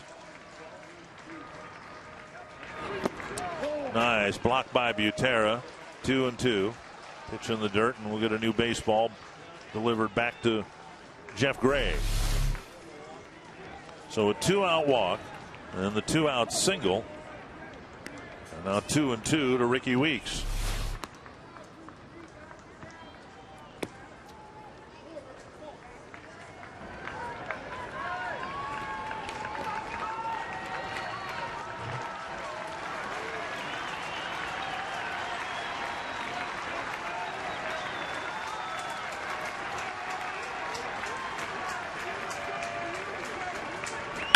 Bouncer to short, a 2-hopper to Dozier, and we'll go tied to the bottom of the 14th.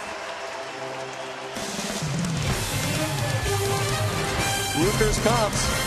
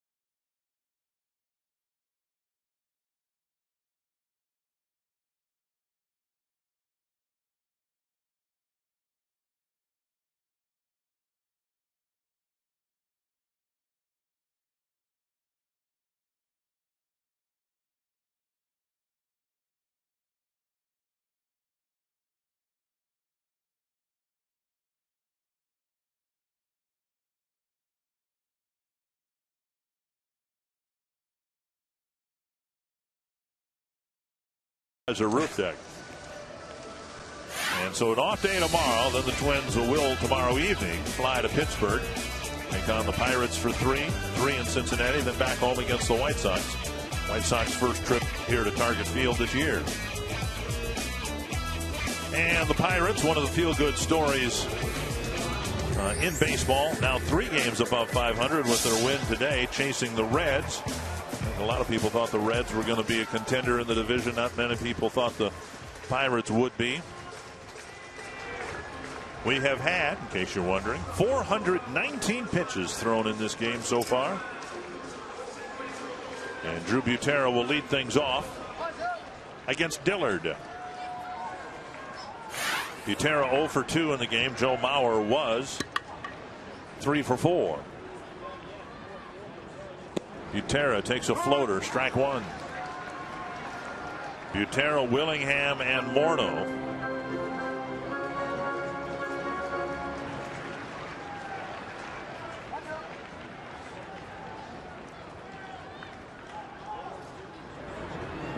Outside, 1-1.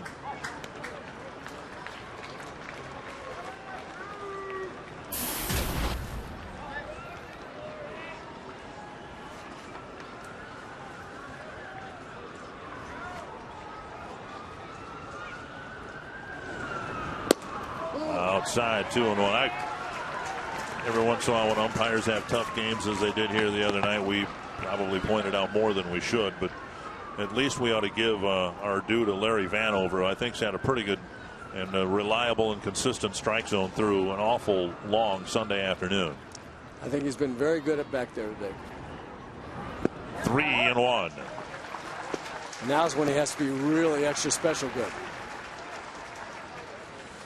Dillard allowing just a .221 batting average to right-handers, but lefties lighting him up pretty good. .378 on the season. And Butera will be followed by another righty, Willingham, and then Morneau would hit third. 3-1. Tap foul, 3-2. The side-winding delivery that Dillard uses is tough on right-handed hitters because you see the ball coming way over by where you're standing out of his hand, and the natural tendency is to pull toward left field a little bit. It's just a funky place from which to pick up the release point. And Butera swung at a pitch that almost hit him. 1 down.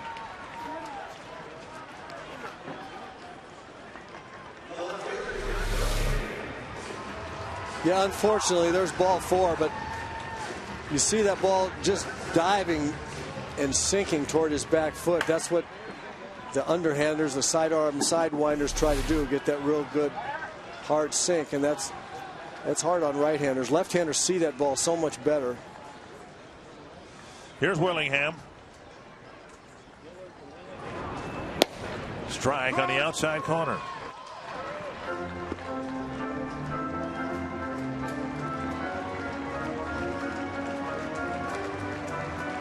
Now that's what we suspected. TC ineligible to play because he participated earlier in the mascot softball game.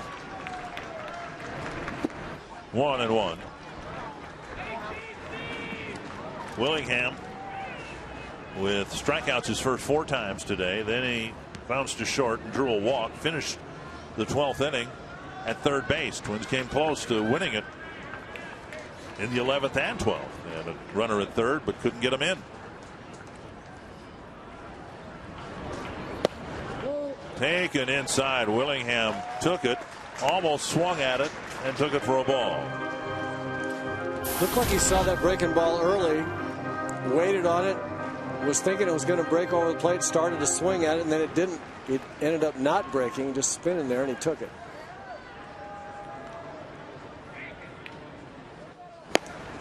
And it was a fastball in a really good spot. Right on the outside corner. Boy, Josh has seen a lot of these today. I mean, right on the corner of the strike zone. I bet he's seen 6, 7, 8 pitches out there, from starting with Greinke. Of course, what he wants to see is one right down the middle. That's what he wants.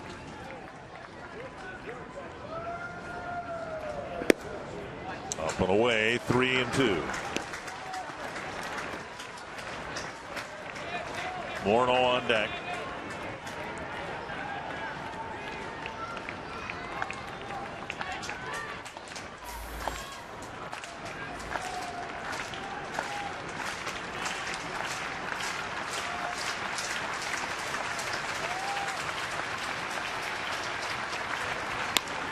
This one punched to right field, and Aoki comes in. Out number 2.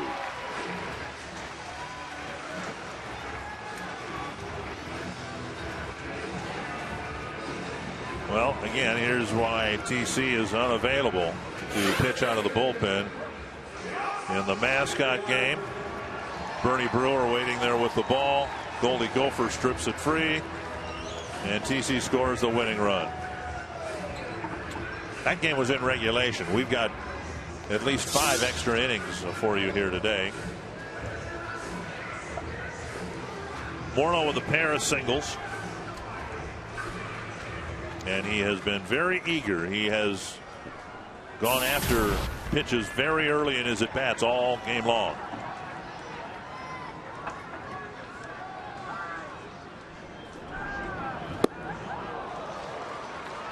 At 72 miles per hour, a swing and a miss.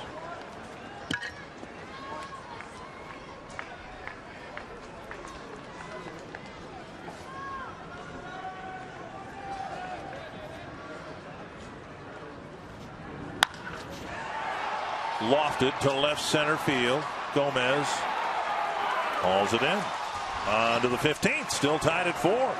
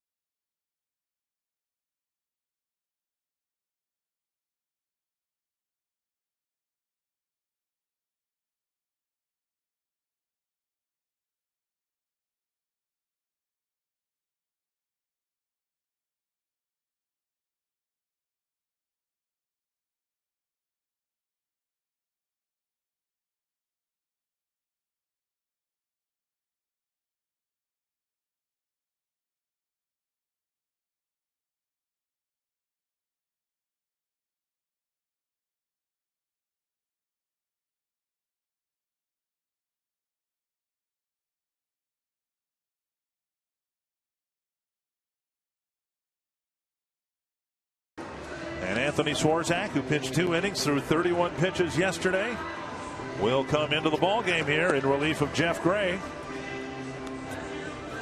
That young man hoping for a souvenir, and hopefully it'll come to him in the bottom of this 15th inning.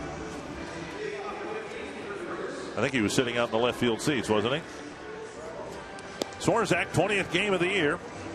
And again, 2 innings yesterday. And Twins didn't want to use him today with the 31 pitches thrown, but there are no other options at this point. Remember last year when the Twins were dealing with a pitcher out of the bullpen who didn't want to pitch out of the bullpen, refused to pitch out of the bullpen, and Swarzak made an emergency start, pitched well, pitched 8 innings in a start on a Saturday, and he reported to the ball game or the ballpark on Sunday and said, "Hey, look, I'm good for an inning or so. If you want to, give me the ball, I'll give you what I got for an inning or so," which of course wouldn't have happened, but it was the point that here was a guy who wanted to pitch the next day after his start, and nothing that extreme happening here, but with everybody else available out of the bullpen having already pitched, Twins are starting to use pitchers who weren't listed as available.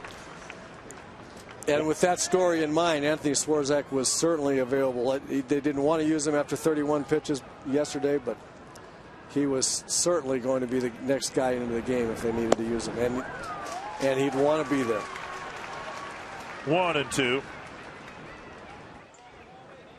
Ransom, Maldonado, and Aoki here in the Milwaukee 15th.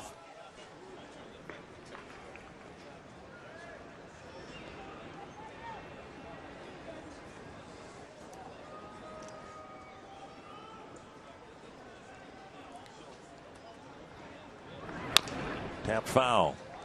Been a long day for Cody Ransom, working on an 0 for 6 day so far. The same with Maldonado in the on-deck circle.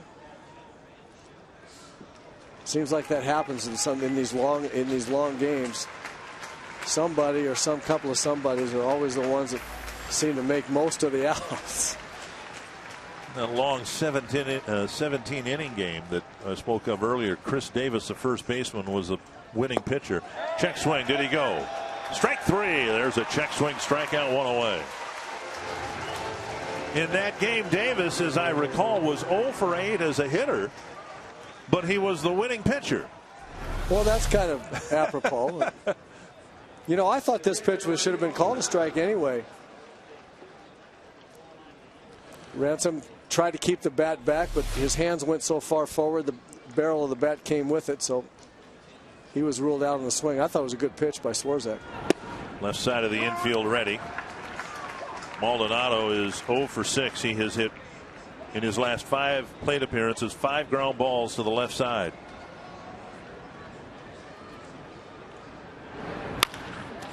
And he hit one through the hole with Plouffe guarding the line. Willingham will get it back in quickly. It's a single. In the no doubles defense, sometimes you allow singles. And where Plouffe would normally have been standing is exactly where Maldonado hit the line drive. Right. So a 1-out single, and Aoki will hit. You can see Trevor right here, right by the line in the no doubles defense. He backs up, but he's still on the line, and then Maldonado hits it right through straightaway third. Aoki with a double way back in the 5th inning, 1 for 6. Could have had another double if not for the acrobatic catch by Ben Revere leading off the 11th inning. Royals beat the Cardinals in 15, 5-3.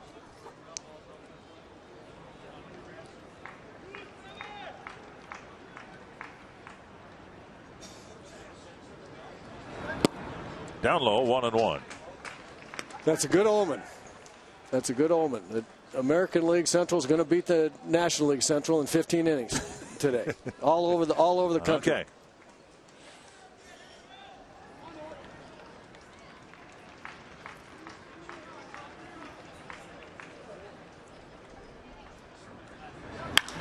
Hit hard to left. Willingham back for the catch. Now number 2.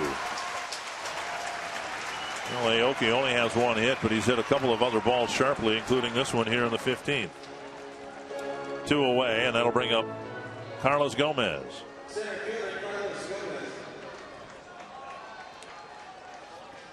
Gomez first came to the plate in the 9th inning, and he doubled to the left field corner. Hit a soft line drive to Carroll in the 11th, and then a fly ball to left in the 13th.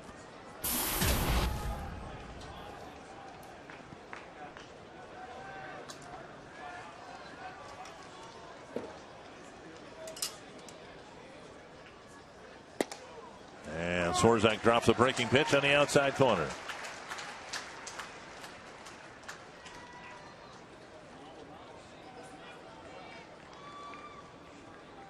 Niger Morgan started the game and got 3 hits, including a couple of bunt singles.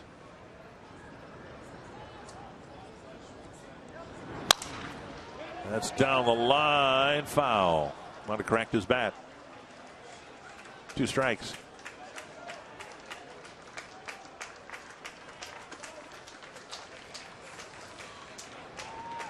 Brewers essentially the last couple of years with a platoon system in center field. Gomez starting against left-handers and Morgan starting against right-handers.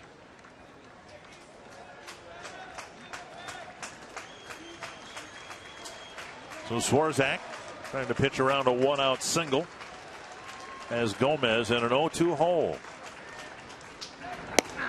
Oh, where was the pitch? That one looked like it caught plenty of the plate. 1-2. That's a great pitch there, too. After a couple of sliders, come right in on the inside part of the plate, just off. Vanover was right again. 1-2. Now you get him with an outside slider. It looks like they're going to try to come back in there with a fastball. And Gomez turns it around to left field. So Gomez looking for the second pitch in on the inner half. And there are runners at first and second now for Ryan Braun.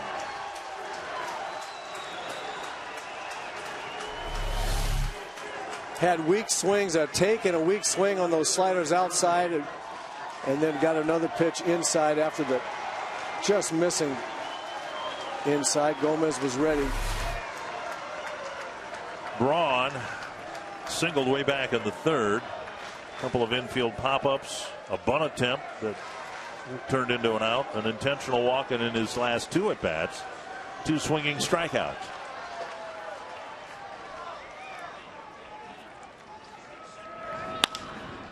Tapper hit to short, and that'll end it.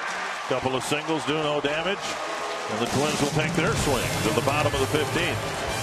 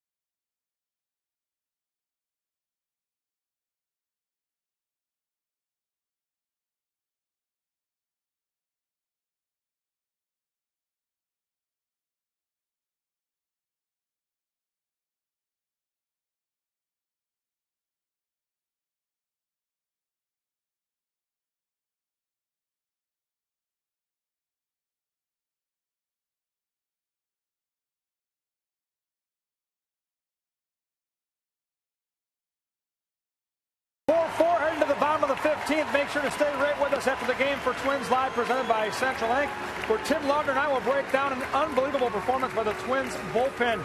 8 shutout innings, Tim, to keep this ball game tied for Minnesota. It's hard to believe that the starters in this game were Blackburn and Greinke. The bullpen has done a great job. We need to have somebody push a run across. That's what we need, Kevin. It's still Father's Day, isn't it? It is, but it won't be for long. 5.5 hours, guys. Over 17 dozen baseballs have been used. There were over 39,000 fans here. There are not that many left, but there's some loyal fans looking for a run. Let's see if we can get her done. I'd be one of the fans, and I know you would too, Roy.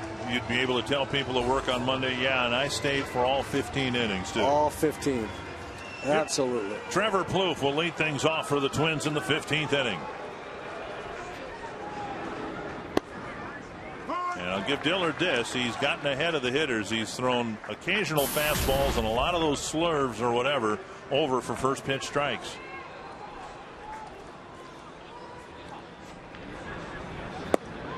And Plouffe opened up, took a hack at it, 0-2. Plouffe singled in the 10th inning, has drawn a couple of walks.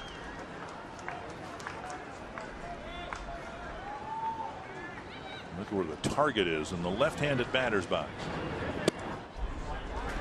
And it was even wide of the target. 1-2. Well, Maldonado wasn't messing around. He did not want that ball left out over the plate.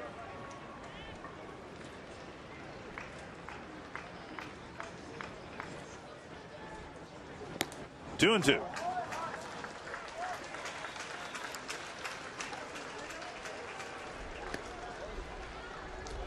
Just trying to get aboard to open up some possibilities for the Twins. Domit will follow, and then Dozier.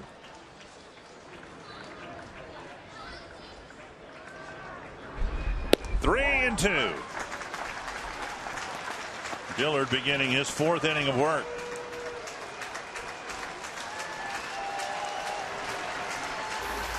Well, let's hope he hangs one over the inside middle of the plate here for Trevor. Trying to go outside. Let's hope he throws it way wide. Driven to right, a sharp single for Plouffe. Good hitting right there. Rather than try to pull that thing, which is coming out of the shortstop's uniform, right, he just drove it hard to the opposite field. Yeah, it really was a great at bat. Garden against that big slurve. He just waited a long time to make sure he could see which one it was, and then just slapped the fastball to right. That's a great shot at his letting the ball get deep on the plate and hitting it the other way. Domit 1 for 5 with a walk.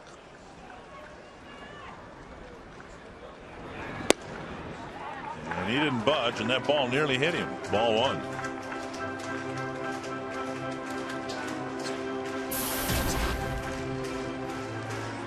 Domit singled leading off the 11th, got as far as third base.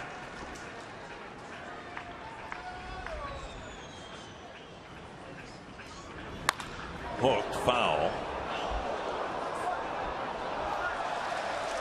1-1.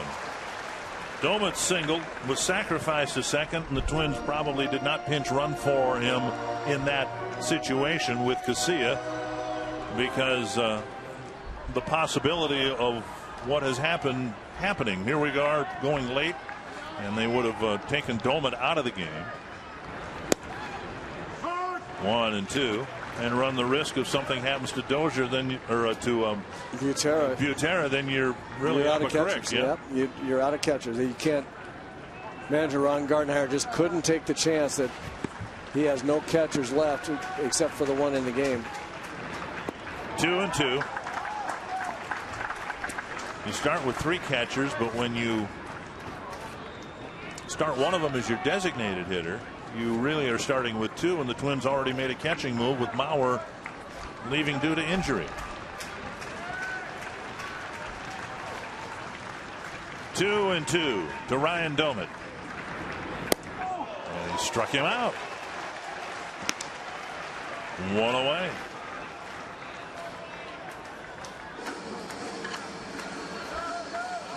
And that'll bring up Brian Dozier.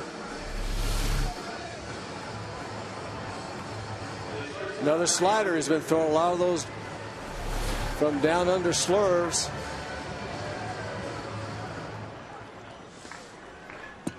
Dozier with a single and a sacrifice.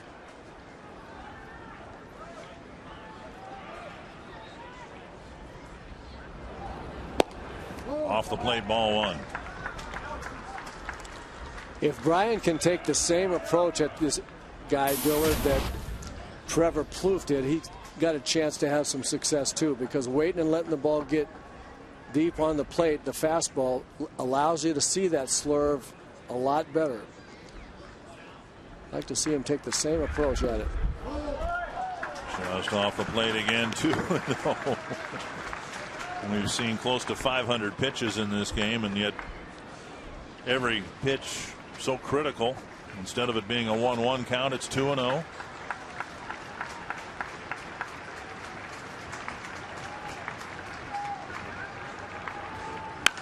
Driven to left, a base hit. Plouffe to second, and he'll hold up there.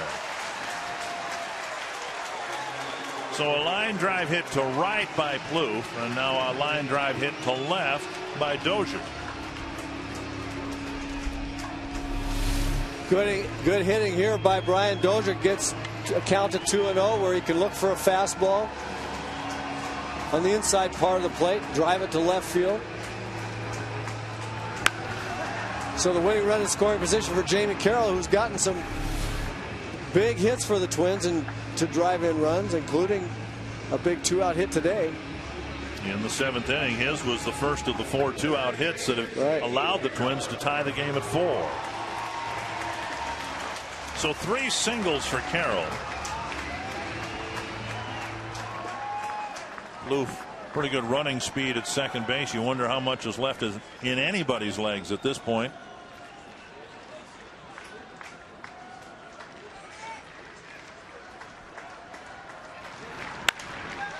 Base hit right field. Loof to third. He'll be held. They held him, and now he's hung up between third and home. Plouffe skips the tag. He's out. The runner, second runner, Dozier, will be safe at third. Plouffe is out for running out of the baseline. Steve Little put up the stop sign, and Plouffe slammed on the brakes as quickly as he could, and then he got hung out to dry. It looked like he ran by Steve Little's stop sign and then realized that the stop sign was on, and then he was in no man's land, couldn't get back. Great hitting by Jamie Carroll, a classic base hit to right. Aoki comes up and fires, but what we haven't seen is Plouffe run through the stop sign.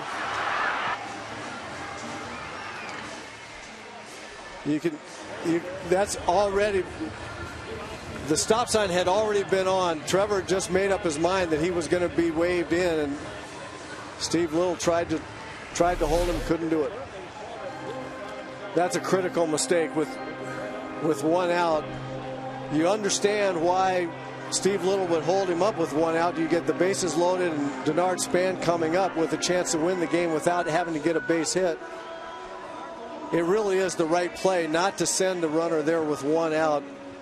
With 2 outs, yes, he absolutely would have been going. But with 1 out, better to have the bases loaded with Span coming up, because the odds are in your favor than to get a run in a lot of different ways.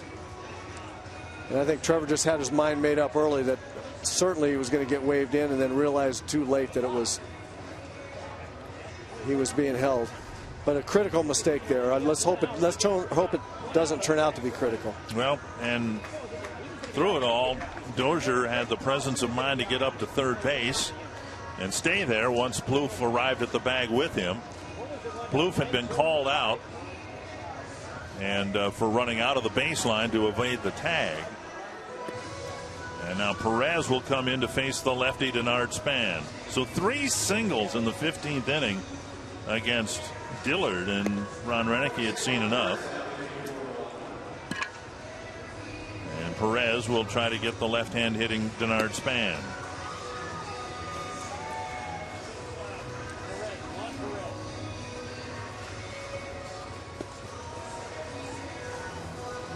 I think a lot of fans would have anticipated Steve Little sending him in with the third hit, and I don't know whether he would have been out by 20 feet or not. He would have been out by a lot with any kind of decent throw. The right fielder was playing very, very shallow on Jamie Carroll. Gets to the ball on the third hop. I mean, there's really no way that he's not going to throw him out there by quite a long ways. And the right play there for the third base coach is to hold him with 1 out. You don't gamble trying to score him with 1 out. You'd gamble with 2. So actually, I think a decent play. And I actually think Steve Little made the right play. Got way down the line, brought Trevor Plouffe a long way in front of him, a long way down the line, just to see how the outfielder fielded the ball. But as soon as he fielded it cleanly, he put up the stop sign, and Trevor just had made up his mind he was on his way home. Here is Perez facing Span. Okay, I've got a call here with a slider to the screen. Okay. Over for strike 1, and Carroll goes to second, and of course the Brewers don't care about that. 1 strike to Span.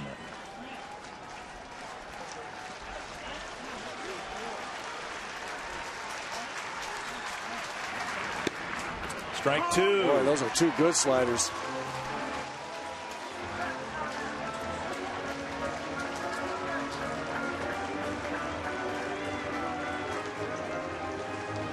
You got to bounce one of them, don't you? I mean, well, I got a different call. Lob wedge to left. I'll take that too. 3 hits in the inning. In the 15th inning. And the Twins still haven't scored.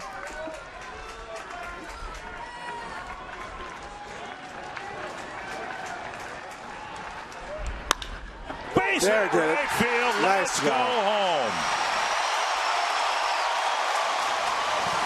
And it's a foot race. And Revere is going to eventually catch Denard Span.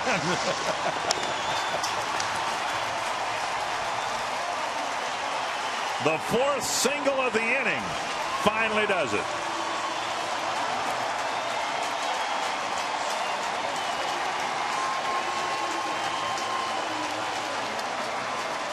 And the homestand started with a walk-off winner by Josh Willingham, and the homestand ends with a Denard Span walk-off winner.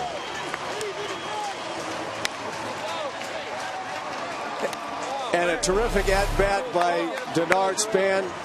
Actually got the toughest of the 3 great sliders he saw and whacked it into right field, and Dozier knows right away he's the winning run.